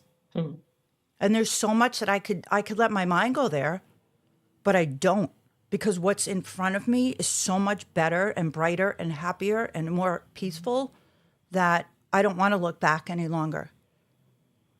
So all that fear, just sitting in it and feeling it, was extremely difficult to do. And now that I'm a little beyond it, it's so freeing. And, we really can't do this alone. You can't do it alone. We need support. We need people we trust. And it makes it doable.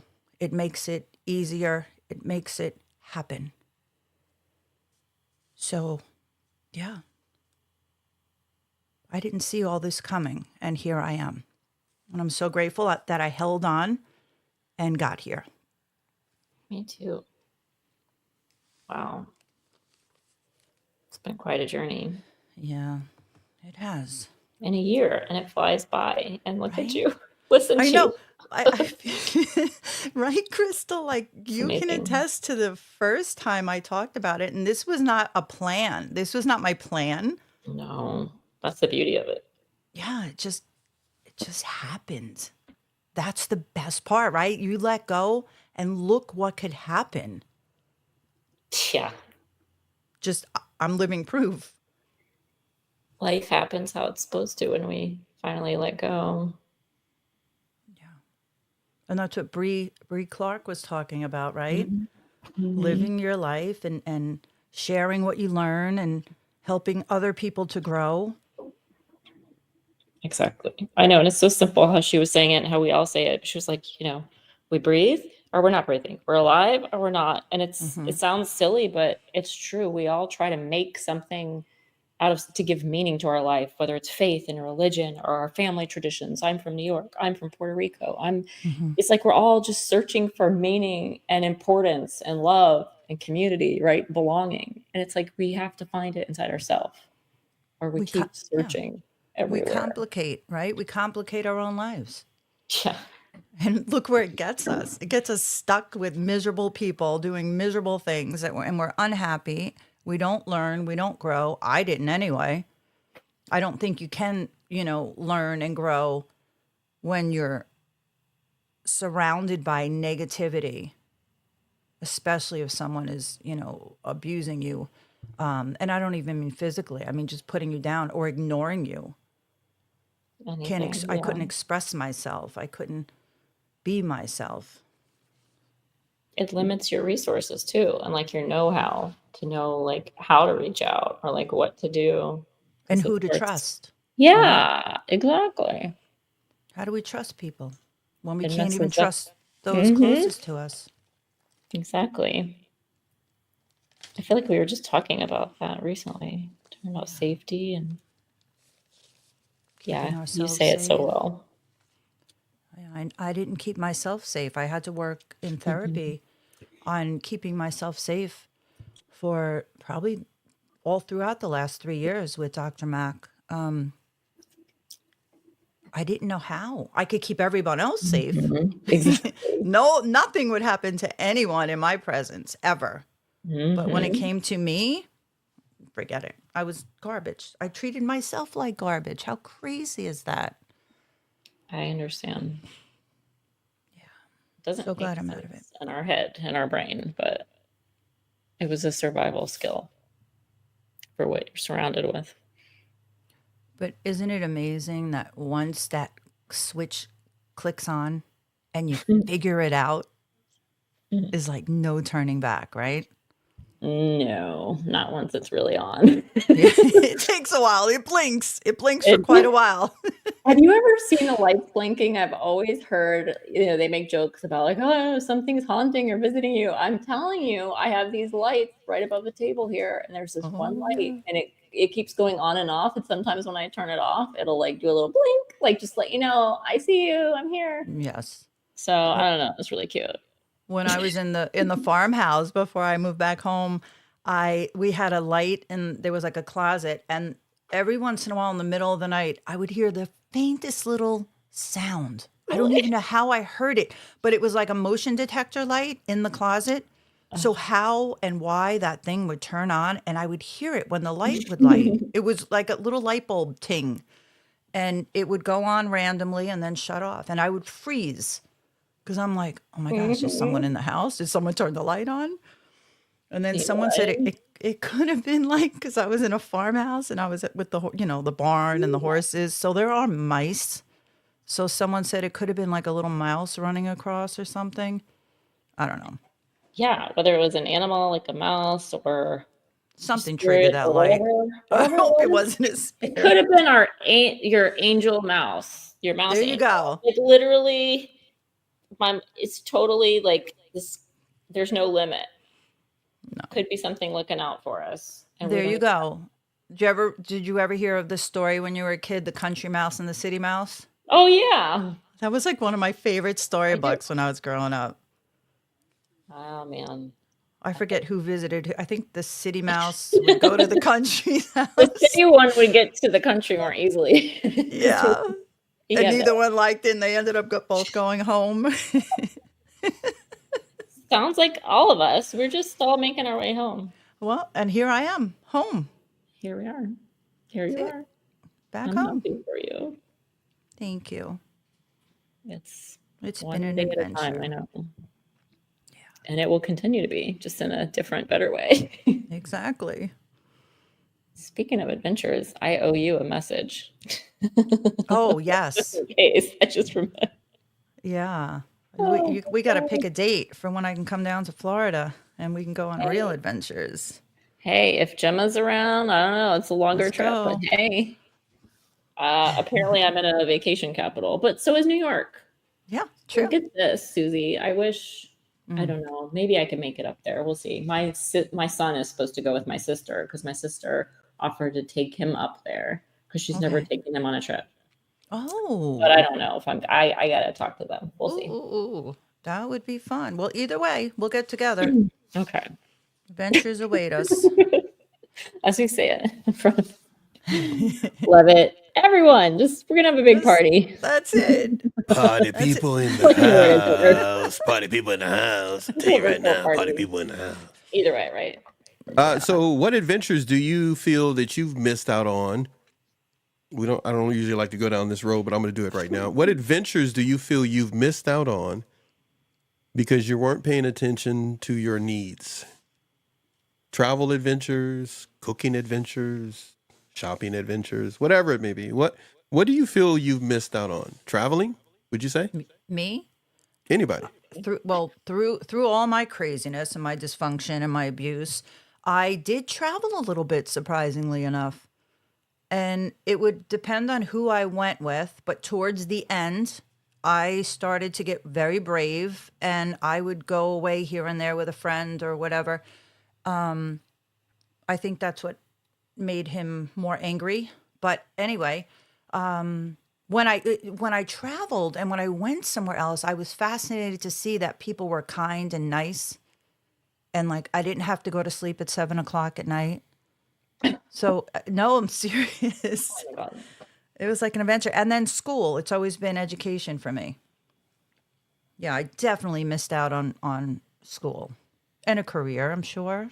Right? And I would've had this a was even job. before you met someone who had narcissistic behavior, or however you describe it, toxic person. Before that, so the audience knows, when you say schooling, you're talking about at a early age, at a young age, I want to say, had to become an adult right away. Correct me if I'm saying that wrong. Yes. My mother and father were very young when I was born, so I was pretty much the parent of them. And I had a younger brother and sister, and I was their mother. My mother was an absent mother. She was in the house, but Yeah. she wasn't there. So I had to be the mom. I grew up way before my time.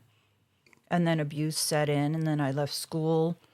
I loved school. And then by like 6th grade, abuse started happening in the house to me. So I just lost interest. I couldn't relate to my peers, my friends. It was just very hard for me.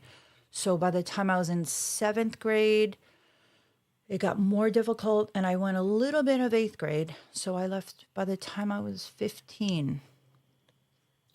And I always wanted to go back. I didn't want to leave, but it was too hard. And my mother, I guess at that time, she felt it was easier just to remove me because she didn't have to deal with the school and me and everything else. But you like learning. You enjoy learning. Yes. I find that fascinating about you, for me personally, because I notice no matter what it is, you want to absorb as much as you can educationally as possible. And then I see you immediately put it to work to benefit yourself. It's highly commendable that you have that type of spirit and nature as a person and as a woman. Crystal, on the other hand, is a constant researcher of stuff and makes sure to share with others. You're always sharing what you come to learn and know. Your son must have. Do you drive him crazy with everything that you look up and find out?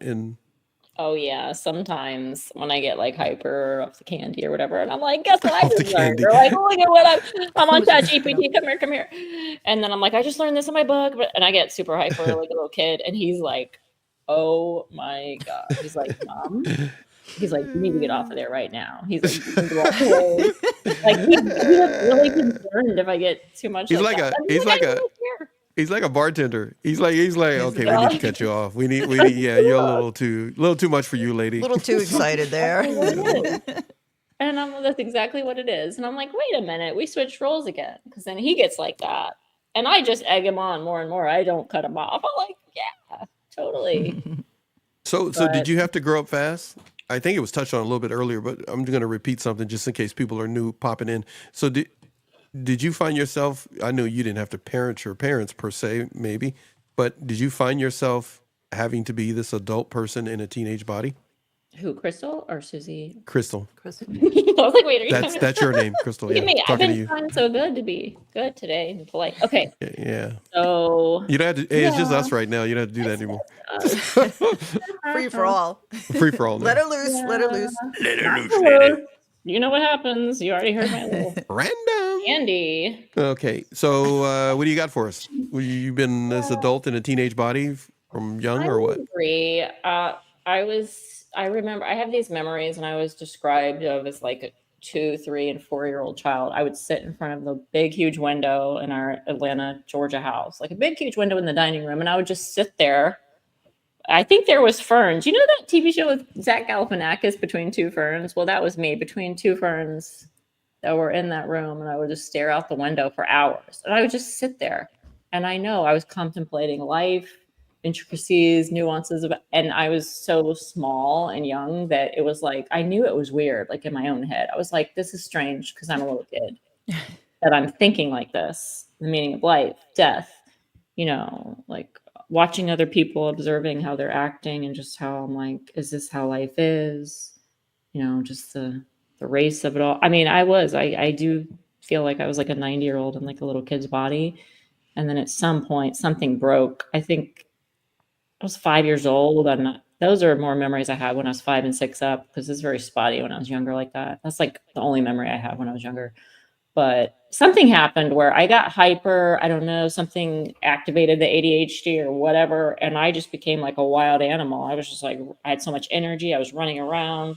I probably was eating a lot of candy, getting hyper. I was in kindergarten, first grade, and just starting to live life, but I was acting like a kid, and I bounced right out of that very adult mindset. And I remember leaving that for a long time, and then it came back a little bit later. I know that's a long answer, but No. That's not. You weren't. That wasn't long. That was very appropriate.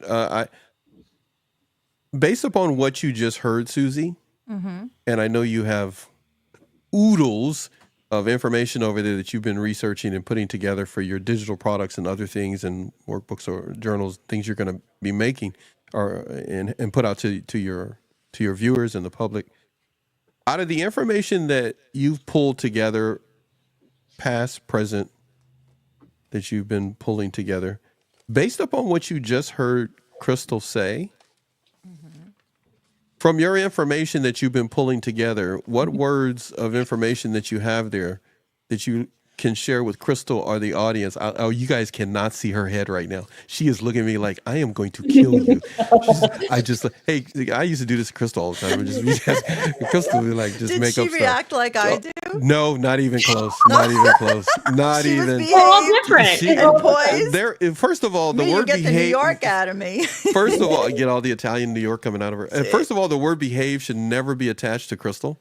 Ooh, Okay. True. child. They should never, ever use the word behave next to the word, her name, Crystal. She is just Crystal. So just let Crystal be Crystal. I always say that, just let Crystal be Crystal. You get along just fine. When you don't and you want to be the boss, you're going to have a problem. And so you can get the highest amount of cooperation from Crystal if the person doesn't have a huge ego. If they got a huge ego, it's going to be a problem. So because she doesn't do well with egos. So when it comes to the information you have, and I'm going to want you to share some of that a little bit later, in just a moment or two. But what are some points there that you can share with the audience, with Crystal and I, that you've been researching? And if some of it sticks to myself or Crystal, that's fine. We'll chime in. We'll leave the mics hot and open. But what else you got over there that you can share with the audience and Crystal and I? So when we talk about children, right, and if I think back to my childhood and hearing Crystal's sitting between, the two ferns, and then, contemplating and thinking about all the adults, I would assume, around her, and then becoming hyperactive, what comes to my mind is that when a child withdraws and becomes hyper due to family stress, it requires like us to have a lot of patience and understanding. And if I look up some of my information, I'm looking up strategies to help children to regulate their emotions. That's something important. Because I think as the children are going through this, we don't necessarily know what's happening. So withdrawal can be a sign of overwhelm or shutting down as a coping mechanism. Whereas hyperactivity can be a way of releasing pent-up energy or seeking connection in a chaotic environment. So what we should do is observe the patterns, like when do they withdraw and when do they become hyper. We need to understand their triggers, and I think that's the first step in helping any child. Wow. We need to also, right, if I can continue a little, we need to create a safe environment and a predictable environment. How many of us as children didn't know what was, for me anyway, what was coming next, or who was going to be in a good mood or bad mood, or what was expected of me? And that was really confusing. And for children, consistency, establishing routines that give the child a sense of stability and predictability are key. Also giving them quiet spaces, offering a calming space where they can go when they feel overwhelmed. Even if kids have like I used to have a little closet that I used to go in under the jackets, and it was just such a safe space.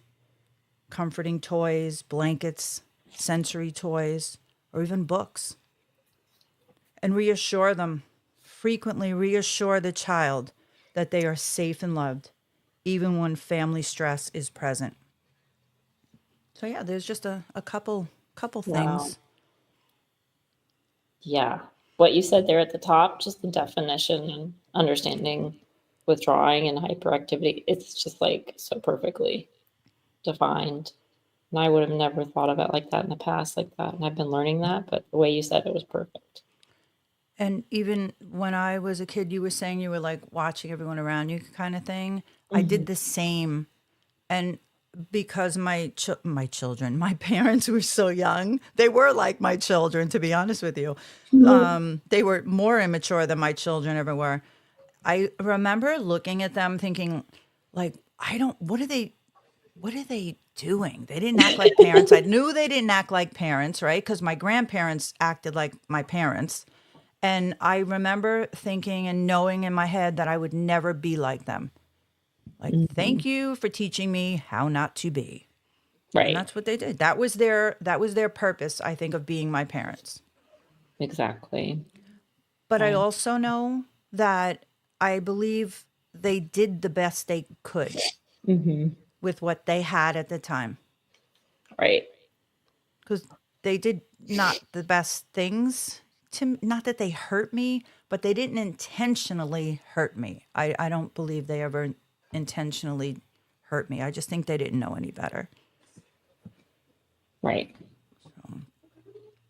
No, that makes sense. Do you parent like completely different than what you remember as a child? Do you like intentionally? So I totally do. And I didn't really think about that aspect until I was pregnant. And it was just, I kind of dealt with things as they came, like that survival skill, right? Just we're like, okay, what's next? What's in front of me? What's in front? Because I didn't want to go back, and I couldn't go too far ahead because there was always something, and it was just a lot.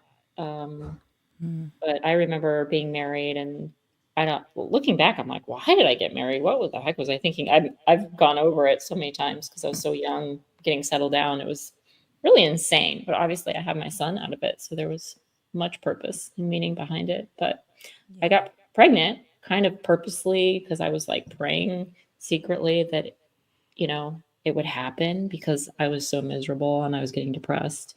And I was like, I can't get a divorce because blah, blah, blah, religion, family. And I convinced myself that. So I was like, if I get pregnant, that'll be perfect because I can put all my love and attention in my child and there will be a buffer and blah, blah, blah. Which sounds terrible. It's true.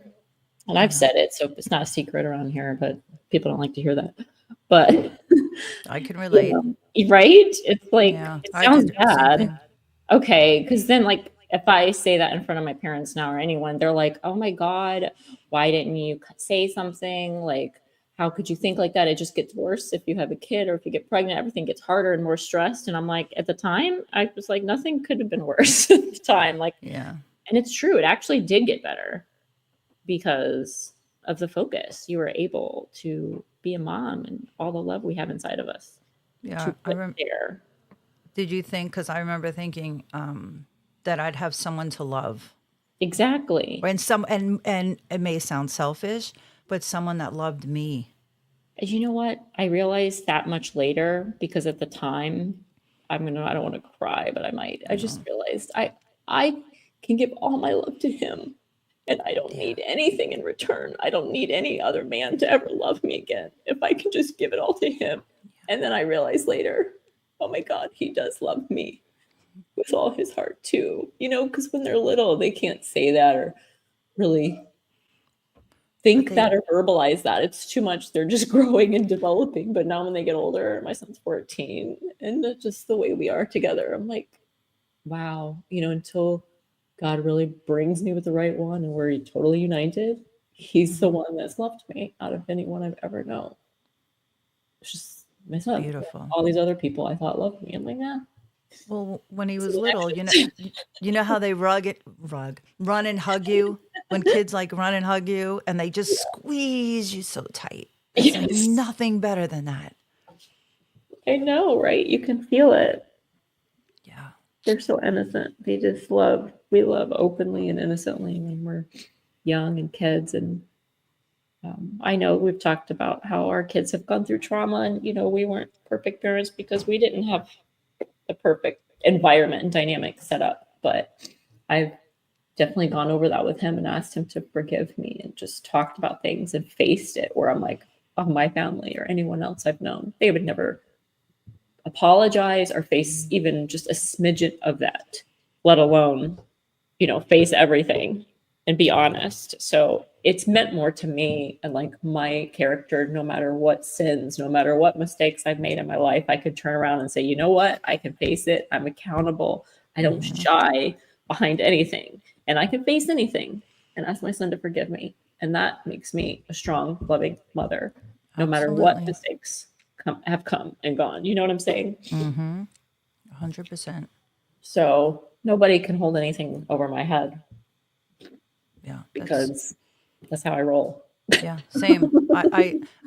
My family, nobody talks about anything. Everyone pretend, and I probably taught them. I mean, I continued it. My family, the elders in my family showed me this way, and I know I did it to my kids too. It's like we just pretend everything's okay. Right. And there's no communication. There's no working things out. Right. And I'm like you in that sense where I'm just like, I call myself out on everything. I hold myself accountable. Yeah. I screw up more than anybody, but I'm honest about it. I don't want to continue. I want to, be a better person. Exactly. It hurts. Sad.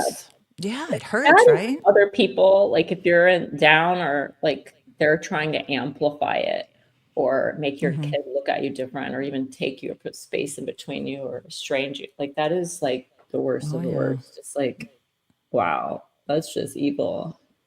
Yeah. family members, like, we're trying to help you, or like, we want the best for you. And they're really just like pushing you further into this whole. And Stay then they say, well, see, look at you. like, look what you're doing, silly. It's like when coming to New York. It's like Coming to America. Remember that movie?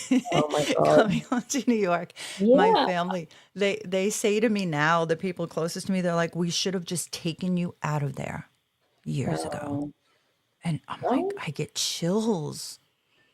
It's like, oh my gosh. Because they didn't even see it. no.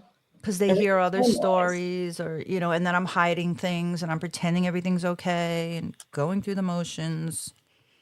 Did you ever, growing up, or even when you got older as an adult, before this whole healing, and say anything like, or try to say like, hey, this is going on, like to another family member, course. to a neighbor or friend? Okay. So you did. Well, when Fine. I was a child and I was abused, when I got I think I was 14, 15, you know, you have like a boyfriend in school, you know, like little kids.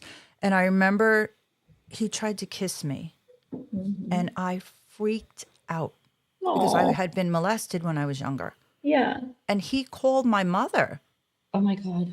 and he said, this is what so-and-so did. Susie's like freaking out, hysterical.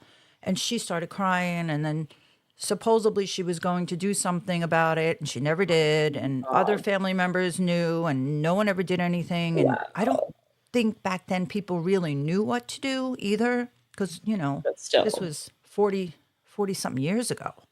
Right. So it's a long time, 45 years ago.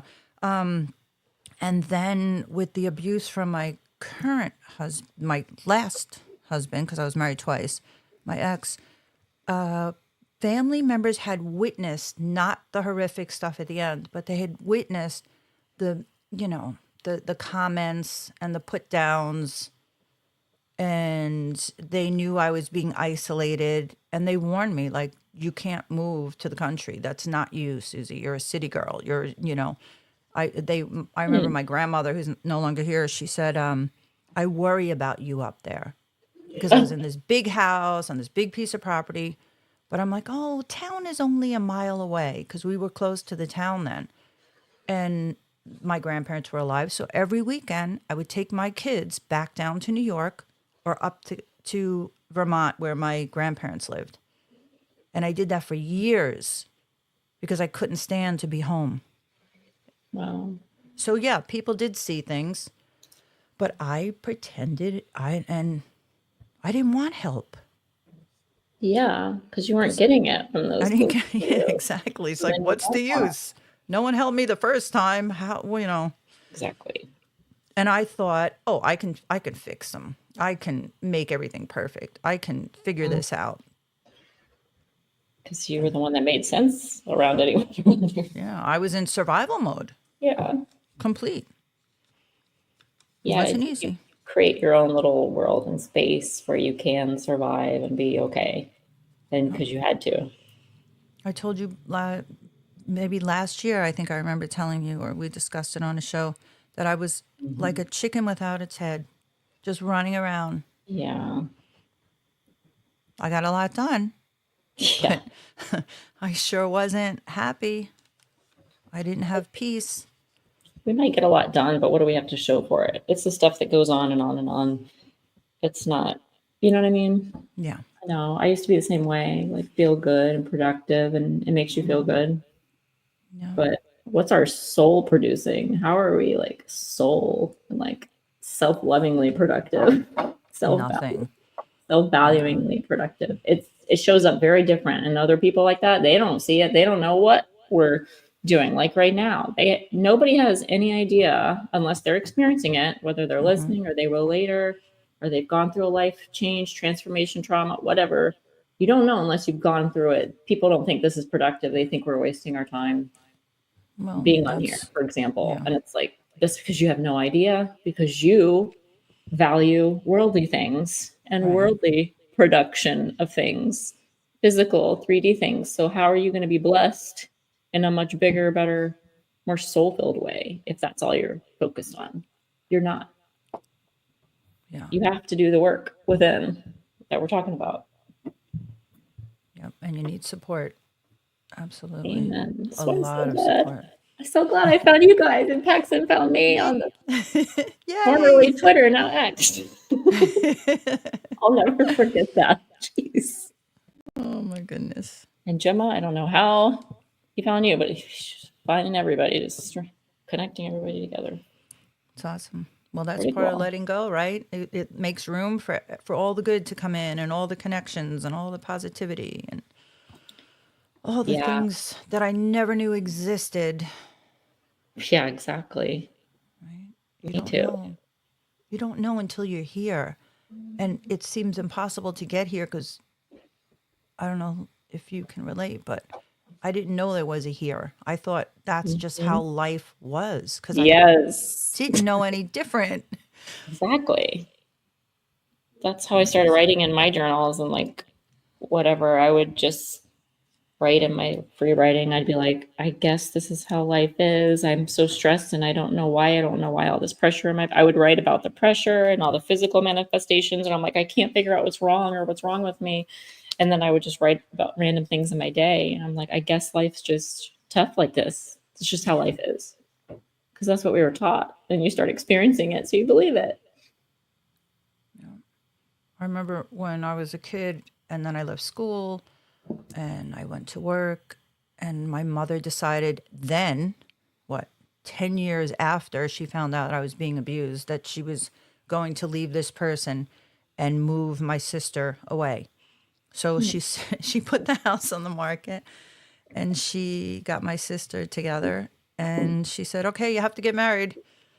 So Oh, right. Oh my I just God. went and got married. I didn't know. That's right. My mom did it. So I just repeated the cycle Oh my God. and I got married. And You I felt was like you had to. She told you Yeah. that. She told me. And I was 18 years old. So from the time she told you that, like, what was your process? Or were you like, I got to go to church, I got to go here, I got to meet somebody? You really want to know? Like, yeah, So this was a long time ago before the internet and Oh online. yeah. So I was when I left school at 15. By the time I finally left, it was 15. I didn't go much before that for a couple of years. But 15, I was completely signed out, and I went to Gloria Francis School of Makeup and Nails. So this was back in the 80s, and I was the youngest one to ever graduate from the school. And I started working. I just started doing nails. I started working in hair salons. I was assistant manager at a Merrill Norman Cosmetics by the time I was 16. I didn't know this. I didn't hear this from your story, or I missed this somehow. And I modeled. I modeled for Hawaiian Tropic for a while. And so my life was going. I was going. I was a workaholic. That's how I escaped. I started working. So I had a couple boyfriends, just nothing serious. And I'd go out on a couple dates. But back then we used to all go to the discos or go into the city to the clubs. And I was 16, 17 doing that. So I remember when she's like, you got to get married. So she's leaving. I'm like, what am I going to do?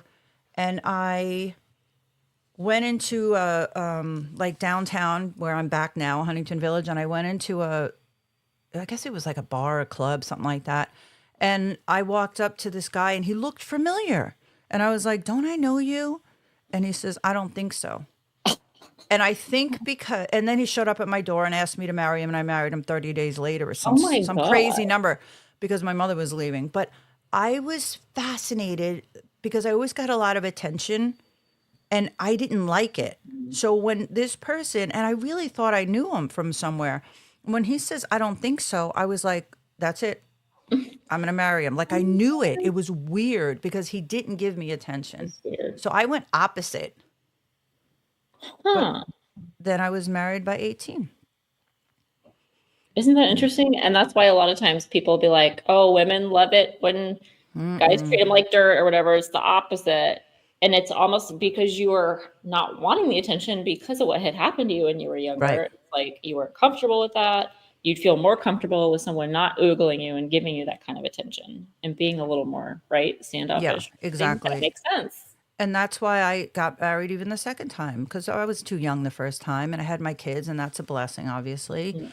And then I started my daycare when my son was a year old. I had him at 19. So I was married at 18, had my son at 19, started my daycare at 20. Dang. And I bought my first house at 24, 25. Had my second son right around that time. And I lived there for like 7 years and I was doing so well, really well. But I wasn't happy in the marriage because Right. I really didn't know this person. And he worked and I just absorbed myself with the kids and I moved back to my old neighborhood. So I knew all the neighbors and it was really great. And then I met my ex-husband, the abusive one. And yeah, so I went from like being unhappy to thinking this is it. And boy, Yeah. was I sadly mistaken. I think because we need to give ourselves time to heal and grow and, figure it all out in between. Of course, you're attracted to toxic and you didn't know Yes. it, right? We attract it and we don't know it until we start healing work or whatever. And if we don't do the work and if we don't work on ourselves and we don't figure out why was I with that first one? I didn't even know because of my mother, because of this, because of that. And then you got to go through all the old traumas. So now you're making me curious even about that one because we've never focused on that as much as. So your first husband, you would say he's not abusive. You guys were just total like strangers, and you never opened up and got closer. You were just going through the motions of like we're married. Yeah, it was more like we're married, and Love you. I'm going to turn into Susie Homemaker, and that's what I did. And he played the part just the same as you did. Like I'm the husband. And I'm coming. I'm home, honey. He was Italian. He came from like a really nice, sweet Italian family. He had 2 sisters and a brother, and I was close with his sisters. And he had 4 nieces, and I loved the girls. So I just surrounded myself with family and all the kids. And I don't know. I don't know what I was doing. I was too young. How do you know what you're doing at 18 years old? I know, and I feel like family, you spend so much time with too much family, too much time, it really will cover over so much confusion and like inexperience and just heartache and sadness and depression. It can cover up so much and you don't even realize it because you're like, yeah, family's everything, right? We're spending the time, the holidays together, and you just keep going and going until you wake up one day. We were very close to my mother's family. My mother's mother and father, my great-grandmother, my grandfather had all his aunts and uncles from Italy. And so we were a very close family. And everyone was very happy, but we just didn't talk about the bad stuff. So everything was wonderful. And my grandparents lived in this beautiful home in this beautiful area. And there was always things to do. And I learned so much. I used to hang out with my grandfather a lot, and he had a business and he taught me a lot about the business. And so, yeah, I had really good stuff. And then, the traumatic things that I never dealt with, that were never dealt with. And I think that's what brought me to this last relationship.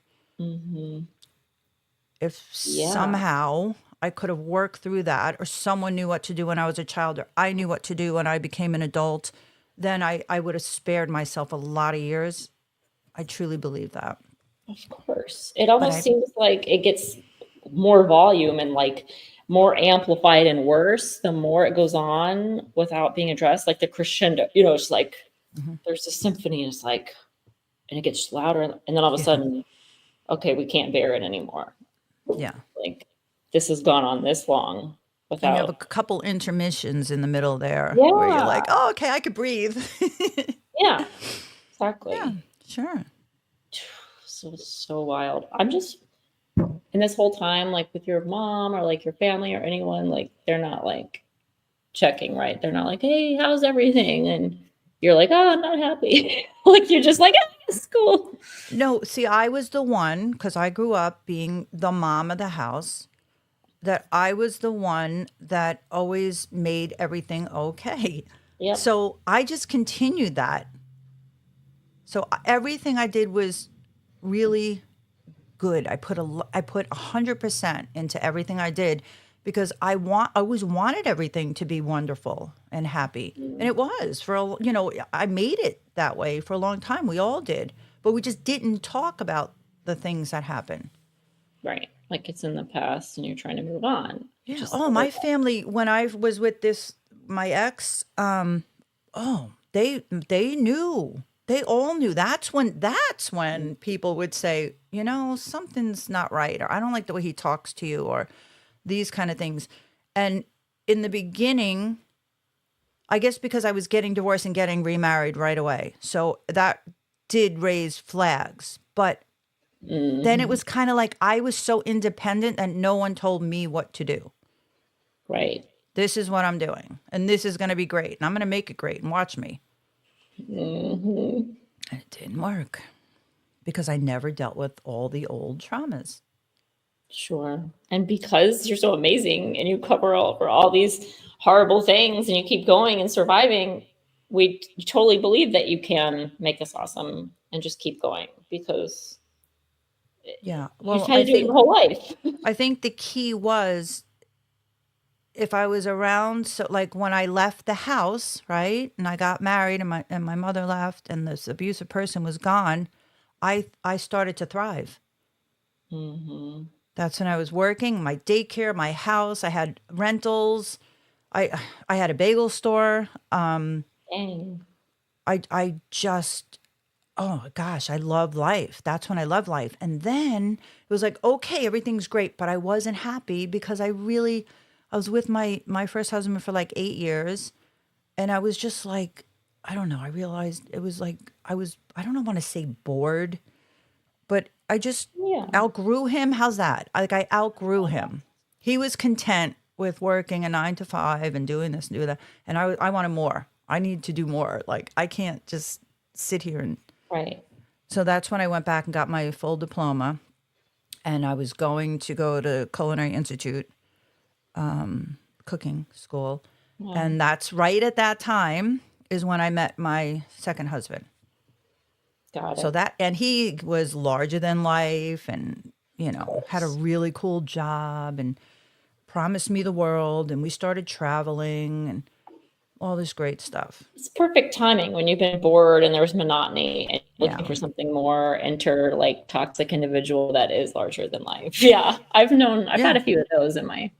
So how many women or even men out there are in an unhealthy or unhappy relationship and they meet that next person without digging deep and going down to the roots of what's going on or why did I outgrow this person? What's going on with me?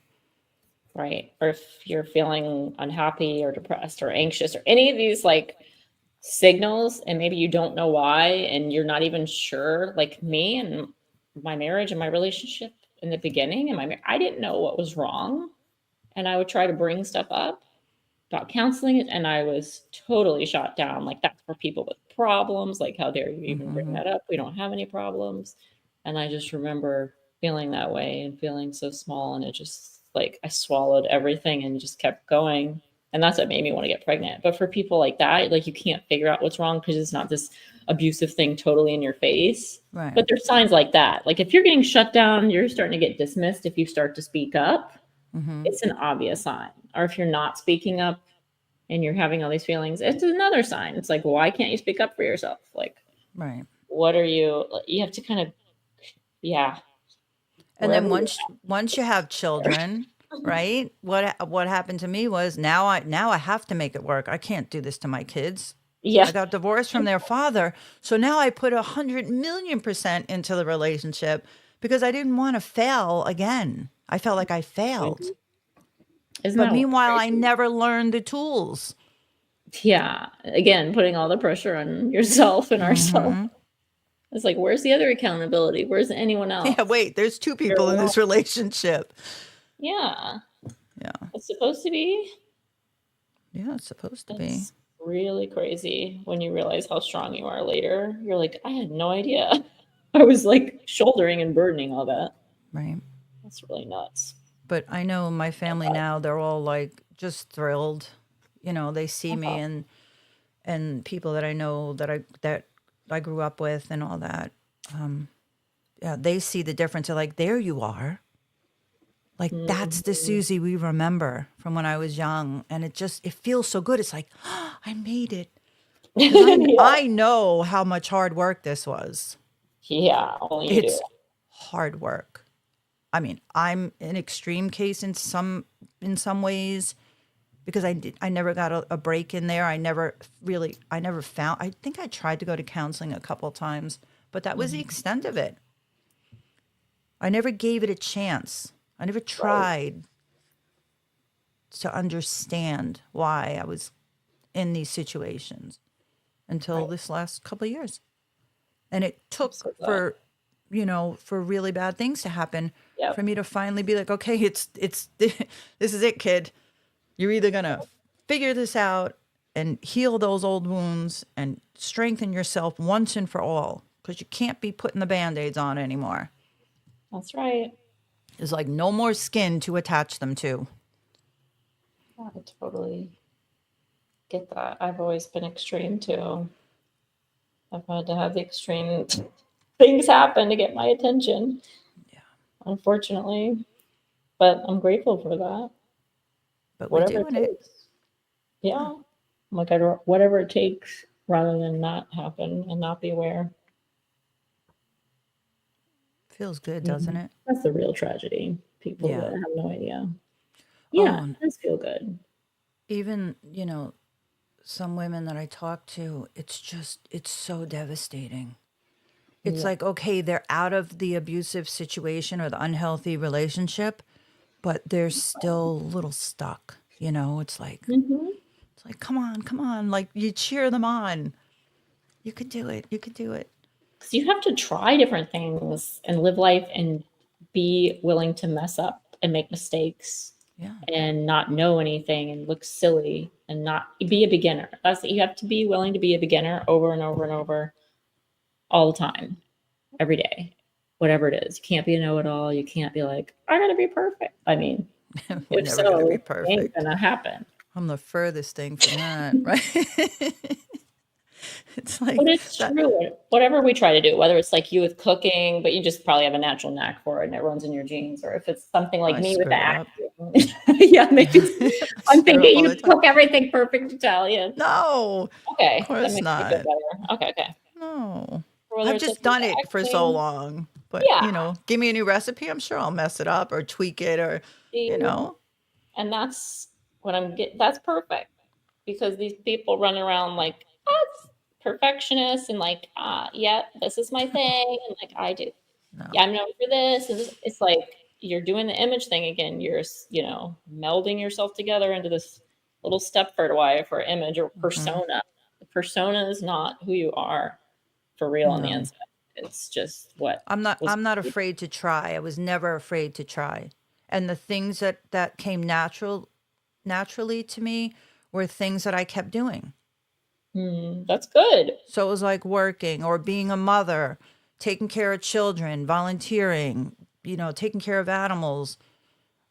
I enjoy I didn't realize it then, but looking back now, I can see that I felt good doing these things. Yes. That was part of who you were. It's like you knew who you were when everything else wasn't like so toxic around you, right? Or you had a breath to breathe, or you were living your life. And what's funny? You said yours sounds so healthy compared to mine when I think about like horseback riding, animals, this, that. And then I'm over here. I have all these memories of like play acting as a kid, but when I would play with my Barbies or I'd play house, just, I'd watch a movie scene and then I'd reenact it. Mm-hmm. I feel like it was so toxic, my play acting, because it was what I was absorbing. I just started pulling out my parents' like liquor cabinet when I was 5 and 6 years old, and just like, because I was doing my little scenes from whatever movie I was watching. Or if I was playing house, I would pretend like the most extreme things, like, oh, I had an affair with a neighbor and now I'm pregnant, and I'd put like a pillow under my shirt and I'd be like, I'm pregnant. Were you the young, like very inappropriate things that I don't know where I got it from. Did you have siblings? I had a younger sister. She was 3 years younger than me. Oh, So because I was she going was to say, were you the youngest or the middle child? Because I don't know, maybe because I was the oldest, so my job was to take care of my siblings. I did, But and I was like that with her. Like she was the cutest little baby to me, and I just like I loved playing with her, but I would do my hardcore playing by myself or like with my cousin. And like, yeah, there was obviously some things that I don't remember, or some things like, oh, Dr. Pepper 76 down here, he said media can be impressionable. Yeah, you're very right about that. Like movies I've watched, just being surrounded by things people were saying, maybe some things that happened I don't remember, spotty memory. There was just a lot of sexualization as a small child. Because like I remember knowing everything at a young age, and like, you know, just a lot of different things I probably won't mention on here. But it's like, uh, yeah, it's I'm realizing later, like after I have a son and I'm talking to my friends and making sure he's healthy and good, I'm like, all of that was not normal. There was obviously some things going on there, you know. yeah, I don't know. Maybe because my grandparents were old. It was like I should have been their daughter. So I had so many people around me that were mature and stable. So my mother and my father were so young and immature and dysfunctional. So like during the summers, I'd stay with my godmother had a house next to my grandparents, and my godmother and my uncle, my mother's brother, they're the ones with the horses. So it wasn't, you know, my aunt, I would ride because she taught me. It was a blessing. It was a blessing. But after I was abused as a child, I stopped riding. So my See, life did change. And that's when I didn't really want to go to school any longer. But I still took care of everything in the house. And I knew I had to go to work. So I just oh, put myself into work. yeah, to focus and like hide and make yourself scarce, right? Like No, I I'm gonna needed focus. to. No, I'm more like I needed to make money and I wasn't Okay, going to school. And I liked working. I enjoyed it. yeah, you made money. Yeah. And Makes then sense. I would take my sister, my younger sister, and all the kids in the neighborhood because I bought my house back. Well, I lived there with my mother, and then I bought the house back years later. And a lot of them were still there. They bought their parents' houses. So I would take all the kids. My younger sister was 11 years younger than me, 11, almost 12. And I would take all the kids like to Adventureland or, you know, to the ice cream shop, whatever, because I Mm. was young. You know, what was I going to do with all this money? I bought clothes. And I traveled then. I would jump on a plane and go visit like family in Florida, So all that cool. kind of stuff. That's a really cool experience, though. I don't know. How old were you? Even if it was, When I was doing that, like yeah, 15, 16, dude, 17. And so then I got married young. at 18. And then I bought my house. So then I was settled. I was already settled. Isn't that wild? I had 8 to 10 kids a day that I watched. So I was very busy. I didn't have A time. lot of Yeah, responsibility. I had a lot of responsibility, always. See, I didn't have anything like that. You did. I just kind of relate to the young age thing because I was 17 when I met my ex-husband and we Hmm. stayed together, and I was 22 when we got married, and I was 25 when I had my son. So it was See, just like that kind of young is weird for my generation and people that I know. They're like, "What? You were so 17? You settled mm, down and didn't break up?" Like that's weird. that's young. Yeah, my like crazy years were 15, 16, 17. Where when I say crazy, I'd like go to the club and or concerts. But you see, I got spared from a lot, I believe, because the kids that I would have been hanging out with were all doing their teenage stuff. Oh Where yeah. I was in a True. different group of people at that time. Like That's people true. from work. They were a little older and more mature. So Yeah. I would go out dancing or concerts, that kind of Seems stuff. more fun than the Yeah. crazy, yeah, teenage stuff you would have gotten into. See, that's very interesting.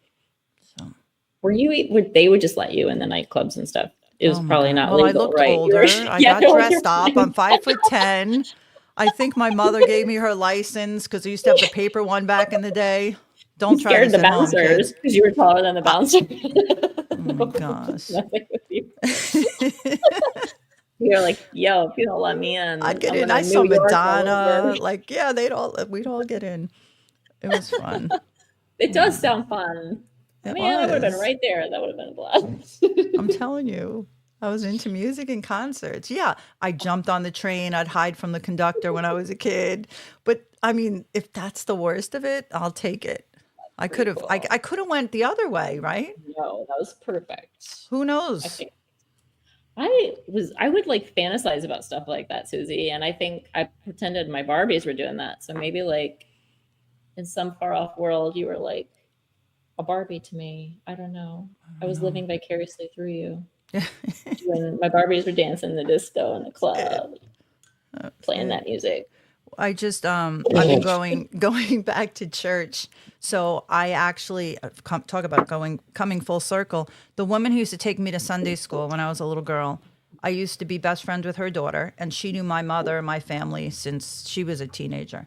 So now that I'm reconnected with all of them, I've reconnected with my girlfriends, her daughter and her younger daughter was the older daughter I was close with.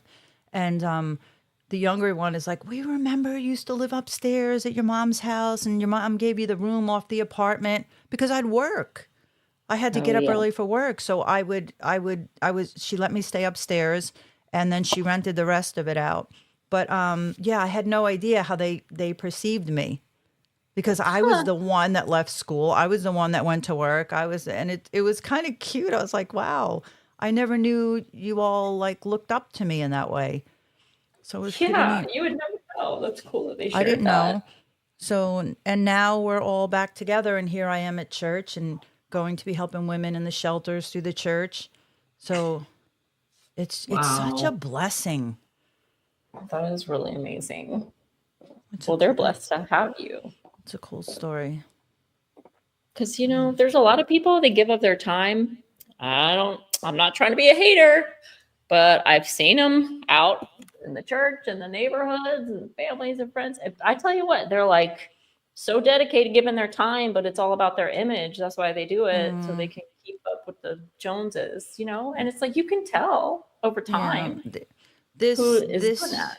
This family, this woman, she's just the most sincere, kindest person. I know what you mean. I totally know what you mean, and I've experienced that before. And that's why I didn't go to church and I didn't practice my faith for a long time, especially because I was living with someone that was like this as he was abusing me. So it really messed me up. Exactly. I stopped praying. I stopped reading my Bible. I stopped like having faith because I couldn't understand what in the world I was living in. Yeah, exactly. If you're like, this is what they're doing, then I don't want to do that. Right. Because that's not, yeah.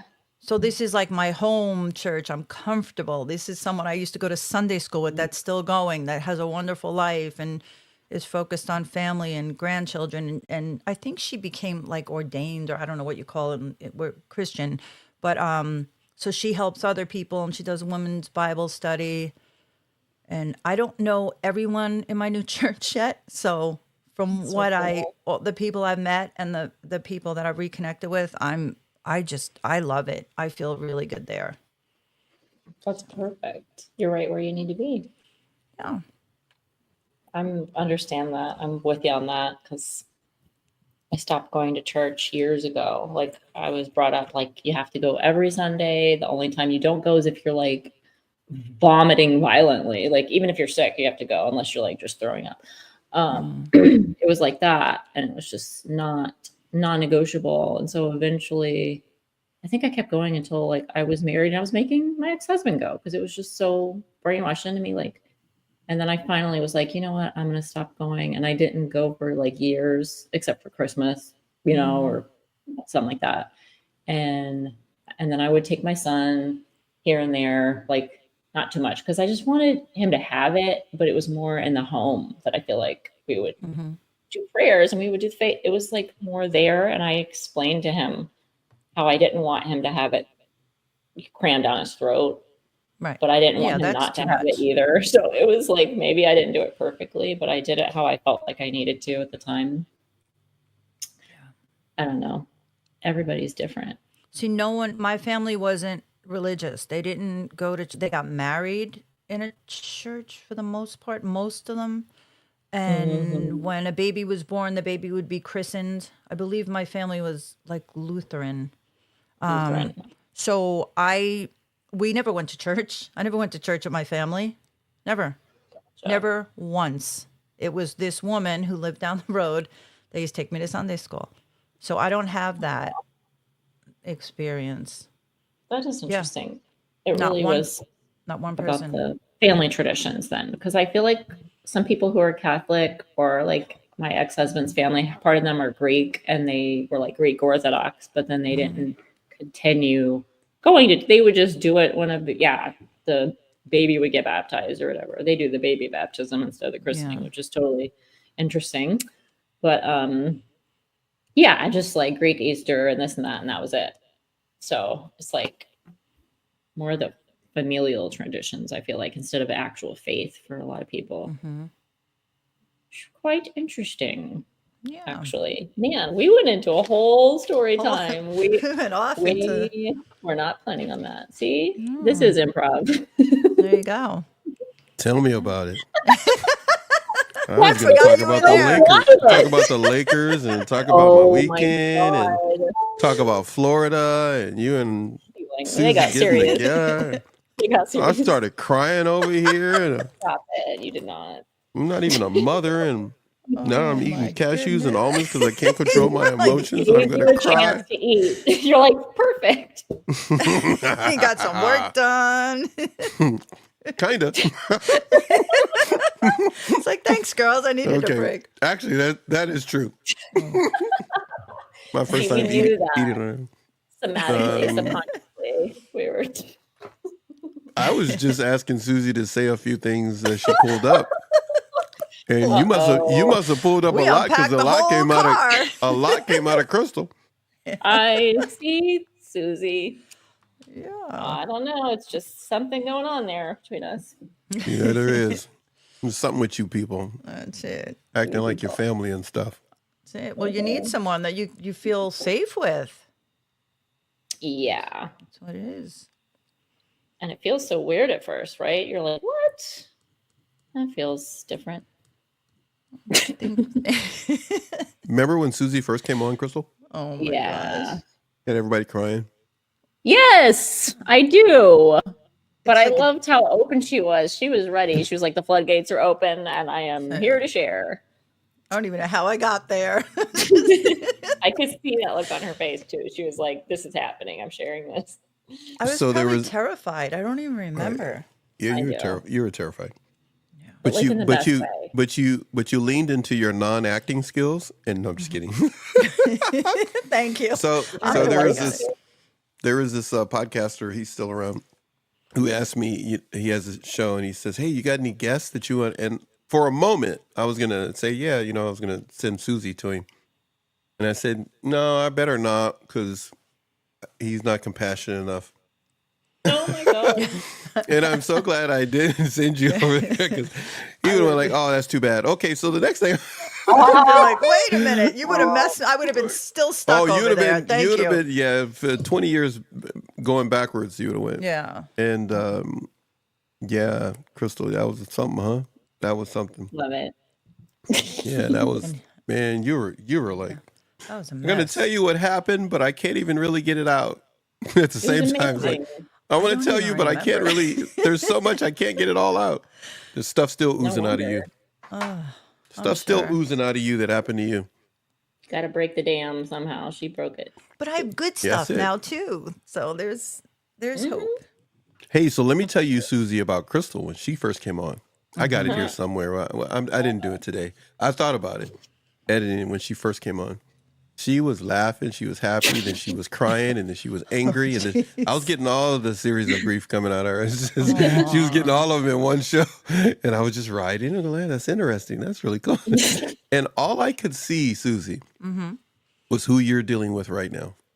Yeah. The person Who was you're talking to underneath. right now is all I could see.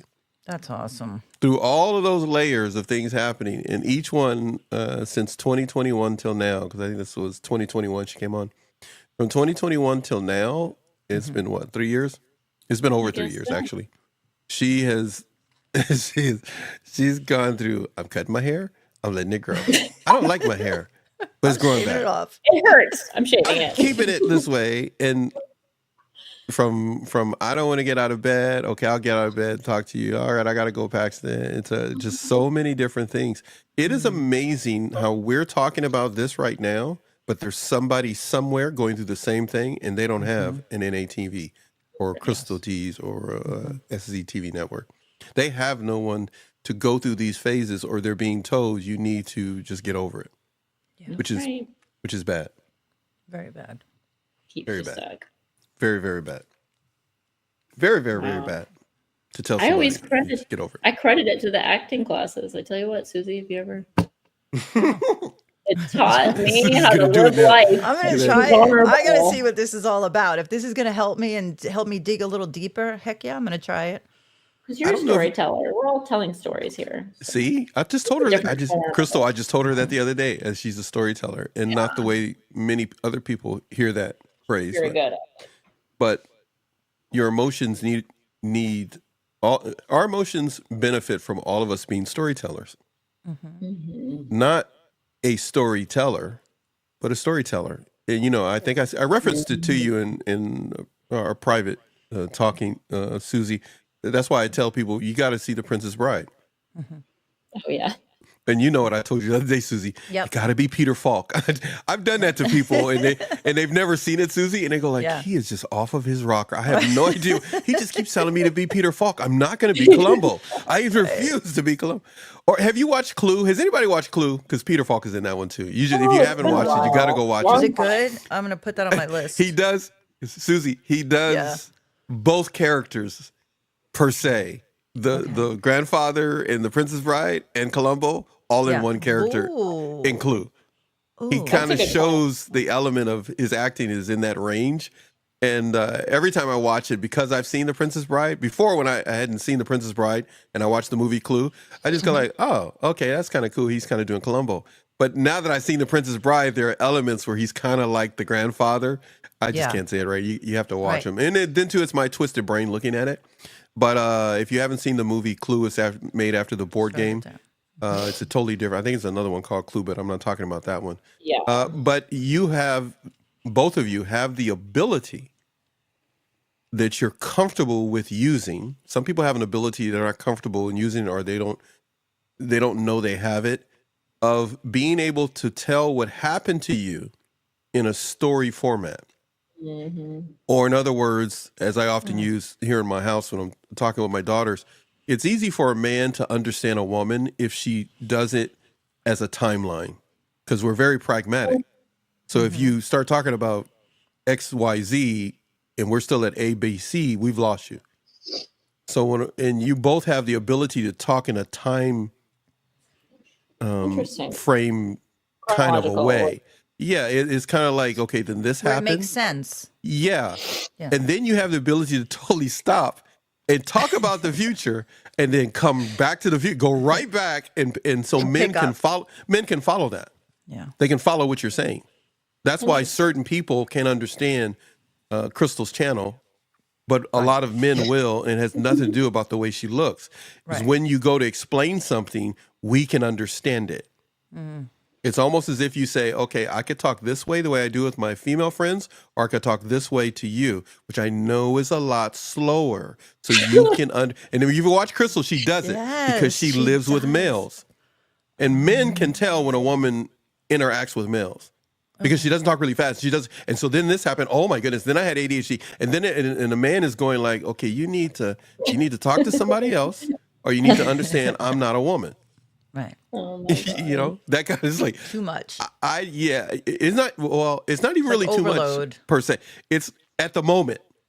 But if they don't go like, okay, I tag out, I'm out. It's like wrestling, right? Okay, I'm tag out, I'm out. It's like if he doesn't do that, he goes like, okay, I'm in it for the long haul. Let me just listen.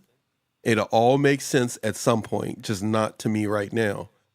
And so what both of you do with your content, and when you're on, you just did it. When you go back and listen to this, you can watch it, but you know what I always say, don't watch it, listen to it instead. Mhm. The listening experience is exactly what Dr. Pepper was talking about. And I'll put it up on the screen what Dr. Pepper said.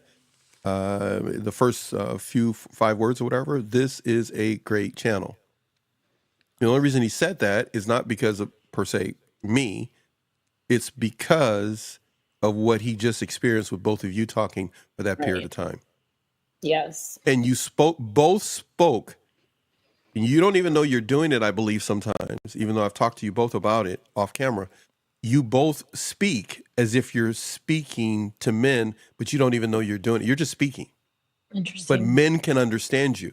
But when a man has an agenda, and this is what we talked about separately or collectively, when you had men in your life who had an agenda of abuse, neglect, lying, and all the above, yes, they're not going to understand. They understand you. They just don't want to understand you because Yeah.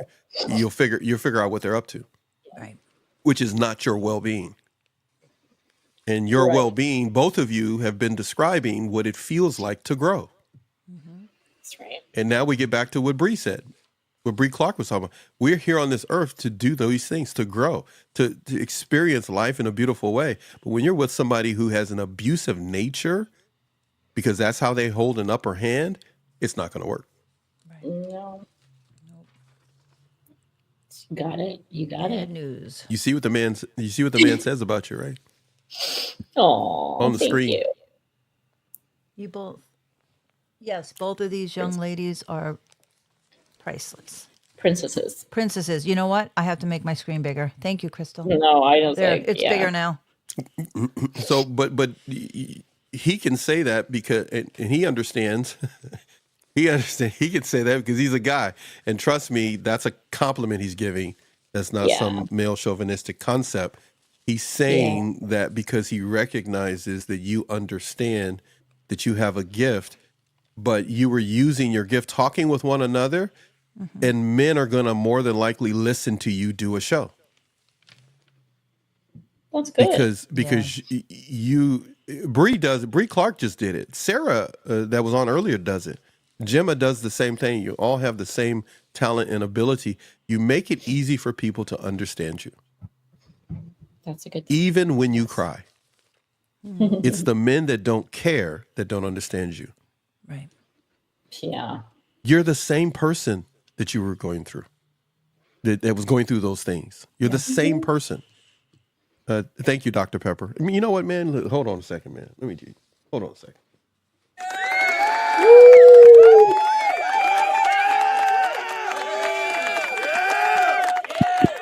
Dr. Pepper says, I appreciate this channel. Trust me. We trust you on that. We really do. Because there's a lot of information Susie has prepared and Crystal is going to talk about. We need to get... Crystal, thank you for putting that up there. If everybody looks on the screen there, Crystal, thank you for working the chat today. Crystal says, thank you. We appreciate that. And we appreciate you too, as well, for being here. And everybody needs to understand who may be passing through for the first time. The regular audience knows this. We will be doing this even if nobody was here. We're just so grateful that all of you are here. We are working for you. There is nothing you could give us that will make us happy except one thing.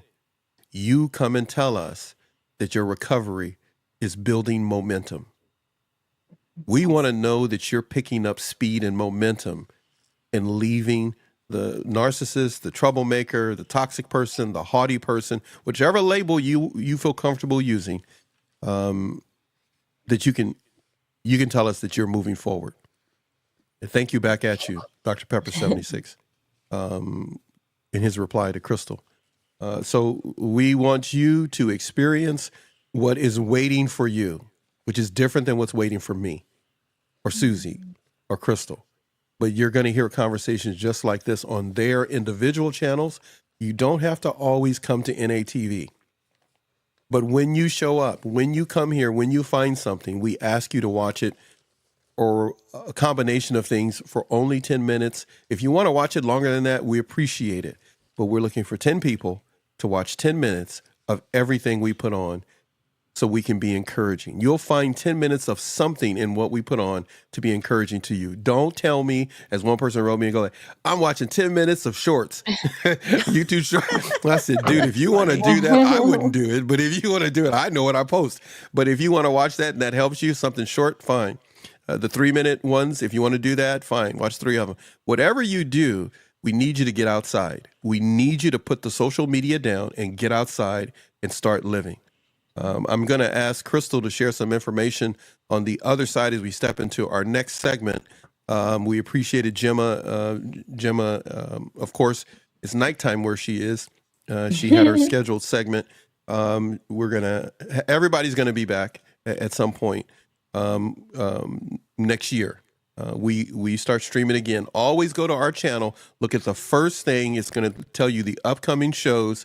Many of you have requested that, so we haven't posted everything, but we have upcoming shows scheduled all the way into the summer of 2026. So we will be posting all of that so you know what dates that we're going to be coming on. But we have other shows in between. But we need you to support Crystal and Susie at their individual channels. Crystal sent me a bunch of links that I have, right? I think you just updated links and stuff. Crystal, I just wanted to make sure you had them. Yeah. So everybody, I'm going to make it a point, probably over the weekend or definitely by Monday, to make sure all of those links are in there. And also the same thing for Susie. There are things you can do for Crystal and Susie. They will be dropping different digital products. Susie has her merch store and stuff like that. There are different things that can be done. We're going to address a lot of that after the year is up. But a lot of stuff will be in the links. I want to get to a lot of the information that you both have. We're going to start with Crystal, and then if both of you are still up for staying around, I want to get to Crystal's information, Susie, that she has. I don't know whether you sent a copy to her or not. I'm doing this in front of everybody right now, but so Crystal, I don't know have if you other information too. I have like 5 different tabs. I know. Are you Hey, let me looking at my computer? How did you know? Listen, I told you, I know you. I told you that from the day one, 3 years you may ago. not want to I see know it you. anymore. I know you. Hey, put that. Hey. So, let me get this here, Dr. Pepper. Thank you. But Susie, you sent me some stuff too. I don't know if it can be done. I know it can be done, but I don't know if it can be done. Depends on both of these ladies. No, I'm not going to say it because I don't want to say it in front of everybody. I got to ask Susie first. But Susie sent me a couple of things yesterday, and I was like, oh man, I wish I could sneak that in. So some things that I had planned, everybody, is not going to happen. I'd rather share this information on the way out at the end of this year. That some things Susie sent me, but Susie, I just want you to touch on it because we're saving it for some other stuff. You know what I mean? Yeah.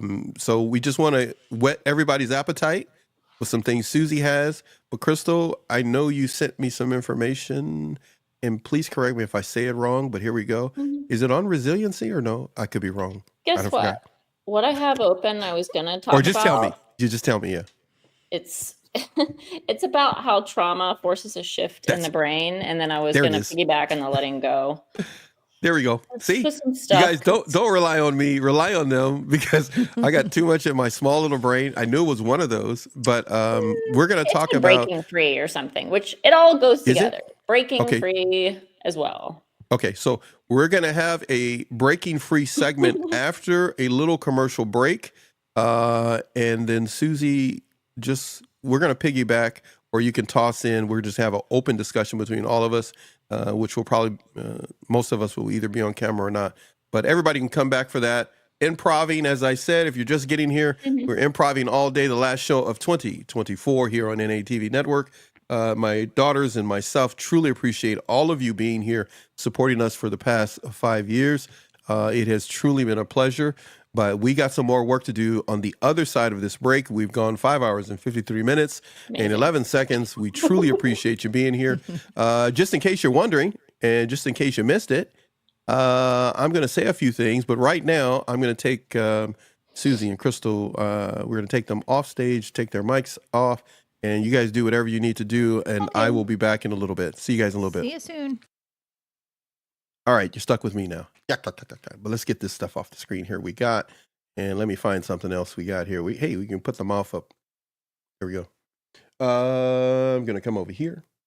So there were a number of things that I had planned to do with you, each and every one of you, to entertain you and also to share some things. Not going to happen now. We'll save it for next year. We're going to let Susie and Crystal kind of carry us out the rest of the show and a few other little video things that I got going on that I will do with you as well. I'm going to hit a button here. We are going to be right back in just a moment. Give them a time or two to gather what they need to and do what they need to, refresh their voices. Live streaming on NATV network. Well. Channel like no other, but we're not the first ones to do it. You are unique in who you are. So we need to up our game and keep up to pace with you. You're doing the best you can. See you in just a little bit.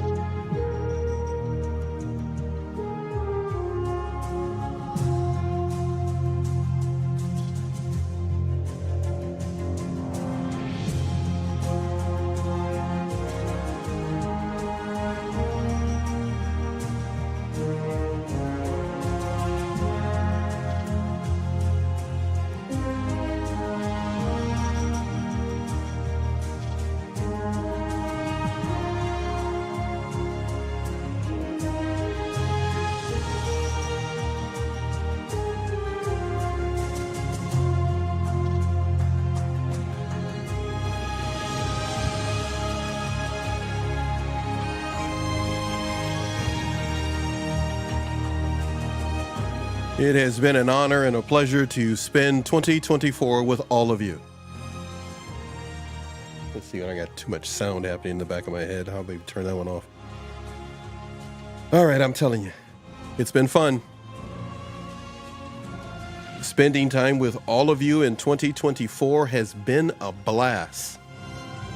But we need to show you what we've been working on for the past half year or a little bit more for 2025.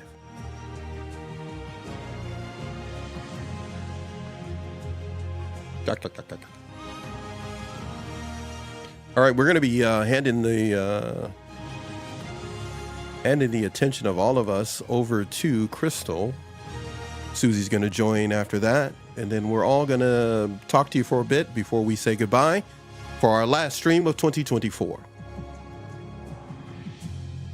This is the format that's overall coming your way in 2025. And a number of other things we, of course, need to leave as a surprise for you.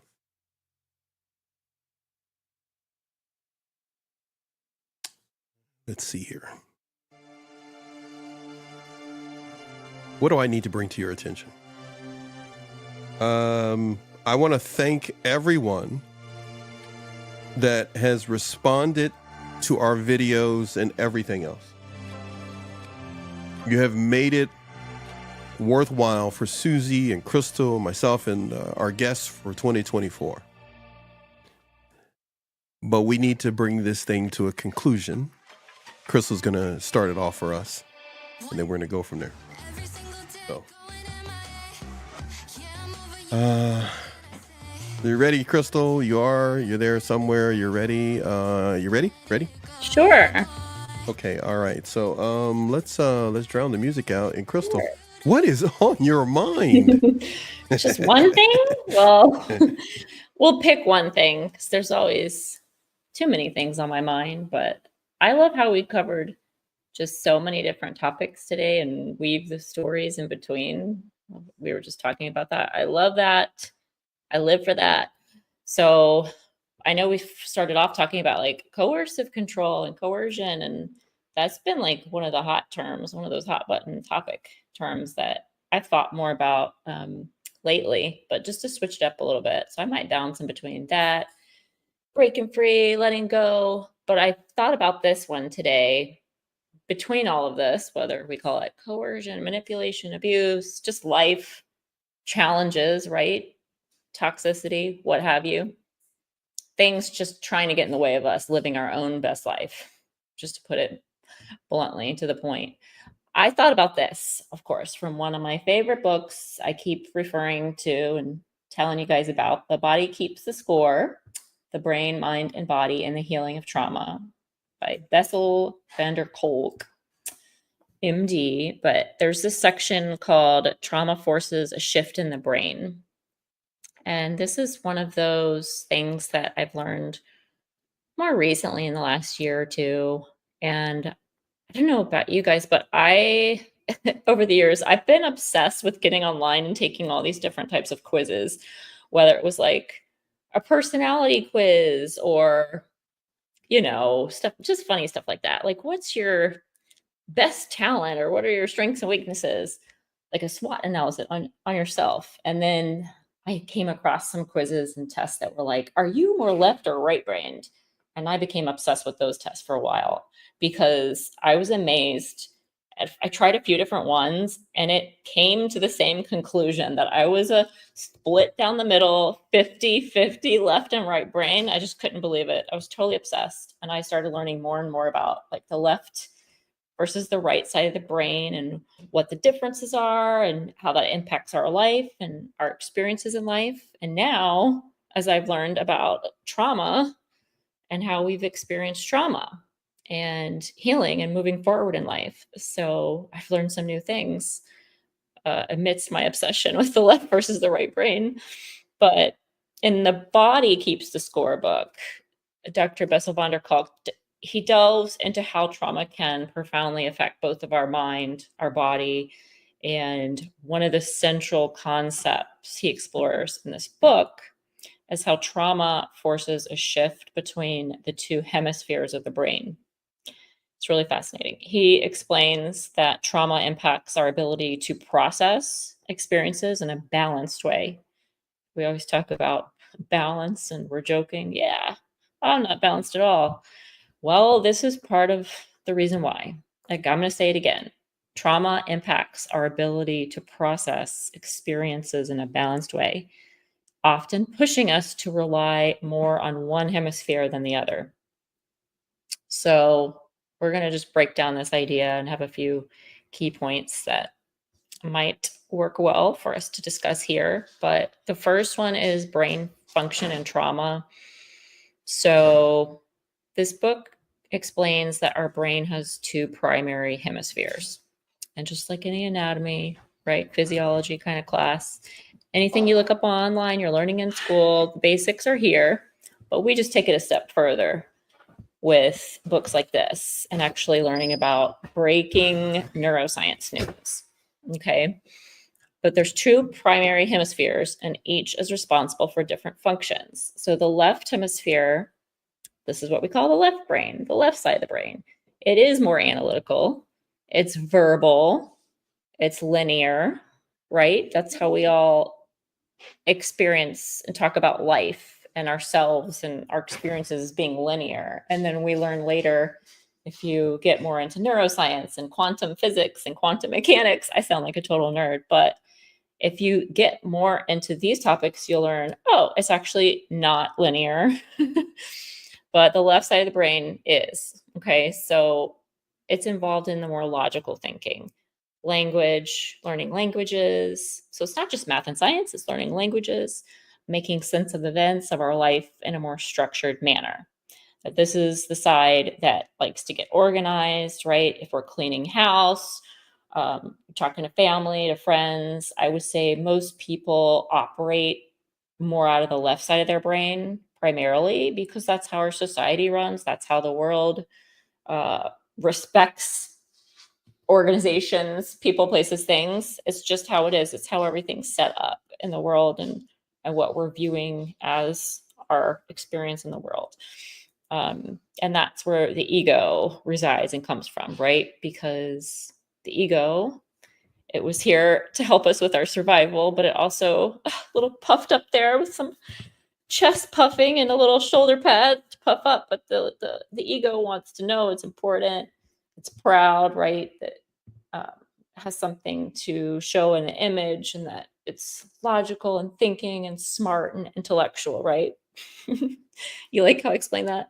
And then we have the right side hemisphere, and this side is more emotional, right? Some people can be almost like insulted calling you more emotional, but this is our right hemisphere of our brain. This is integral to us living a full, best life and experiencing all that life has to offer. Emotional, sensory, meaning all of our senses. If you lose a sense, if one of your senses is weakened, it weakens your entire life experience, right? But thankfully, our bodies are so smart. Another sense will heighten to go ahead and balance that out, equal that out a little bit, but to help with the overcompensation there. So we got emotional, sensory, intuition, intuitive. That's often put down. I know when I was growing up, the faith-based and the Christian religious-based structures was people were often saying, do not trust yourself, do not go off your own intuition, only Jesus can save you, only God, you only listen to God, you don't listen to yourself, your intuition means nothing. And it really was damaging for me because it's taken me a long time to learn how to trust myself again and build my own intuition and align that with what we would call God, the higher power source. Okay. So still on the right hemisphere, it's crucial for processing nonverbal information, which so many people, the way we're brought up, it's like, what? What do you mean nonverbal information? Right?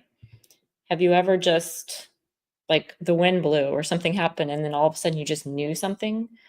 I've been experiencing that my whole life, but more and more over the last few years, I have experienced what I call the great knowing. I'll just start knowing things and then I'll fact check it. I'm like, is this even true? something on my right hemisphere activated so sensationally, so amazingly, that I can confidently say we're all fully capable on our healing journey to process nonverbal information, things we're not even looking for, and it could just find us and we could know it, and it will absolutely strengthen our intuition. Body language, other nonverbal emotions and communications, especially important. This is for self-awareness and empathy. So I feel like that's often why in this world, in our experience, the right hemisphere, the right side of our brain is often blocked or held back or diminished, put down, because it can be so powerful. And when you link the left and the right together and you have this total mind and then body connection, we become unstoppable. And yeah, I mean, there's nothing that can come against us when everything's working so perfectly how it's designed. So when a person experiences trauma, it disrupts the balance. And traumatic events can often overwhelm the mind's ability to process experiences in a rational or verbal way, right? And this can cause the brain to become stuck in that survival mode that we talk about, just heavily engaging on the right hemisphere, the emotional, the sensory, while the left hemisphere, the logical and the verbal, becomes less accessible. It's a lot. It's a lot to take in when we're learning about it now, too. So this brings me to my second point, the shift from the left to the right hemisphere. So survival mode and the right brain dominance. So in moments of extreme trauma or stress, the brain goes into survival mode, often shutting down the left hemisphere and over relying on the right hemisphere. So this can result in emotional dysregulation, flashbacks, a sense of being disconnected from reality. The right hemisphere reacts to trauma by triggering emotional responses that are often not fully processed or understood in a logical sense. And that's where I know we were talking earlier about trying to figure it out with our left brain and make sense and get the information, and we need to figure out what happened and why. But really, our right side is just simply reacting to the trauma. It gets the brunt of it. It triggers the emotional responses. It triggers the survival mode. It triggers our intuition, our animal-like instincts, right? But it's our human intuition instead of the animal instincts. And they trigger those emotional responses that are not fully processed because the trauma's perhaps been too much. It's too fast, too much, not fully processed, and not understood in a logical sense. And like this book explains, it's very much to protect us. Our brain's trying to protect us.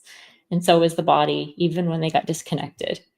They're doing their best and absolutely giving us their all, which is very much appreciated. So, disconnection from language and logic. Because the left hemisphere, because it's responsible for language and linear thought, it's less engaged. So the person might find it difficult to articulate their feelings, for example. Might be these people we call avoidant or not emotionally available, right?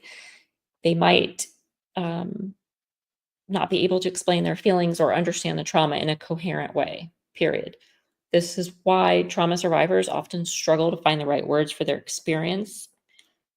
Trauma survivors often struggle to finish sentences, just like I'm talking through this. When you really think about the trauma, it can get us stuttering, it can get us tongue-tied, it can mess up parts of our story if we let it. And if we do the work and we just face it, and we grab hold of ourselves and everyone that we know is part of our soul family, and we link arms and we do this together, absolutely, we become strong enough. And we're passing the baton on to understand and feel the trauma, to face it, to heal it in our most coherent way possible. This is why trauma survivors often struggle to find the right words again and the right ways to express and how to heal from our experiences.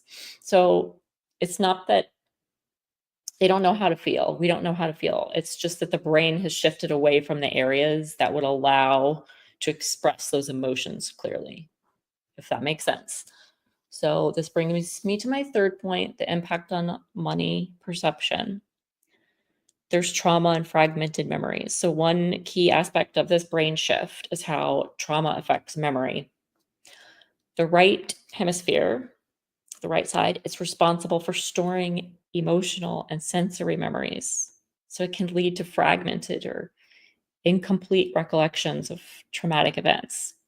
Instead of a coherent verbal memory of an event, something chronological, that the person may only remember fragmented sensory experiences like images, smells, sounds, even just a whirl, like you're almost watching a movie scene and it's just flashing and you have no idea what to make of it.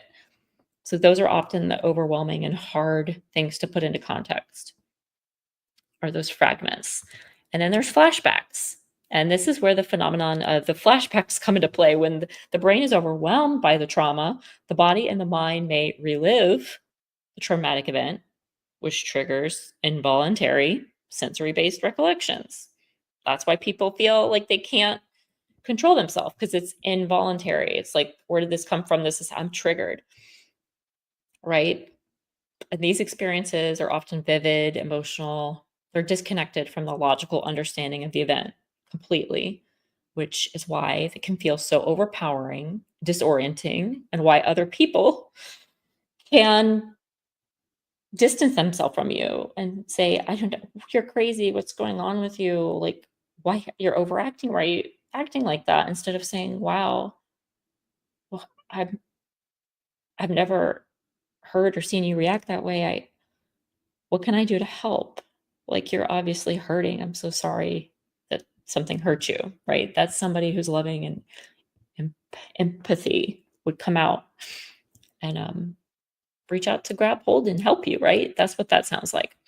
So number 4, the challenge of healing and rebalancing the brain.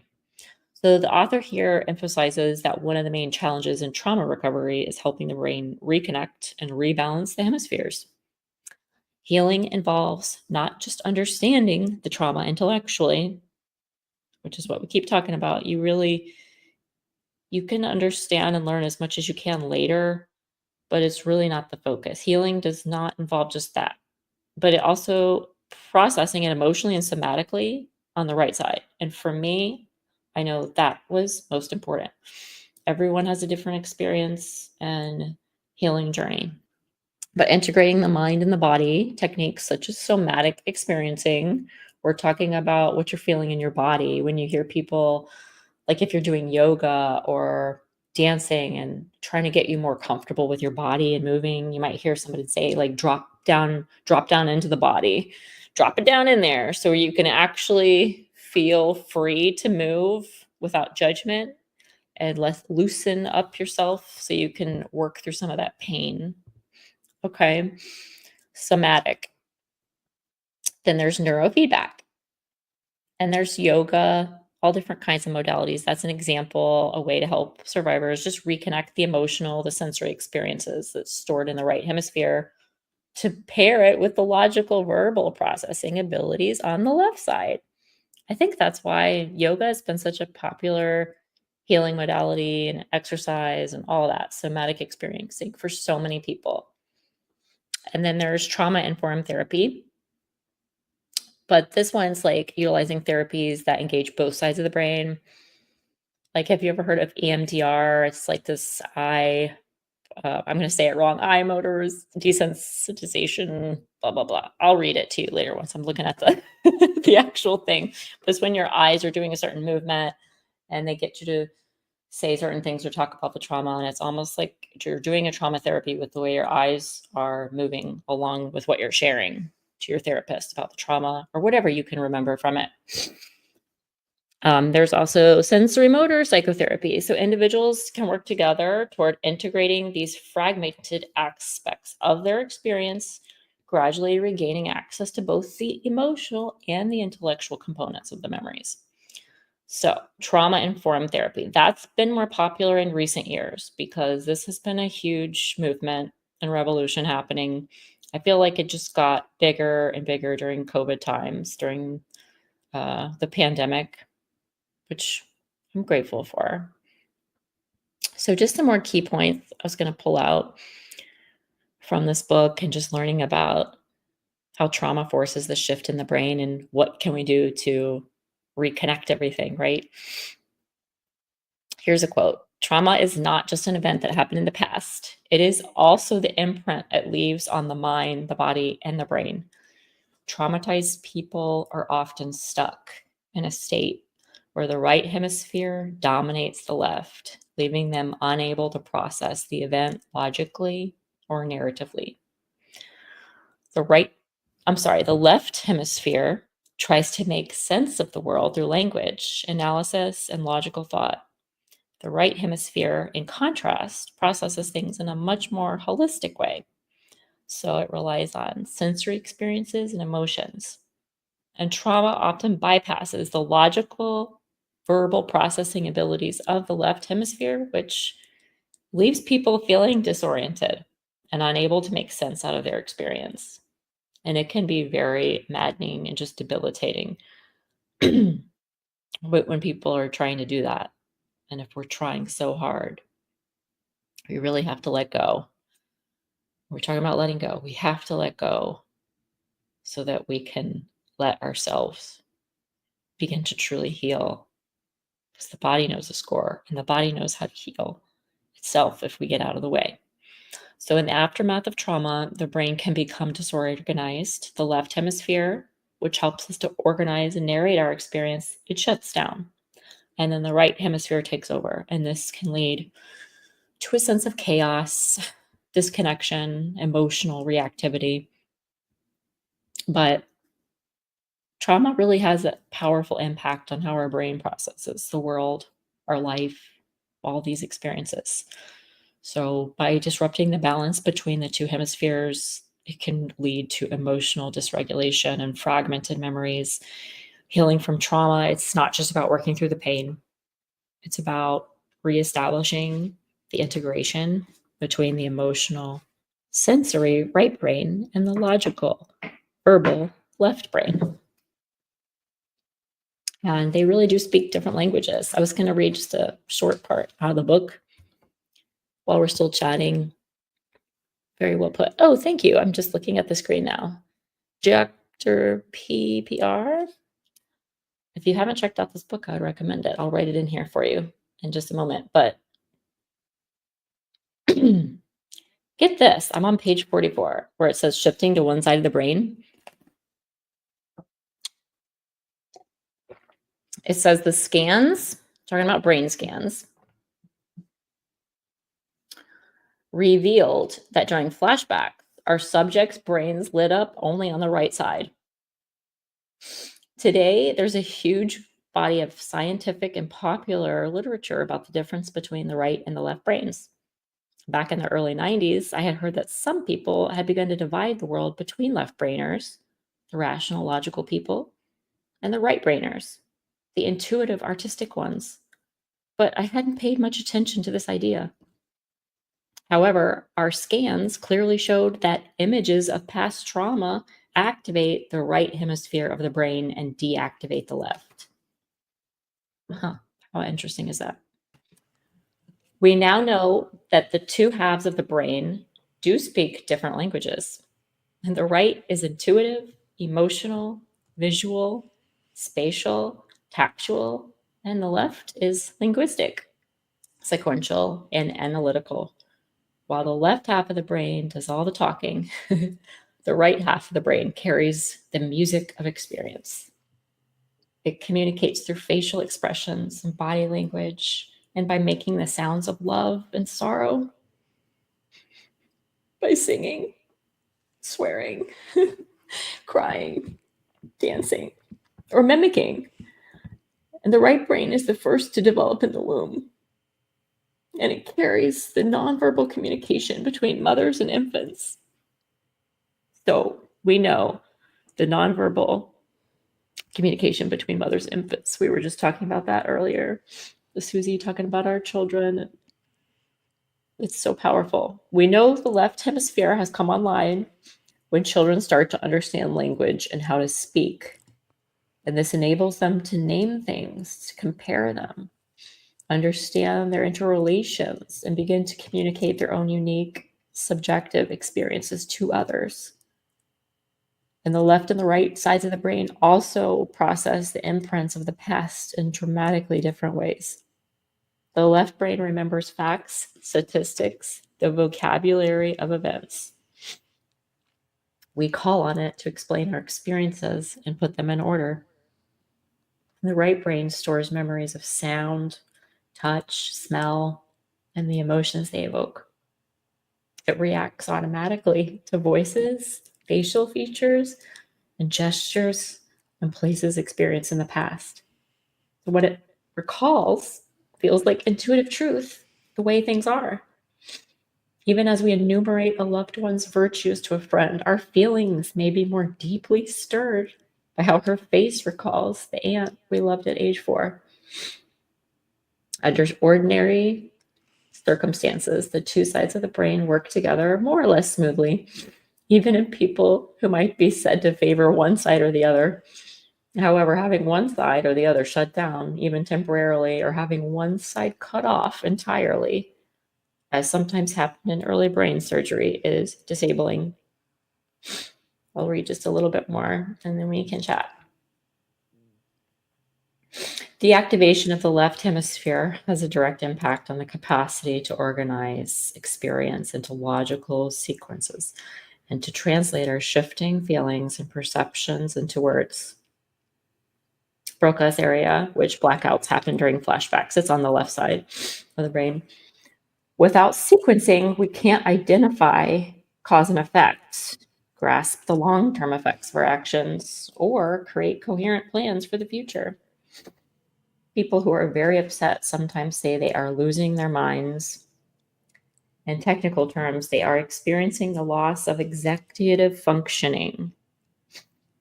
And I learned about that when I was diagnosed with ADHD, when I was reaching out for help the other year. We were talking about that earlier with Gemma and Susie, and I learned about executive functioning. And we can talk more about that too, but that's a huge part that's impaired with especially ADHD, sometimes autism.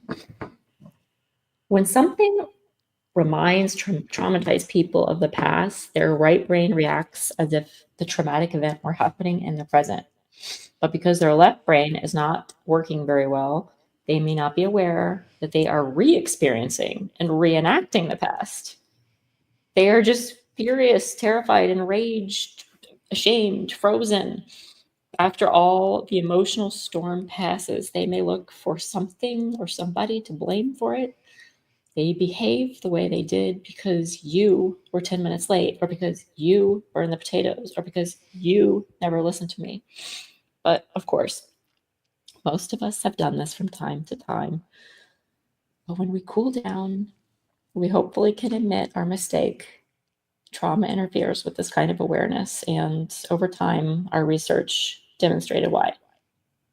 And that ends on page 45. So I pretty much read a whole page from the book after chatting about that. But what do you guys think about the left and the right and just everything? I know there's a lot to take in.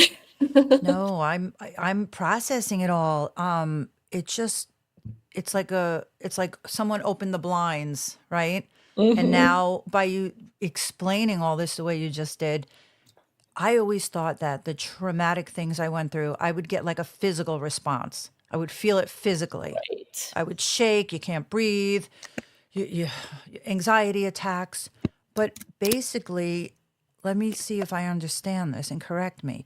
So it was it like the PTSD and the anxiety and the stress, was it the right side of my brain shutting down or overtaking the left? I know. It's like, I know. And see, your left brain wants to understand it all. You can This see is what me, we're I'm talking like- about. We do it all the time. I love it. But I want to So, understand. Yeah. So when we're actually, it's truly traumatized, it's just too much. Mhm. The right side has to take over because it's the survival side with that self intuition or sensory nerves and experiences are in there. Anything with sensory got to take over.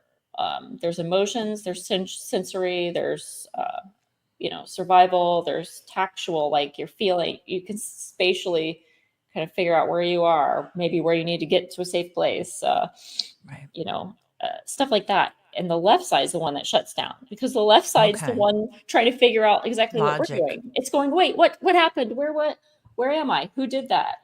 Rationally, chronologically in order. When did that happen? I don't know. It's trying to figure it out. So it's shut down because the right side had to take over. They couldn't like hold hands and get through it together equally. Somebody had to take the reins. And the one with the sensory and the intuition, it's our animal instincts as humans. Our intuition is our instinct. So the physical responses that we go through with the panic attacks, you can't breathe, can't think, like right now, okay, I'm thinking about trauma and my brain literally just stops. It shuts off. So that's the left side just shutting down, because the right side, even though it's not happening now, the right side remembers it and is still reacting to it. Yeah, it kept you safe and it helps you survive. So it's a little flutter letting you know. And now, because you're not, even if we allow ourselves to keep reliving it and putting ourselves in the same situations and feel we're going to keep reliving it. And sometimes it just gets worse and it can become debilitating. Right. Right. But when we do what we're doing, we keep picking ourselves back and putting ourselves in a healthier situation and moving on the healing journey. We might try to figure it out along the way, but the more we connect the mind and the body and we do some of those healing modalities we're talking about, whether it's trauma-informed therapy, yoga, journaling, being out in nature, dancing, there's just so many somatic movement. I keep saying dancing and somatic because just those simple free-form movements can help break up the trauma that is stored in the body. It's not stored in the brain because the left side and all that in the mind had to take a break. It got stored in the body.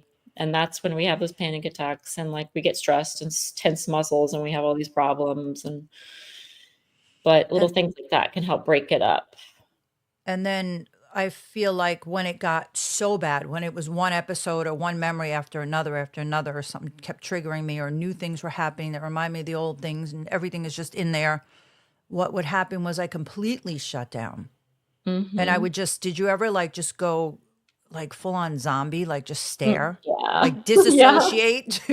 I don't know if anyone can relate, but it's like you can't even process your thoughts. It's like such an overload. So that's what's happening. Yeah. And the brain is splits. The brain literally like splits. Yep. Wow. To protect us. So it's pretty cool.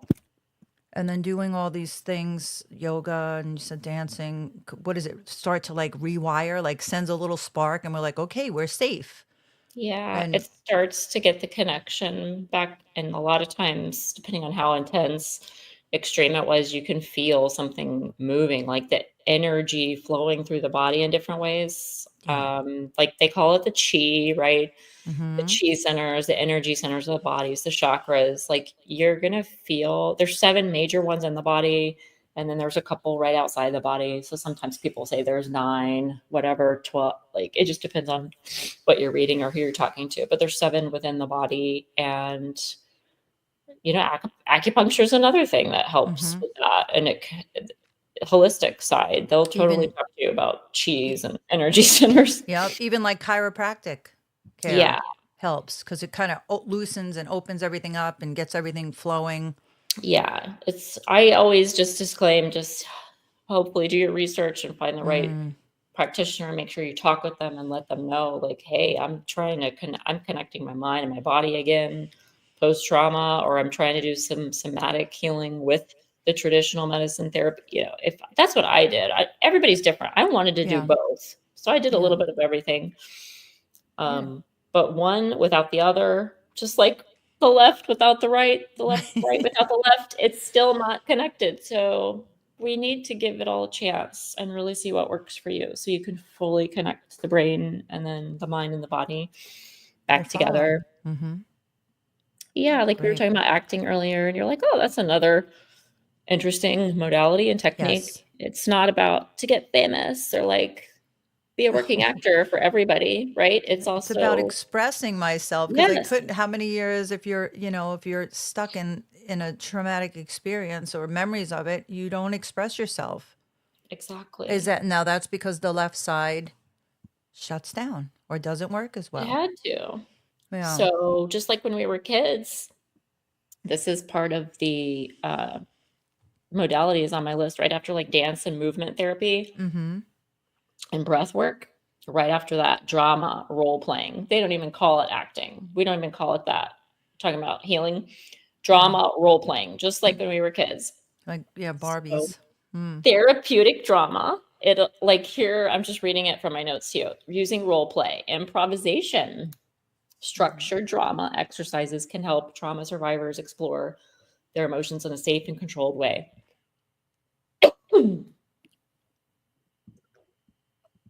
So acting out different So acting, scenarios. I'm gonna look into that. I will try anything, and I feel like every time I add something new, it helps me a little bit more. Right? So, yeah, Me too. You and me yeah. both. I know, right? It's like I'm excited. What else can I try? Oh my gosh. That's been me. I've heard about EMDR therapy. I have not tried it. Bless you. I have not tried it. But something with rapid eye movements, and Yeah.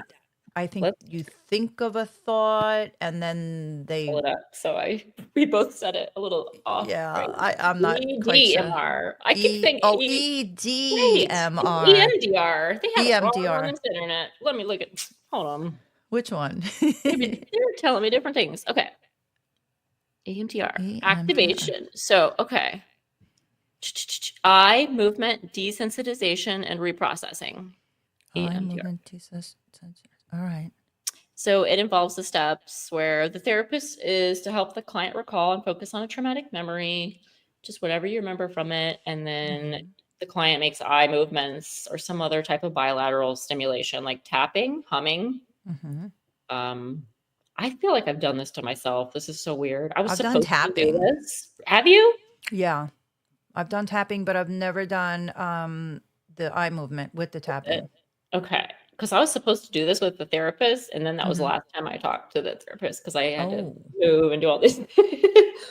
so you're going to try it, right? You're I planning on trying it? was. Oh, I can't wait to I've hear done about it it. with myself, but yeah, I should probably go back and now that I know more, go back and do it. But you do the tapping or the humming with the eye movements while you're focusing on the memory. So what exactly are the eye movements? Is it blinking? Is it, I thought Yeah. you needed like a light machine or something. It's something you could do by It could yourself. be, yeah, like some therapists use like a little light or like Mhm. they'll do like pointing with their finger or like use a little light. Like you don't need anything crazy, but they kind of just guide you Okay. to process the memory through the eye movements and the bilateral stimulation, just allowing the brain to integrate the experience and reduce the emotional impact.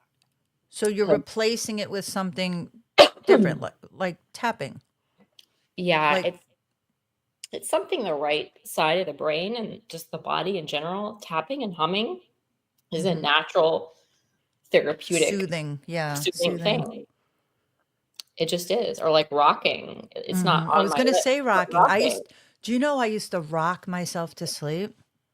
The Girl. whole time I was with this person, especially at the end, I used to have to like rock myself to sleep like a baby. Did you? And I don't do it any longer. See, isn't that amazing? Yeah. Well, I also didn't sleep, so now I'm sleeping.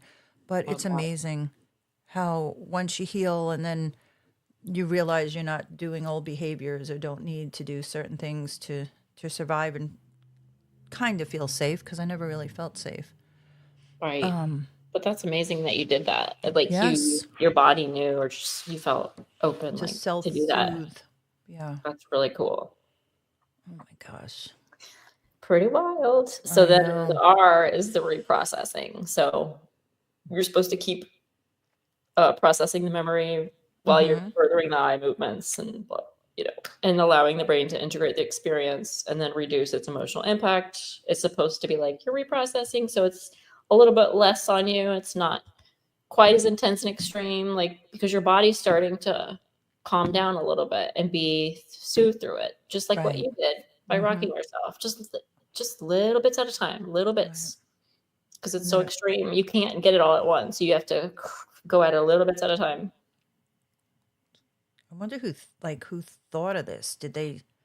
I Well, wonder. we can look that up too, but Yeah, no, I'm just serious. It's so interesting, right? Like, who would think, even tapping, yeah. how they could bring back a certain situation or memory or experience, and then you could retrain your brain to not react the same way. You're not in survival mode because I guess you're also you're understanding that you're not in danger any longer. Mm-hmm. Because I'm sure you couldn't do this while you're in it. No, Right? not I like would in the think you'd middle of have it. to, yeah, you'd have to, if you're be in it trying right to. now, and that would be, I wouldn't even be able to like comprehend it. And then you were talking about trauma with like the speaking. That is so me. So me. Mhm. Trauma brain, someone said that I had or I was experiencing, and it totally made sense. Yeah, like a lot of times, remember when you have a baby and people say, "Oh, mom brain, mommy brain." Oh, Well, because that's a trauma that happened inside your body, and the baby came out and created a miracle of life. But it's a trauma inside your body, right. and And then most you're not mothers and people don't think of it sleeping and that you're way. worried about the baby. And yeah, it's a different kind of Mm-hmm. adjustment. Yeah.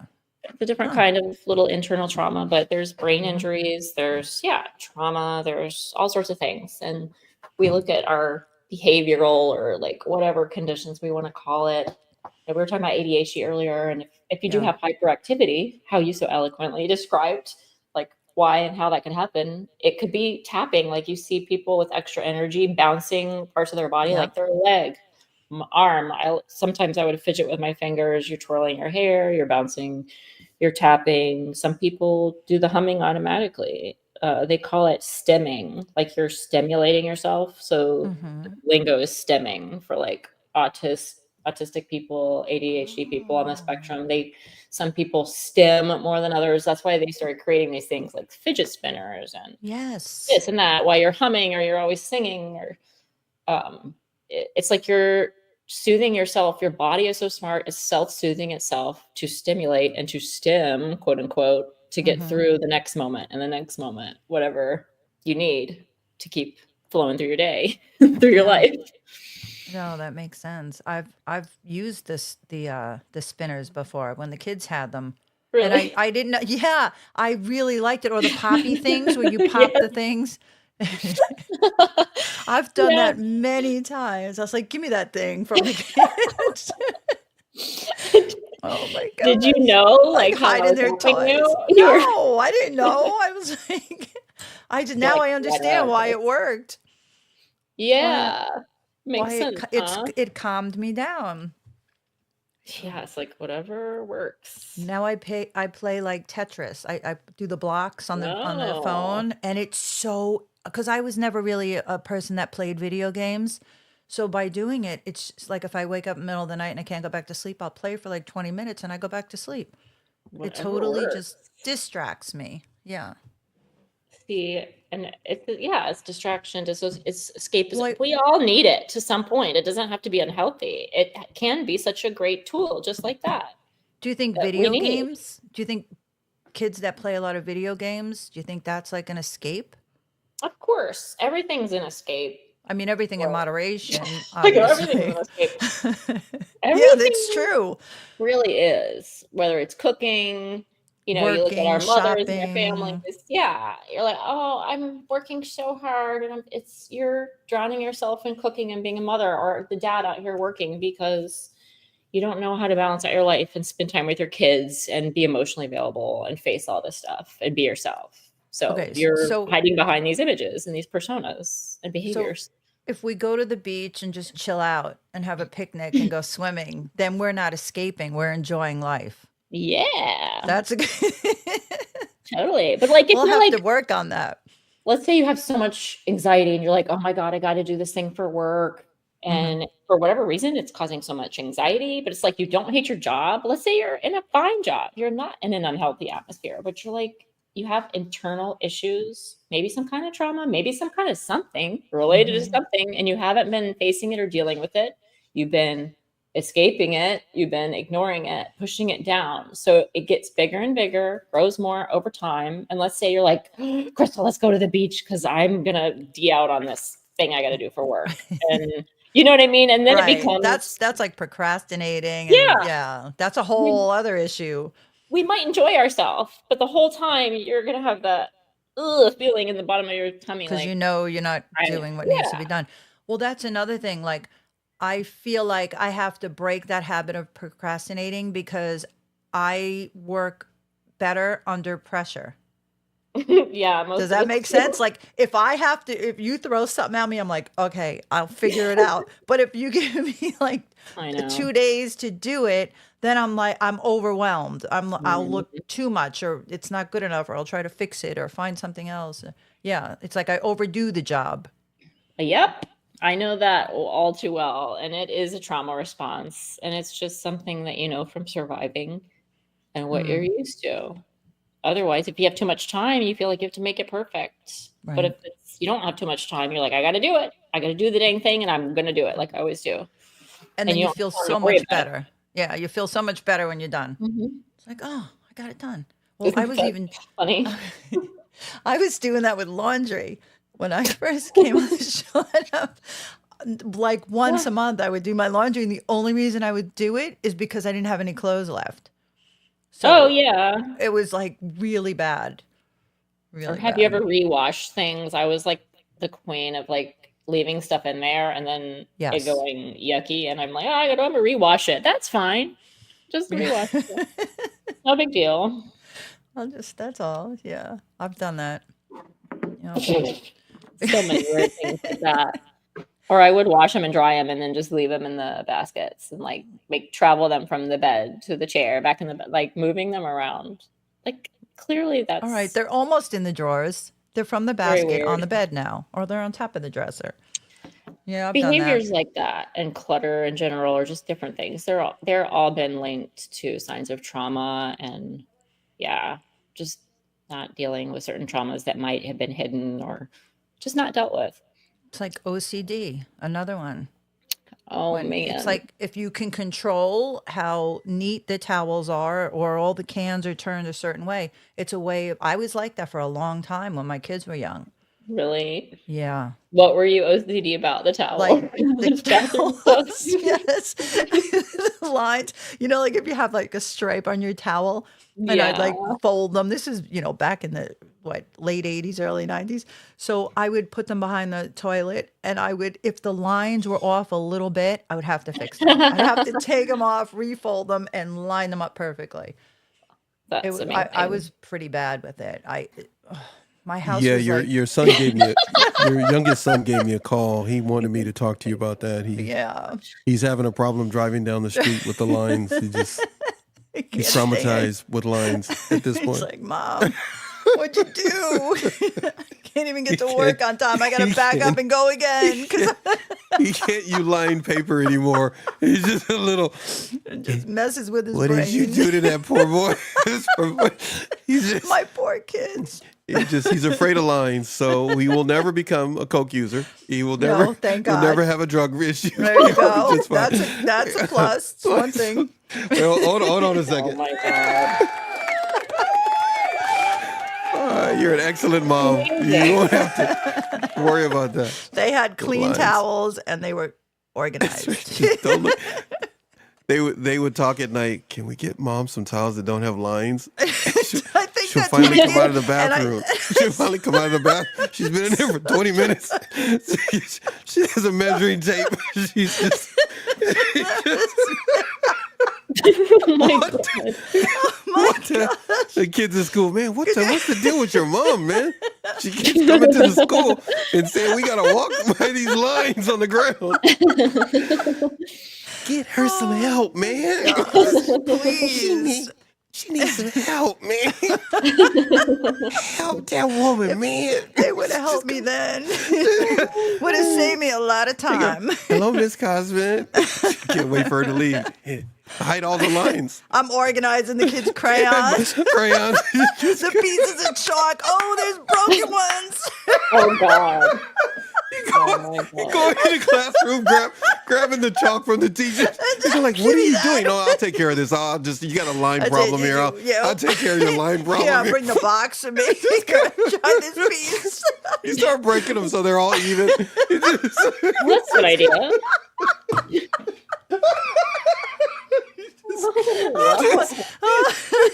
Can somebody call security? No, she made them all get in a circle so that they got in a circle so that she wouldn't talk to them, so she would be confused.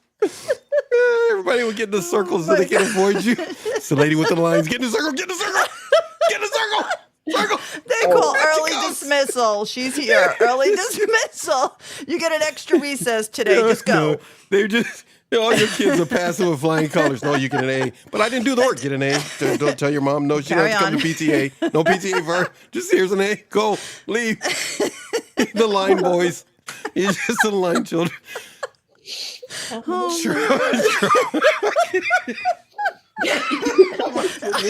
I'm sorry, you guys. No, I'm not. I'm just we're having fun. I have no idea what I'm saying. Look, you talked about trauma, how it affects the body. I've been waiting a long time for Crystal to share. That book is a long time, Crystal. You didn't have that book. I think we tried it maybe once another time. Page out of that I book. know. Oh my God. Dang. No, you love how- that book. There's a lot out of that book. I know. I didn't think you were heard going to him do it mention that today because I know you had other stuff that you were going to talk about, but I'm glad No. you've been waiting a long time to share that. like You've to shared it on your guys channel a know. few times, I think. I have. Just not that part exactly. Oh, my goodness. No? Oh, man. Look, Good hey, information. Susie, Yes. I know you got some more information over there. Jeez. But I just want, I got to do this. Susie don't know I'm going to do this, but when I do it, she'll go like, I knew he would do that.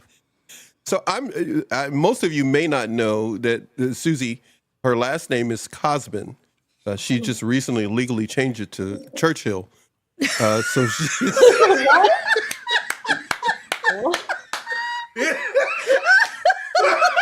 Thank God you didn't have me on camera. Oh, I know.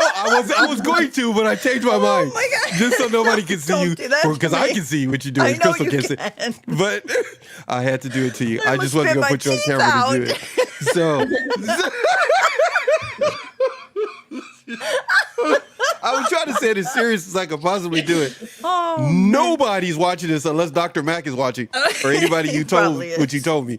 he's keeping tabs on me. He's right. He would watch this and go like, finally, somebody agrees with me. Why did you change your last name? She didn't change her last name, but why did you change your last name to Churchill? What did your best psychological friend, your doctor that you visit once a week on Wednesday? What? I'm wheezing already. You got me good. All right, the lines got me. I'm never going to let that down. You're never leaving that. I am going to make you always remember that. It's all because Crystal read from that book. It led to this conversation. So, Crystal, you started this. Amazing. So, That's it. It's all your fault. why did tell the people. Just tell the people. So I was in a session with Dr. Mack on Wednesday, and we were talking, and I was telling him about a date that I went on and what happened, and I tried. So I said, are you done with the dating thing? So you're going to leave me alone? So he agreed. So we switched topics, and he said, you know, Susie, you take everything and you can make something positive out of it, even if it's something a little stressful at this point anyway. So he said, you remind me of Winston Churchill. And he said, you just kind of take over something and you're destined to do great things. And I was like, now I didn't go to school. I don't know much about history. So I'm like, Dr. Mack, who's Winston Churchill? So he gave me homework. And so I been watching him on Netflix. He has a series on Netflix about him and the things he's done in the war, and he's an interesting person. I was like honored. I'm like, wow. You go like, now I wish I met him. That's it. Now I wish I would have learned about him. So But yeah. what are let's and Crystal, don't think you're getting away. I got some questions for you too. What? So what is there about Winston Churchill that compares, or you see what Dr. Mack was talking about, compares to Susie Cosman? I'm literally wheezing like that little toy that wheezes. She's coming, everybody. She's getting a sip of something. She's getting her groove on. So She's got to think. She's like, what are you talking about? What is this question? she's got a cup that doesn't have You any could lines say- on it. So what's up with the Winston Churchill comparison? What do you got that he's got, and vice Do you versa? see anything? I don't get it. I got stuff, but we don't have time to delve into it right now. We'll do it in 2025. Okay. So I just want to keep I calling wanna you hear that. Winston for some That's reason or another. it. So- Susie Churchill, you were calling me. Susie Churchill, I was yeah, that's what I was calling you. She's like, why does he keep doing that in these messages? I just like saying it's Susie Churchill. Just you need a line of shirt. That's your AKA. Okay. It's like your gangster name. I'm That's Susie it, Churchill. Gangsta. She gets some pictures Susie. of you all gangstered Susie out with CH. glasses, big old chains around your neck. Oh my God. Crystal Nicole Black, always trying to find a way to share with people what their emotions are trying to tell them. Yeah. And everybody My want to life. understand who Crystal is? That's Crystal. She wants everyone to understand what their emotions are trying to tell them. So, Crystal, what are your emotions? What have your emotions been trying to tell you? Oh man, just move on. Let's get on with the dang thing. Move on with life. Let it go. Faux show. Keep dancing, keep singing, keep letting more of me come out of me, and less reaction to toxic people, places, things, experiences, dynamics. How about that? Sounds good. So, which one of you would be in a class like this dancing? Ooh, honey child. Crystal. Yeah. Oh, come on. I'd be like, Susie, come here. I'd be in there. I'd be. I would doing just, my I would get best. you warmed Susie- up. Susie I'd be would like, do let's it. warm up. I'll try it. Susie I'll would do do it. Susie Just would give me do some it. I'm that loud girl music. I'll right do there. anything. I was just saying, give That's her some it. Post Malone for her. That's it. Give her, Eminem, Post Malone. I'm see, good. there she goes. Good to go. You know what? You just a gangster. You I just know. you I just a, am. you just a New York gangster. There you go. That's what you are. So Aw, dancing adorable. releases. How does dancing help? Or I know tapping and rocking, a number of other things. But what are the benefits of these types of movements again for the audience? Yeah, the somatic movement. I mean, you got dancing. What I do sometimes is just improvisational movements, which sometimes looks like dancing. Other times it looks like I'm doing some kind of cracked out yoga, whatever. Just whether I got music on or I'm humming myself or I have no sound or music. Sometimes I just do it and like close my eyes and I'm almost like watching a movie or a music video, or I'm just feeling things inside myself.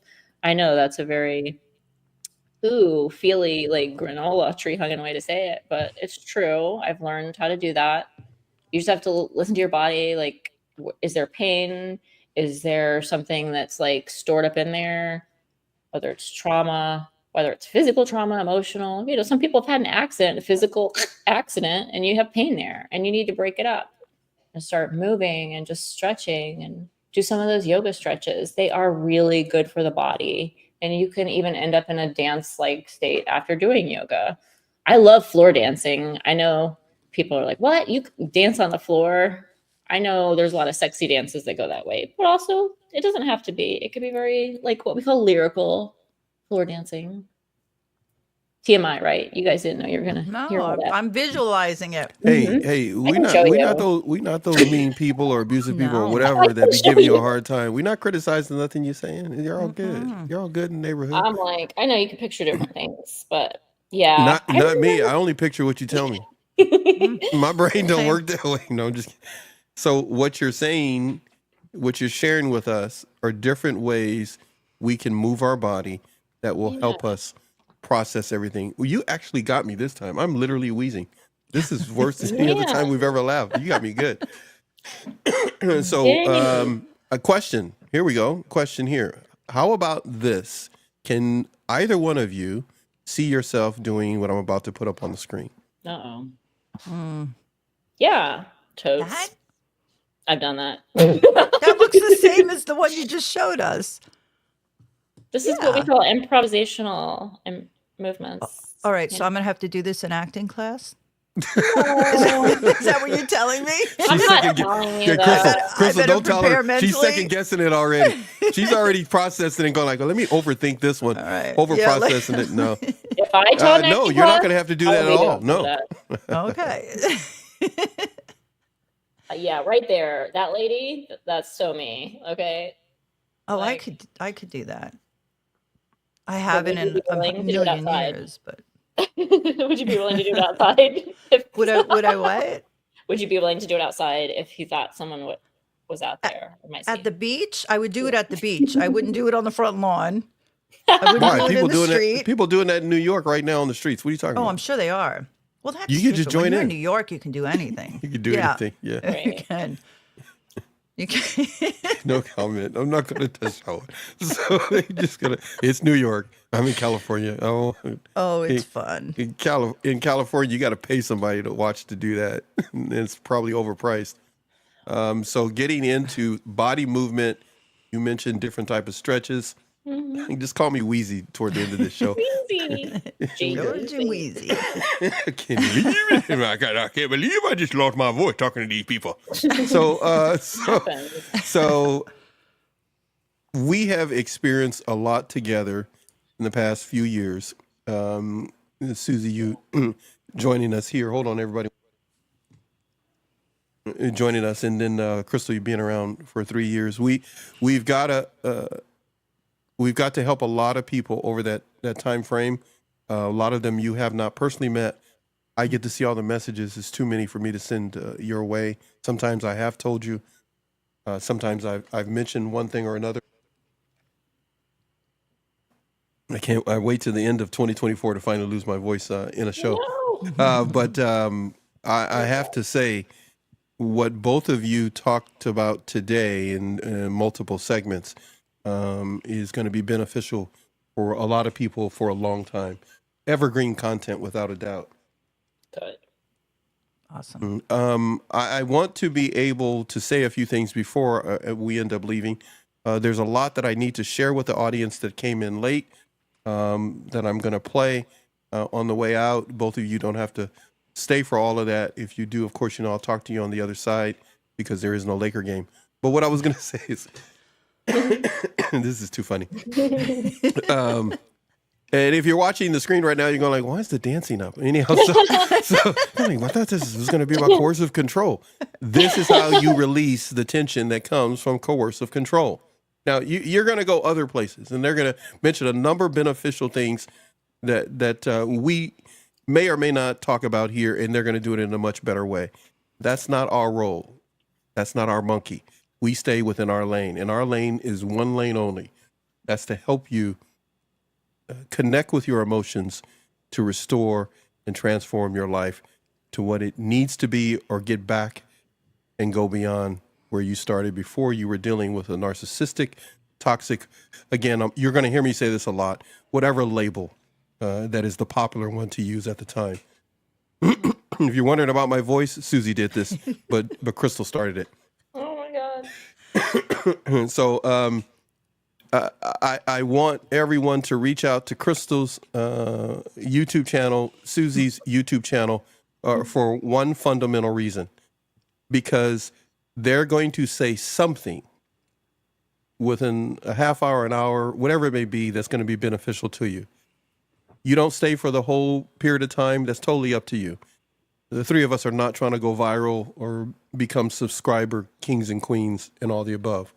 We want to be the king and queens of your heart. You will remember us because we touched your heart, even though my voice is going. Amen.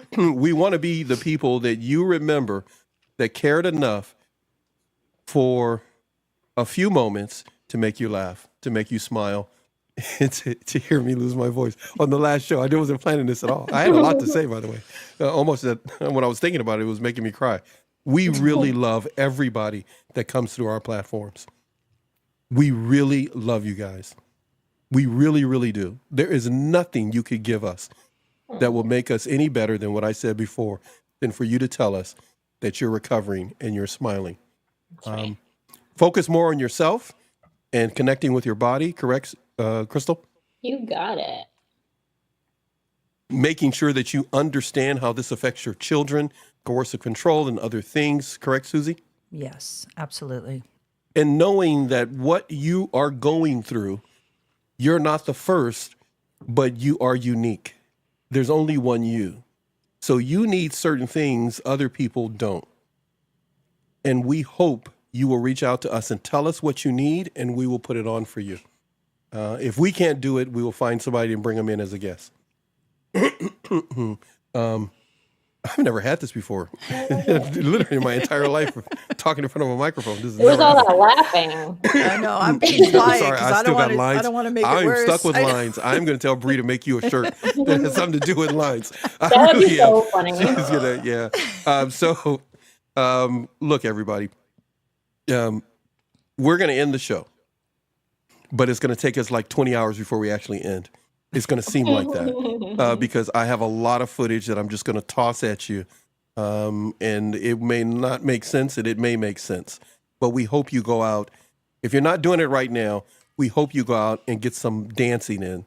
You said tapping, you said rocking. What other things? Humming, rocking, tapping, just those sounds. Make your body and your mouth making sounds, and you're making your own music. Try your best not to be. It's gonna be a challenge, and it's gonna happen. But try your best not to stay in a constant state of silence because of the pain. Find some room, some open space. pull a Crystal, go out on the street and spin around and do it. There it is. I was waiting for it to pop back up. Get out there and get your movement on. Get that stuff out of your body the same way a cat does. Animals do. They get it out. They shake it out, whatever it may be. We're going to see you in 2025 for sure. We're going to be doing a few things to end the year that's behind the scenes. Keep stopping by us here, but go make your home in the meantime and on a regular basis with Susie, SCTV Network, and Crystal Tease TV. We want you to succeed. Don't know you, haven't met you, but I'd hug you and say hi to you because we want you to succeed if I saw you in person. And I'm looking forward to you coming back in 2025 and enjoying yourself on NATV Network. Ladies, your turn. Anything you want to say before I get started? Closing out the show. Yeah, I just wanted to just very quickly just say that if you're listening to this and you're in the thick of it, I see you. We see you. Your pain is real, but so is your strength. Take that first step today, no matter how small it feels. And I'll leave you with this. You deserve a life that feels like your own. You are not what someone did to you. You are what you do with your story. Until next time, everyone take care of yourselves. And remember, you are never alone in this journey. That's right. Thank you. I love that. Because you are not alone. Paxton knows I love that song. Yep. I wasn't going to interrupt you either. I was going, no, when she sings that, you did that. Oh my God. I think that was I can't remember, was it the first time you were on? And there, does she have like a record deal? I had people ask me all kind of weird questions the first time you did that. And I was like, this is too weird. It's like she should be a singer. Crystal, your thoughts you want to share with everybody before I start closing it out? Yeah, I love what Susie just said, and just thank you for being here. And just like she said, no matter where you're at on your life journey, whether you're like, I need to start healing, or if you're like, I have no idea what is going on and what all this is about, just know that we do love you and that we're here for you, and our hearts are open, like Paxton said. And that's what we're just opening ourselves up. We're opening up this vein of gold right here, just spilling out so you can get a touch of that, and it'll just bless your life and your day and make you smile. Make sure you come visit us on our channels. Like he said, I'm at Crystal Tease TV on YouTube. Excellent. Excellent. That's all we got for you, everybody, except for what you're going to see on the screen and hear through your speakers. trust me, whatever you're going to get right about now is not everything that I was going to do. We're going to just go ahead and repackage that and put it and save it for next year when we come back. And I'll do it probably the first show I come back. But right now, what we're going to share with you is what happened today. We may share some other things. You may hear strange things as I'm pulling up different videos. They may play ahead of time. Just do me a favor. Consider this the moment for popcorn. And I see you smiling, Susie. So just she's kind of like, no telling what Fax is going to do. I know what I told you, you ladies. I'm just going to give everybody some of the stuff that we got. Enough of me talking about it. I really am going to miss everybody. We love streaming with you, but we need to now reboot, and we need to get ready for 2025 and for our opening for then. I love you guys. They may still be streaming, watch their videos and other things. Crystal's going to be on next Monday at what time? 8 Eastern PM. Not in the morning. Not in the I morning. was going to say, wait a minute. You at 8 in the morning? That ain't happening. So she's going to be on at 8 p.m. Eastern time. So if you're here on the West Coast, check her out. And if you're anywhere else, check her out. Susie and I are going to be doing some things behind the scene. I'm going to kidnap Crystal to do the same, and some others. So enjoy whatever I'm throwing at you. I'm going to be throwing some stuff at you. I don't know what it's going to be. It's just my mood. And get your dance on. Yeah, right. Tell them, Crystal. Get your movement on, everybody. So if you're wondering, that's what we love for people to do, because that's the most inexpensive way for you to get that the toxic residue that others try to put in you, on you, out of you, and off of you. All right. You guys can say a little bit while I'm doing this. At some point, I'm turning your mics on. Let me do it. I'm buying myself some time as I grab some stuff here, and I do that and I do that. Okay, we're gonna do that. I love this. You want us to talk? What would you say? You talked out yet, Crystal? No. No, right? We're just getting started. I know both of you are just. I'm like, and I'm wake going it like up. you guys are just telling. You guys want to keep talking. Do you hear what they say? Okay, let's do this. Anybody got anything they want to share real quick? Anything that you know that you have that you're saving for your channel, just give us a little bit of it, and I'll hold off for just a moment or two. Who wants to go first? Let's go. Crystal, let Susie, Crystal, you'll end the show. Susie, you got something you want to share a little bit for everybody? And as you're doing that, I want to remind everybody this. I'm going to put this up while you're doing that. Just let me know when you're ready. Yeah, I will. Give me a second. Everybody, please make sure you check out the series Letting Go to be a part of SCTV Network. She's going like, no, I never agreed to that, Paxton. What are you talking about? So anyhow, just check her out on her YouTube channel. She's going to have a series of shows dealing with letting go. If you're at that stage of recovery, it will work for you. If you're not ready for that, don't hate on it. Work on a different stage that you're working on. But if you're at that letting go stage and ready to move forward and not look back, she has some things for you when it comes to that. Also, the other thing to keep in mind is that I'm going to do this here.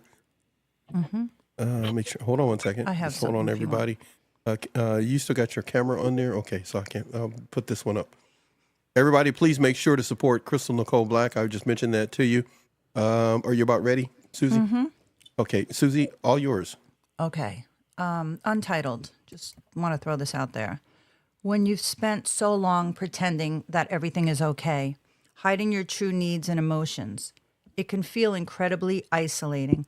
When no one is around, you seem to understand the depth of what you've been through. You might feel like you're starting from scratch, and the path to healing and rebuilding your life feels daunting. First, recognize that your journey is uniquely yours, and healing begins with accepting your own truth. It's okay to take small steps. There's no rush, and you don't need to have everything figured out right away. Surround yourself with people who get it, whether that's through support groups, therapy, or like-minded individuals who can offer understanding and empathy. Here's a quick self-help tip. Start by setting small, achievable goals.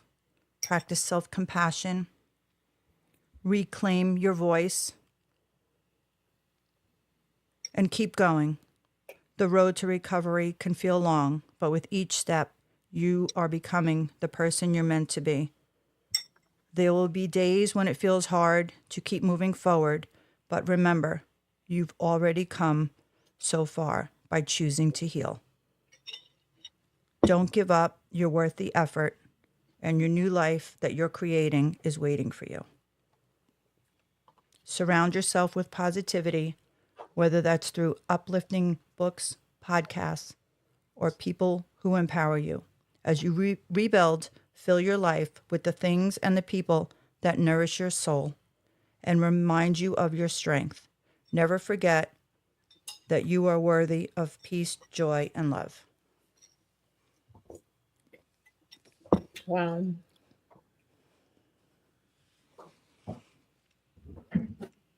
I can tell when Crystal's eating. Oh my God, you can't. Oh yeah. Oh yeah. Totally can always tell. What do you think I'm eating? That was awesome. Soup. Ooh, close. Her soup. That girl ain't eating no soup. I did earlier. Oh, that you was can close. see her. See, All right, no, that's I not know. fair. I can't see her. I can't see her. No, Oh, I you really can't? can't. Remember, she got her camera off. Oh. I can't right. see her. Sounded like soup. But I tell you this much, she ain't I'm eating no hungry. soup. She not eating no soup. Okay, Crystal. Under 35 words. What do you got for everybody? I am going to share more about my acting training and like techniques on my YouTube channel, Crystal Tease TV, coming up here in the new year. I think I've been thinking about that for a while, and I just want to put it into like a series of like share some of it on there and then make some of it something that they could purchase. You know, like a teaser on there, and then like you could be like a member for the rest of it, because it's really good exercises and techniques that changed my life. And I did some acting, sure, but guess what? I'm not doing it right now, and I'm enjoying doing this work with you all, and it's changed a lot of other people I've known their lives, and they were business people. They all over different industries, different backgrounds. So it's really impacted their life positively. And I want to share more about that with everybody and how it might be able to help your life too. Awesome. There it is. There it is, everybody. We appreciate each and every one of you. Can connect with Crystal so that you can expand your emotional base and you can, treat your emotions like a muscle. Make sure to continue to keep them working so that they stay strong and are ready for you whenever you call them and you need them to go into action for you. We appreciate all of this, but it's time for us to say goodbye to you now for 2024. You guys did get some on the screen. I don't know if you guys, I just want to give, Crystal, you already did it. Good, you beat me to it. Dr. Pepper said a few things to us. Everybody want to read that? And then we got Crystal's words. Thank you, Bud, and you'll have a nice holiday season. You too, Dr. Pepper. Oh man, Crystal, thank you. You did a great job with the chat there, Crystal, today. Sarah was unbelievable. Bree was dynamic like usual. Gemma was a true jewel. You guys are sleeping on it if you don't go follow Gemma. Okay. Yeah. You have no idea how much she is passionate about how you feel and getting better. You're welcome, Dr. Pepper, by the way. Last one for the year.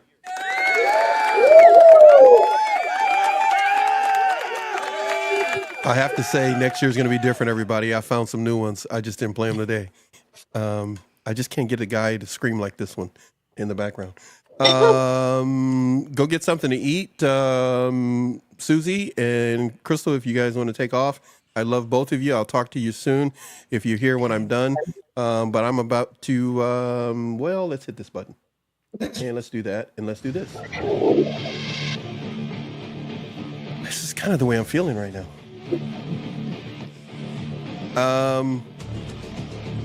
Had some great people on this year. Enjoyed a number of people. Thank you, both of you ladies, for sticking with us through the year. Appreciate it. Big time. Thank you. Stay safe out there. Yes, your mics are still hot, if you're wondering. Stay safe out there. Look forward to one day getting you out to California. Later, people.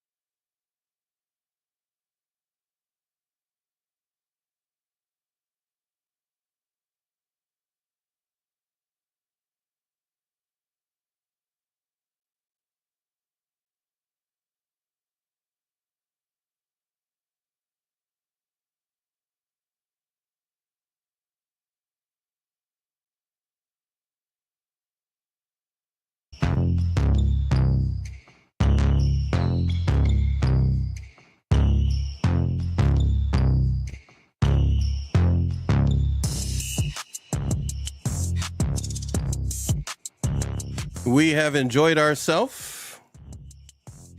We have truly enjoyed ourselves. We are going to go. Make sure I do that. We're going to do that. Okay, good. Low budget show. High caliber guests. A little bit of my voice came back. Low budget show, high caliber guests. We are going to hit the road. But before we go, I just need to say, for editing purposes in the future, we want to show some love and thank you to our guests. Sarah being here today, make sure you check out her music. Look in the description below. Check the chat for the links. We're going to be promoting her the rest of our days. Excellent for her being here. Truly appreciate it. And to the wonderful Bree Clark and Bree Clark TV, make sure you show some love for her as well. Show some love for all of our guests that have been on in 2024 and before that. We thank you all for being here. Time for us to say we love you very much. Again, to remind you, make it a good one. Stay safe. Next year is just around the corner.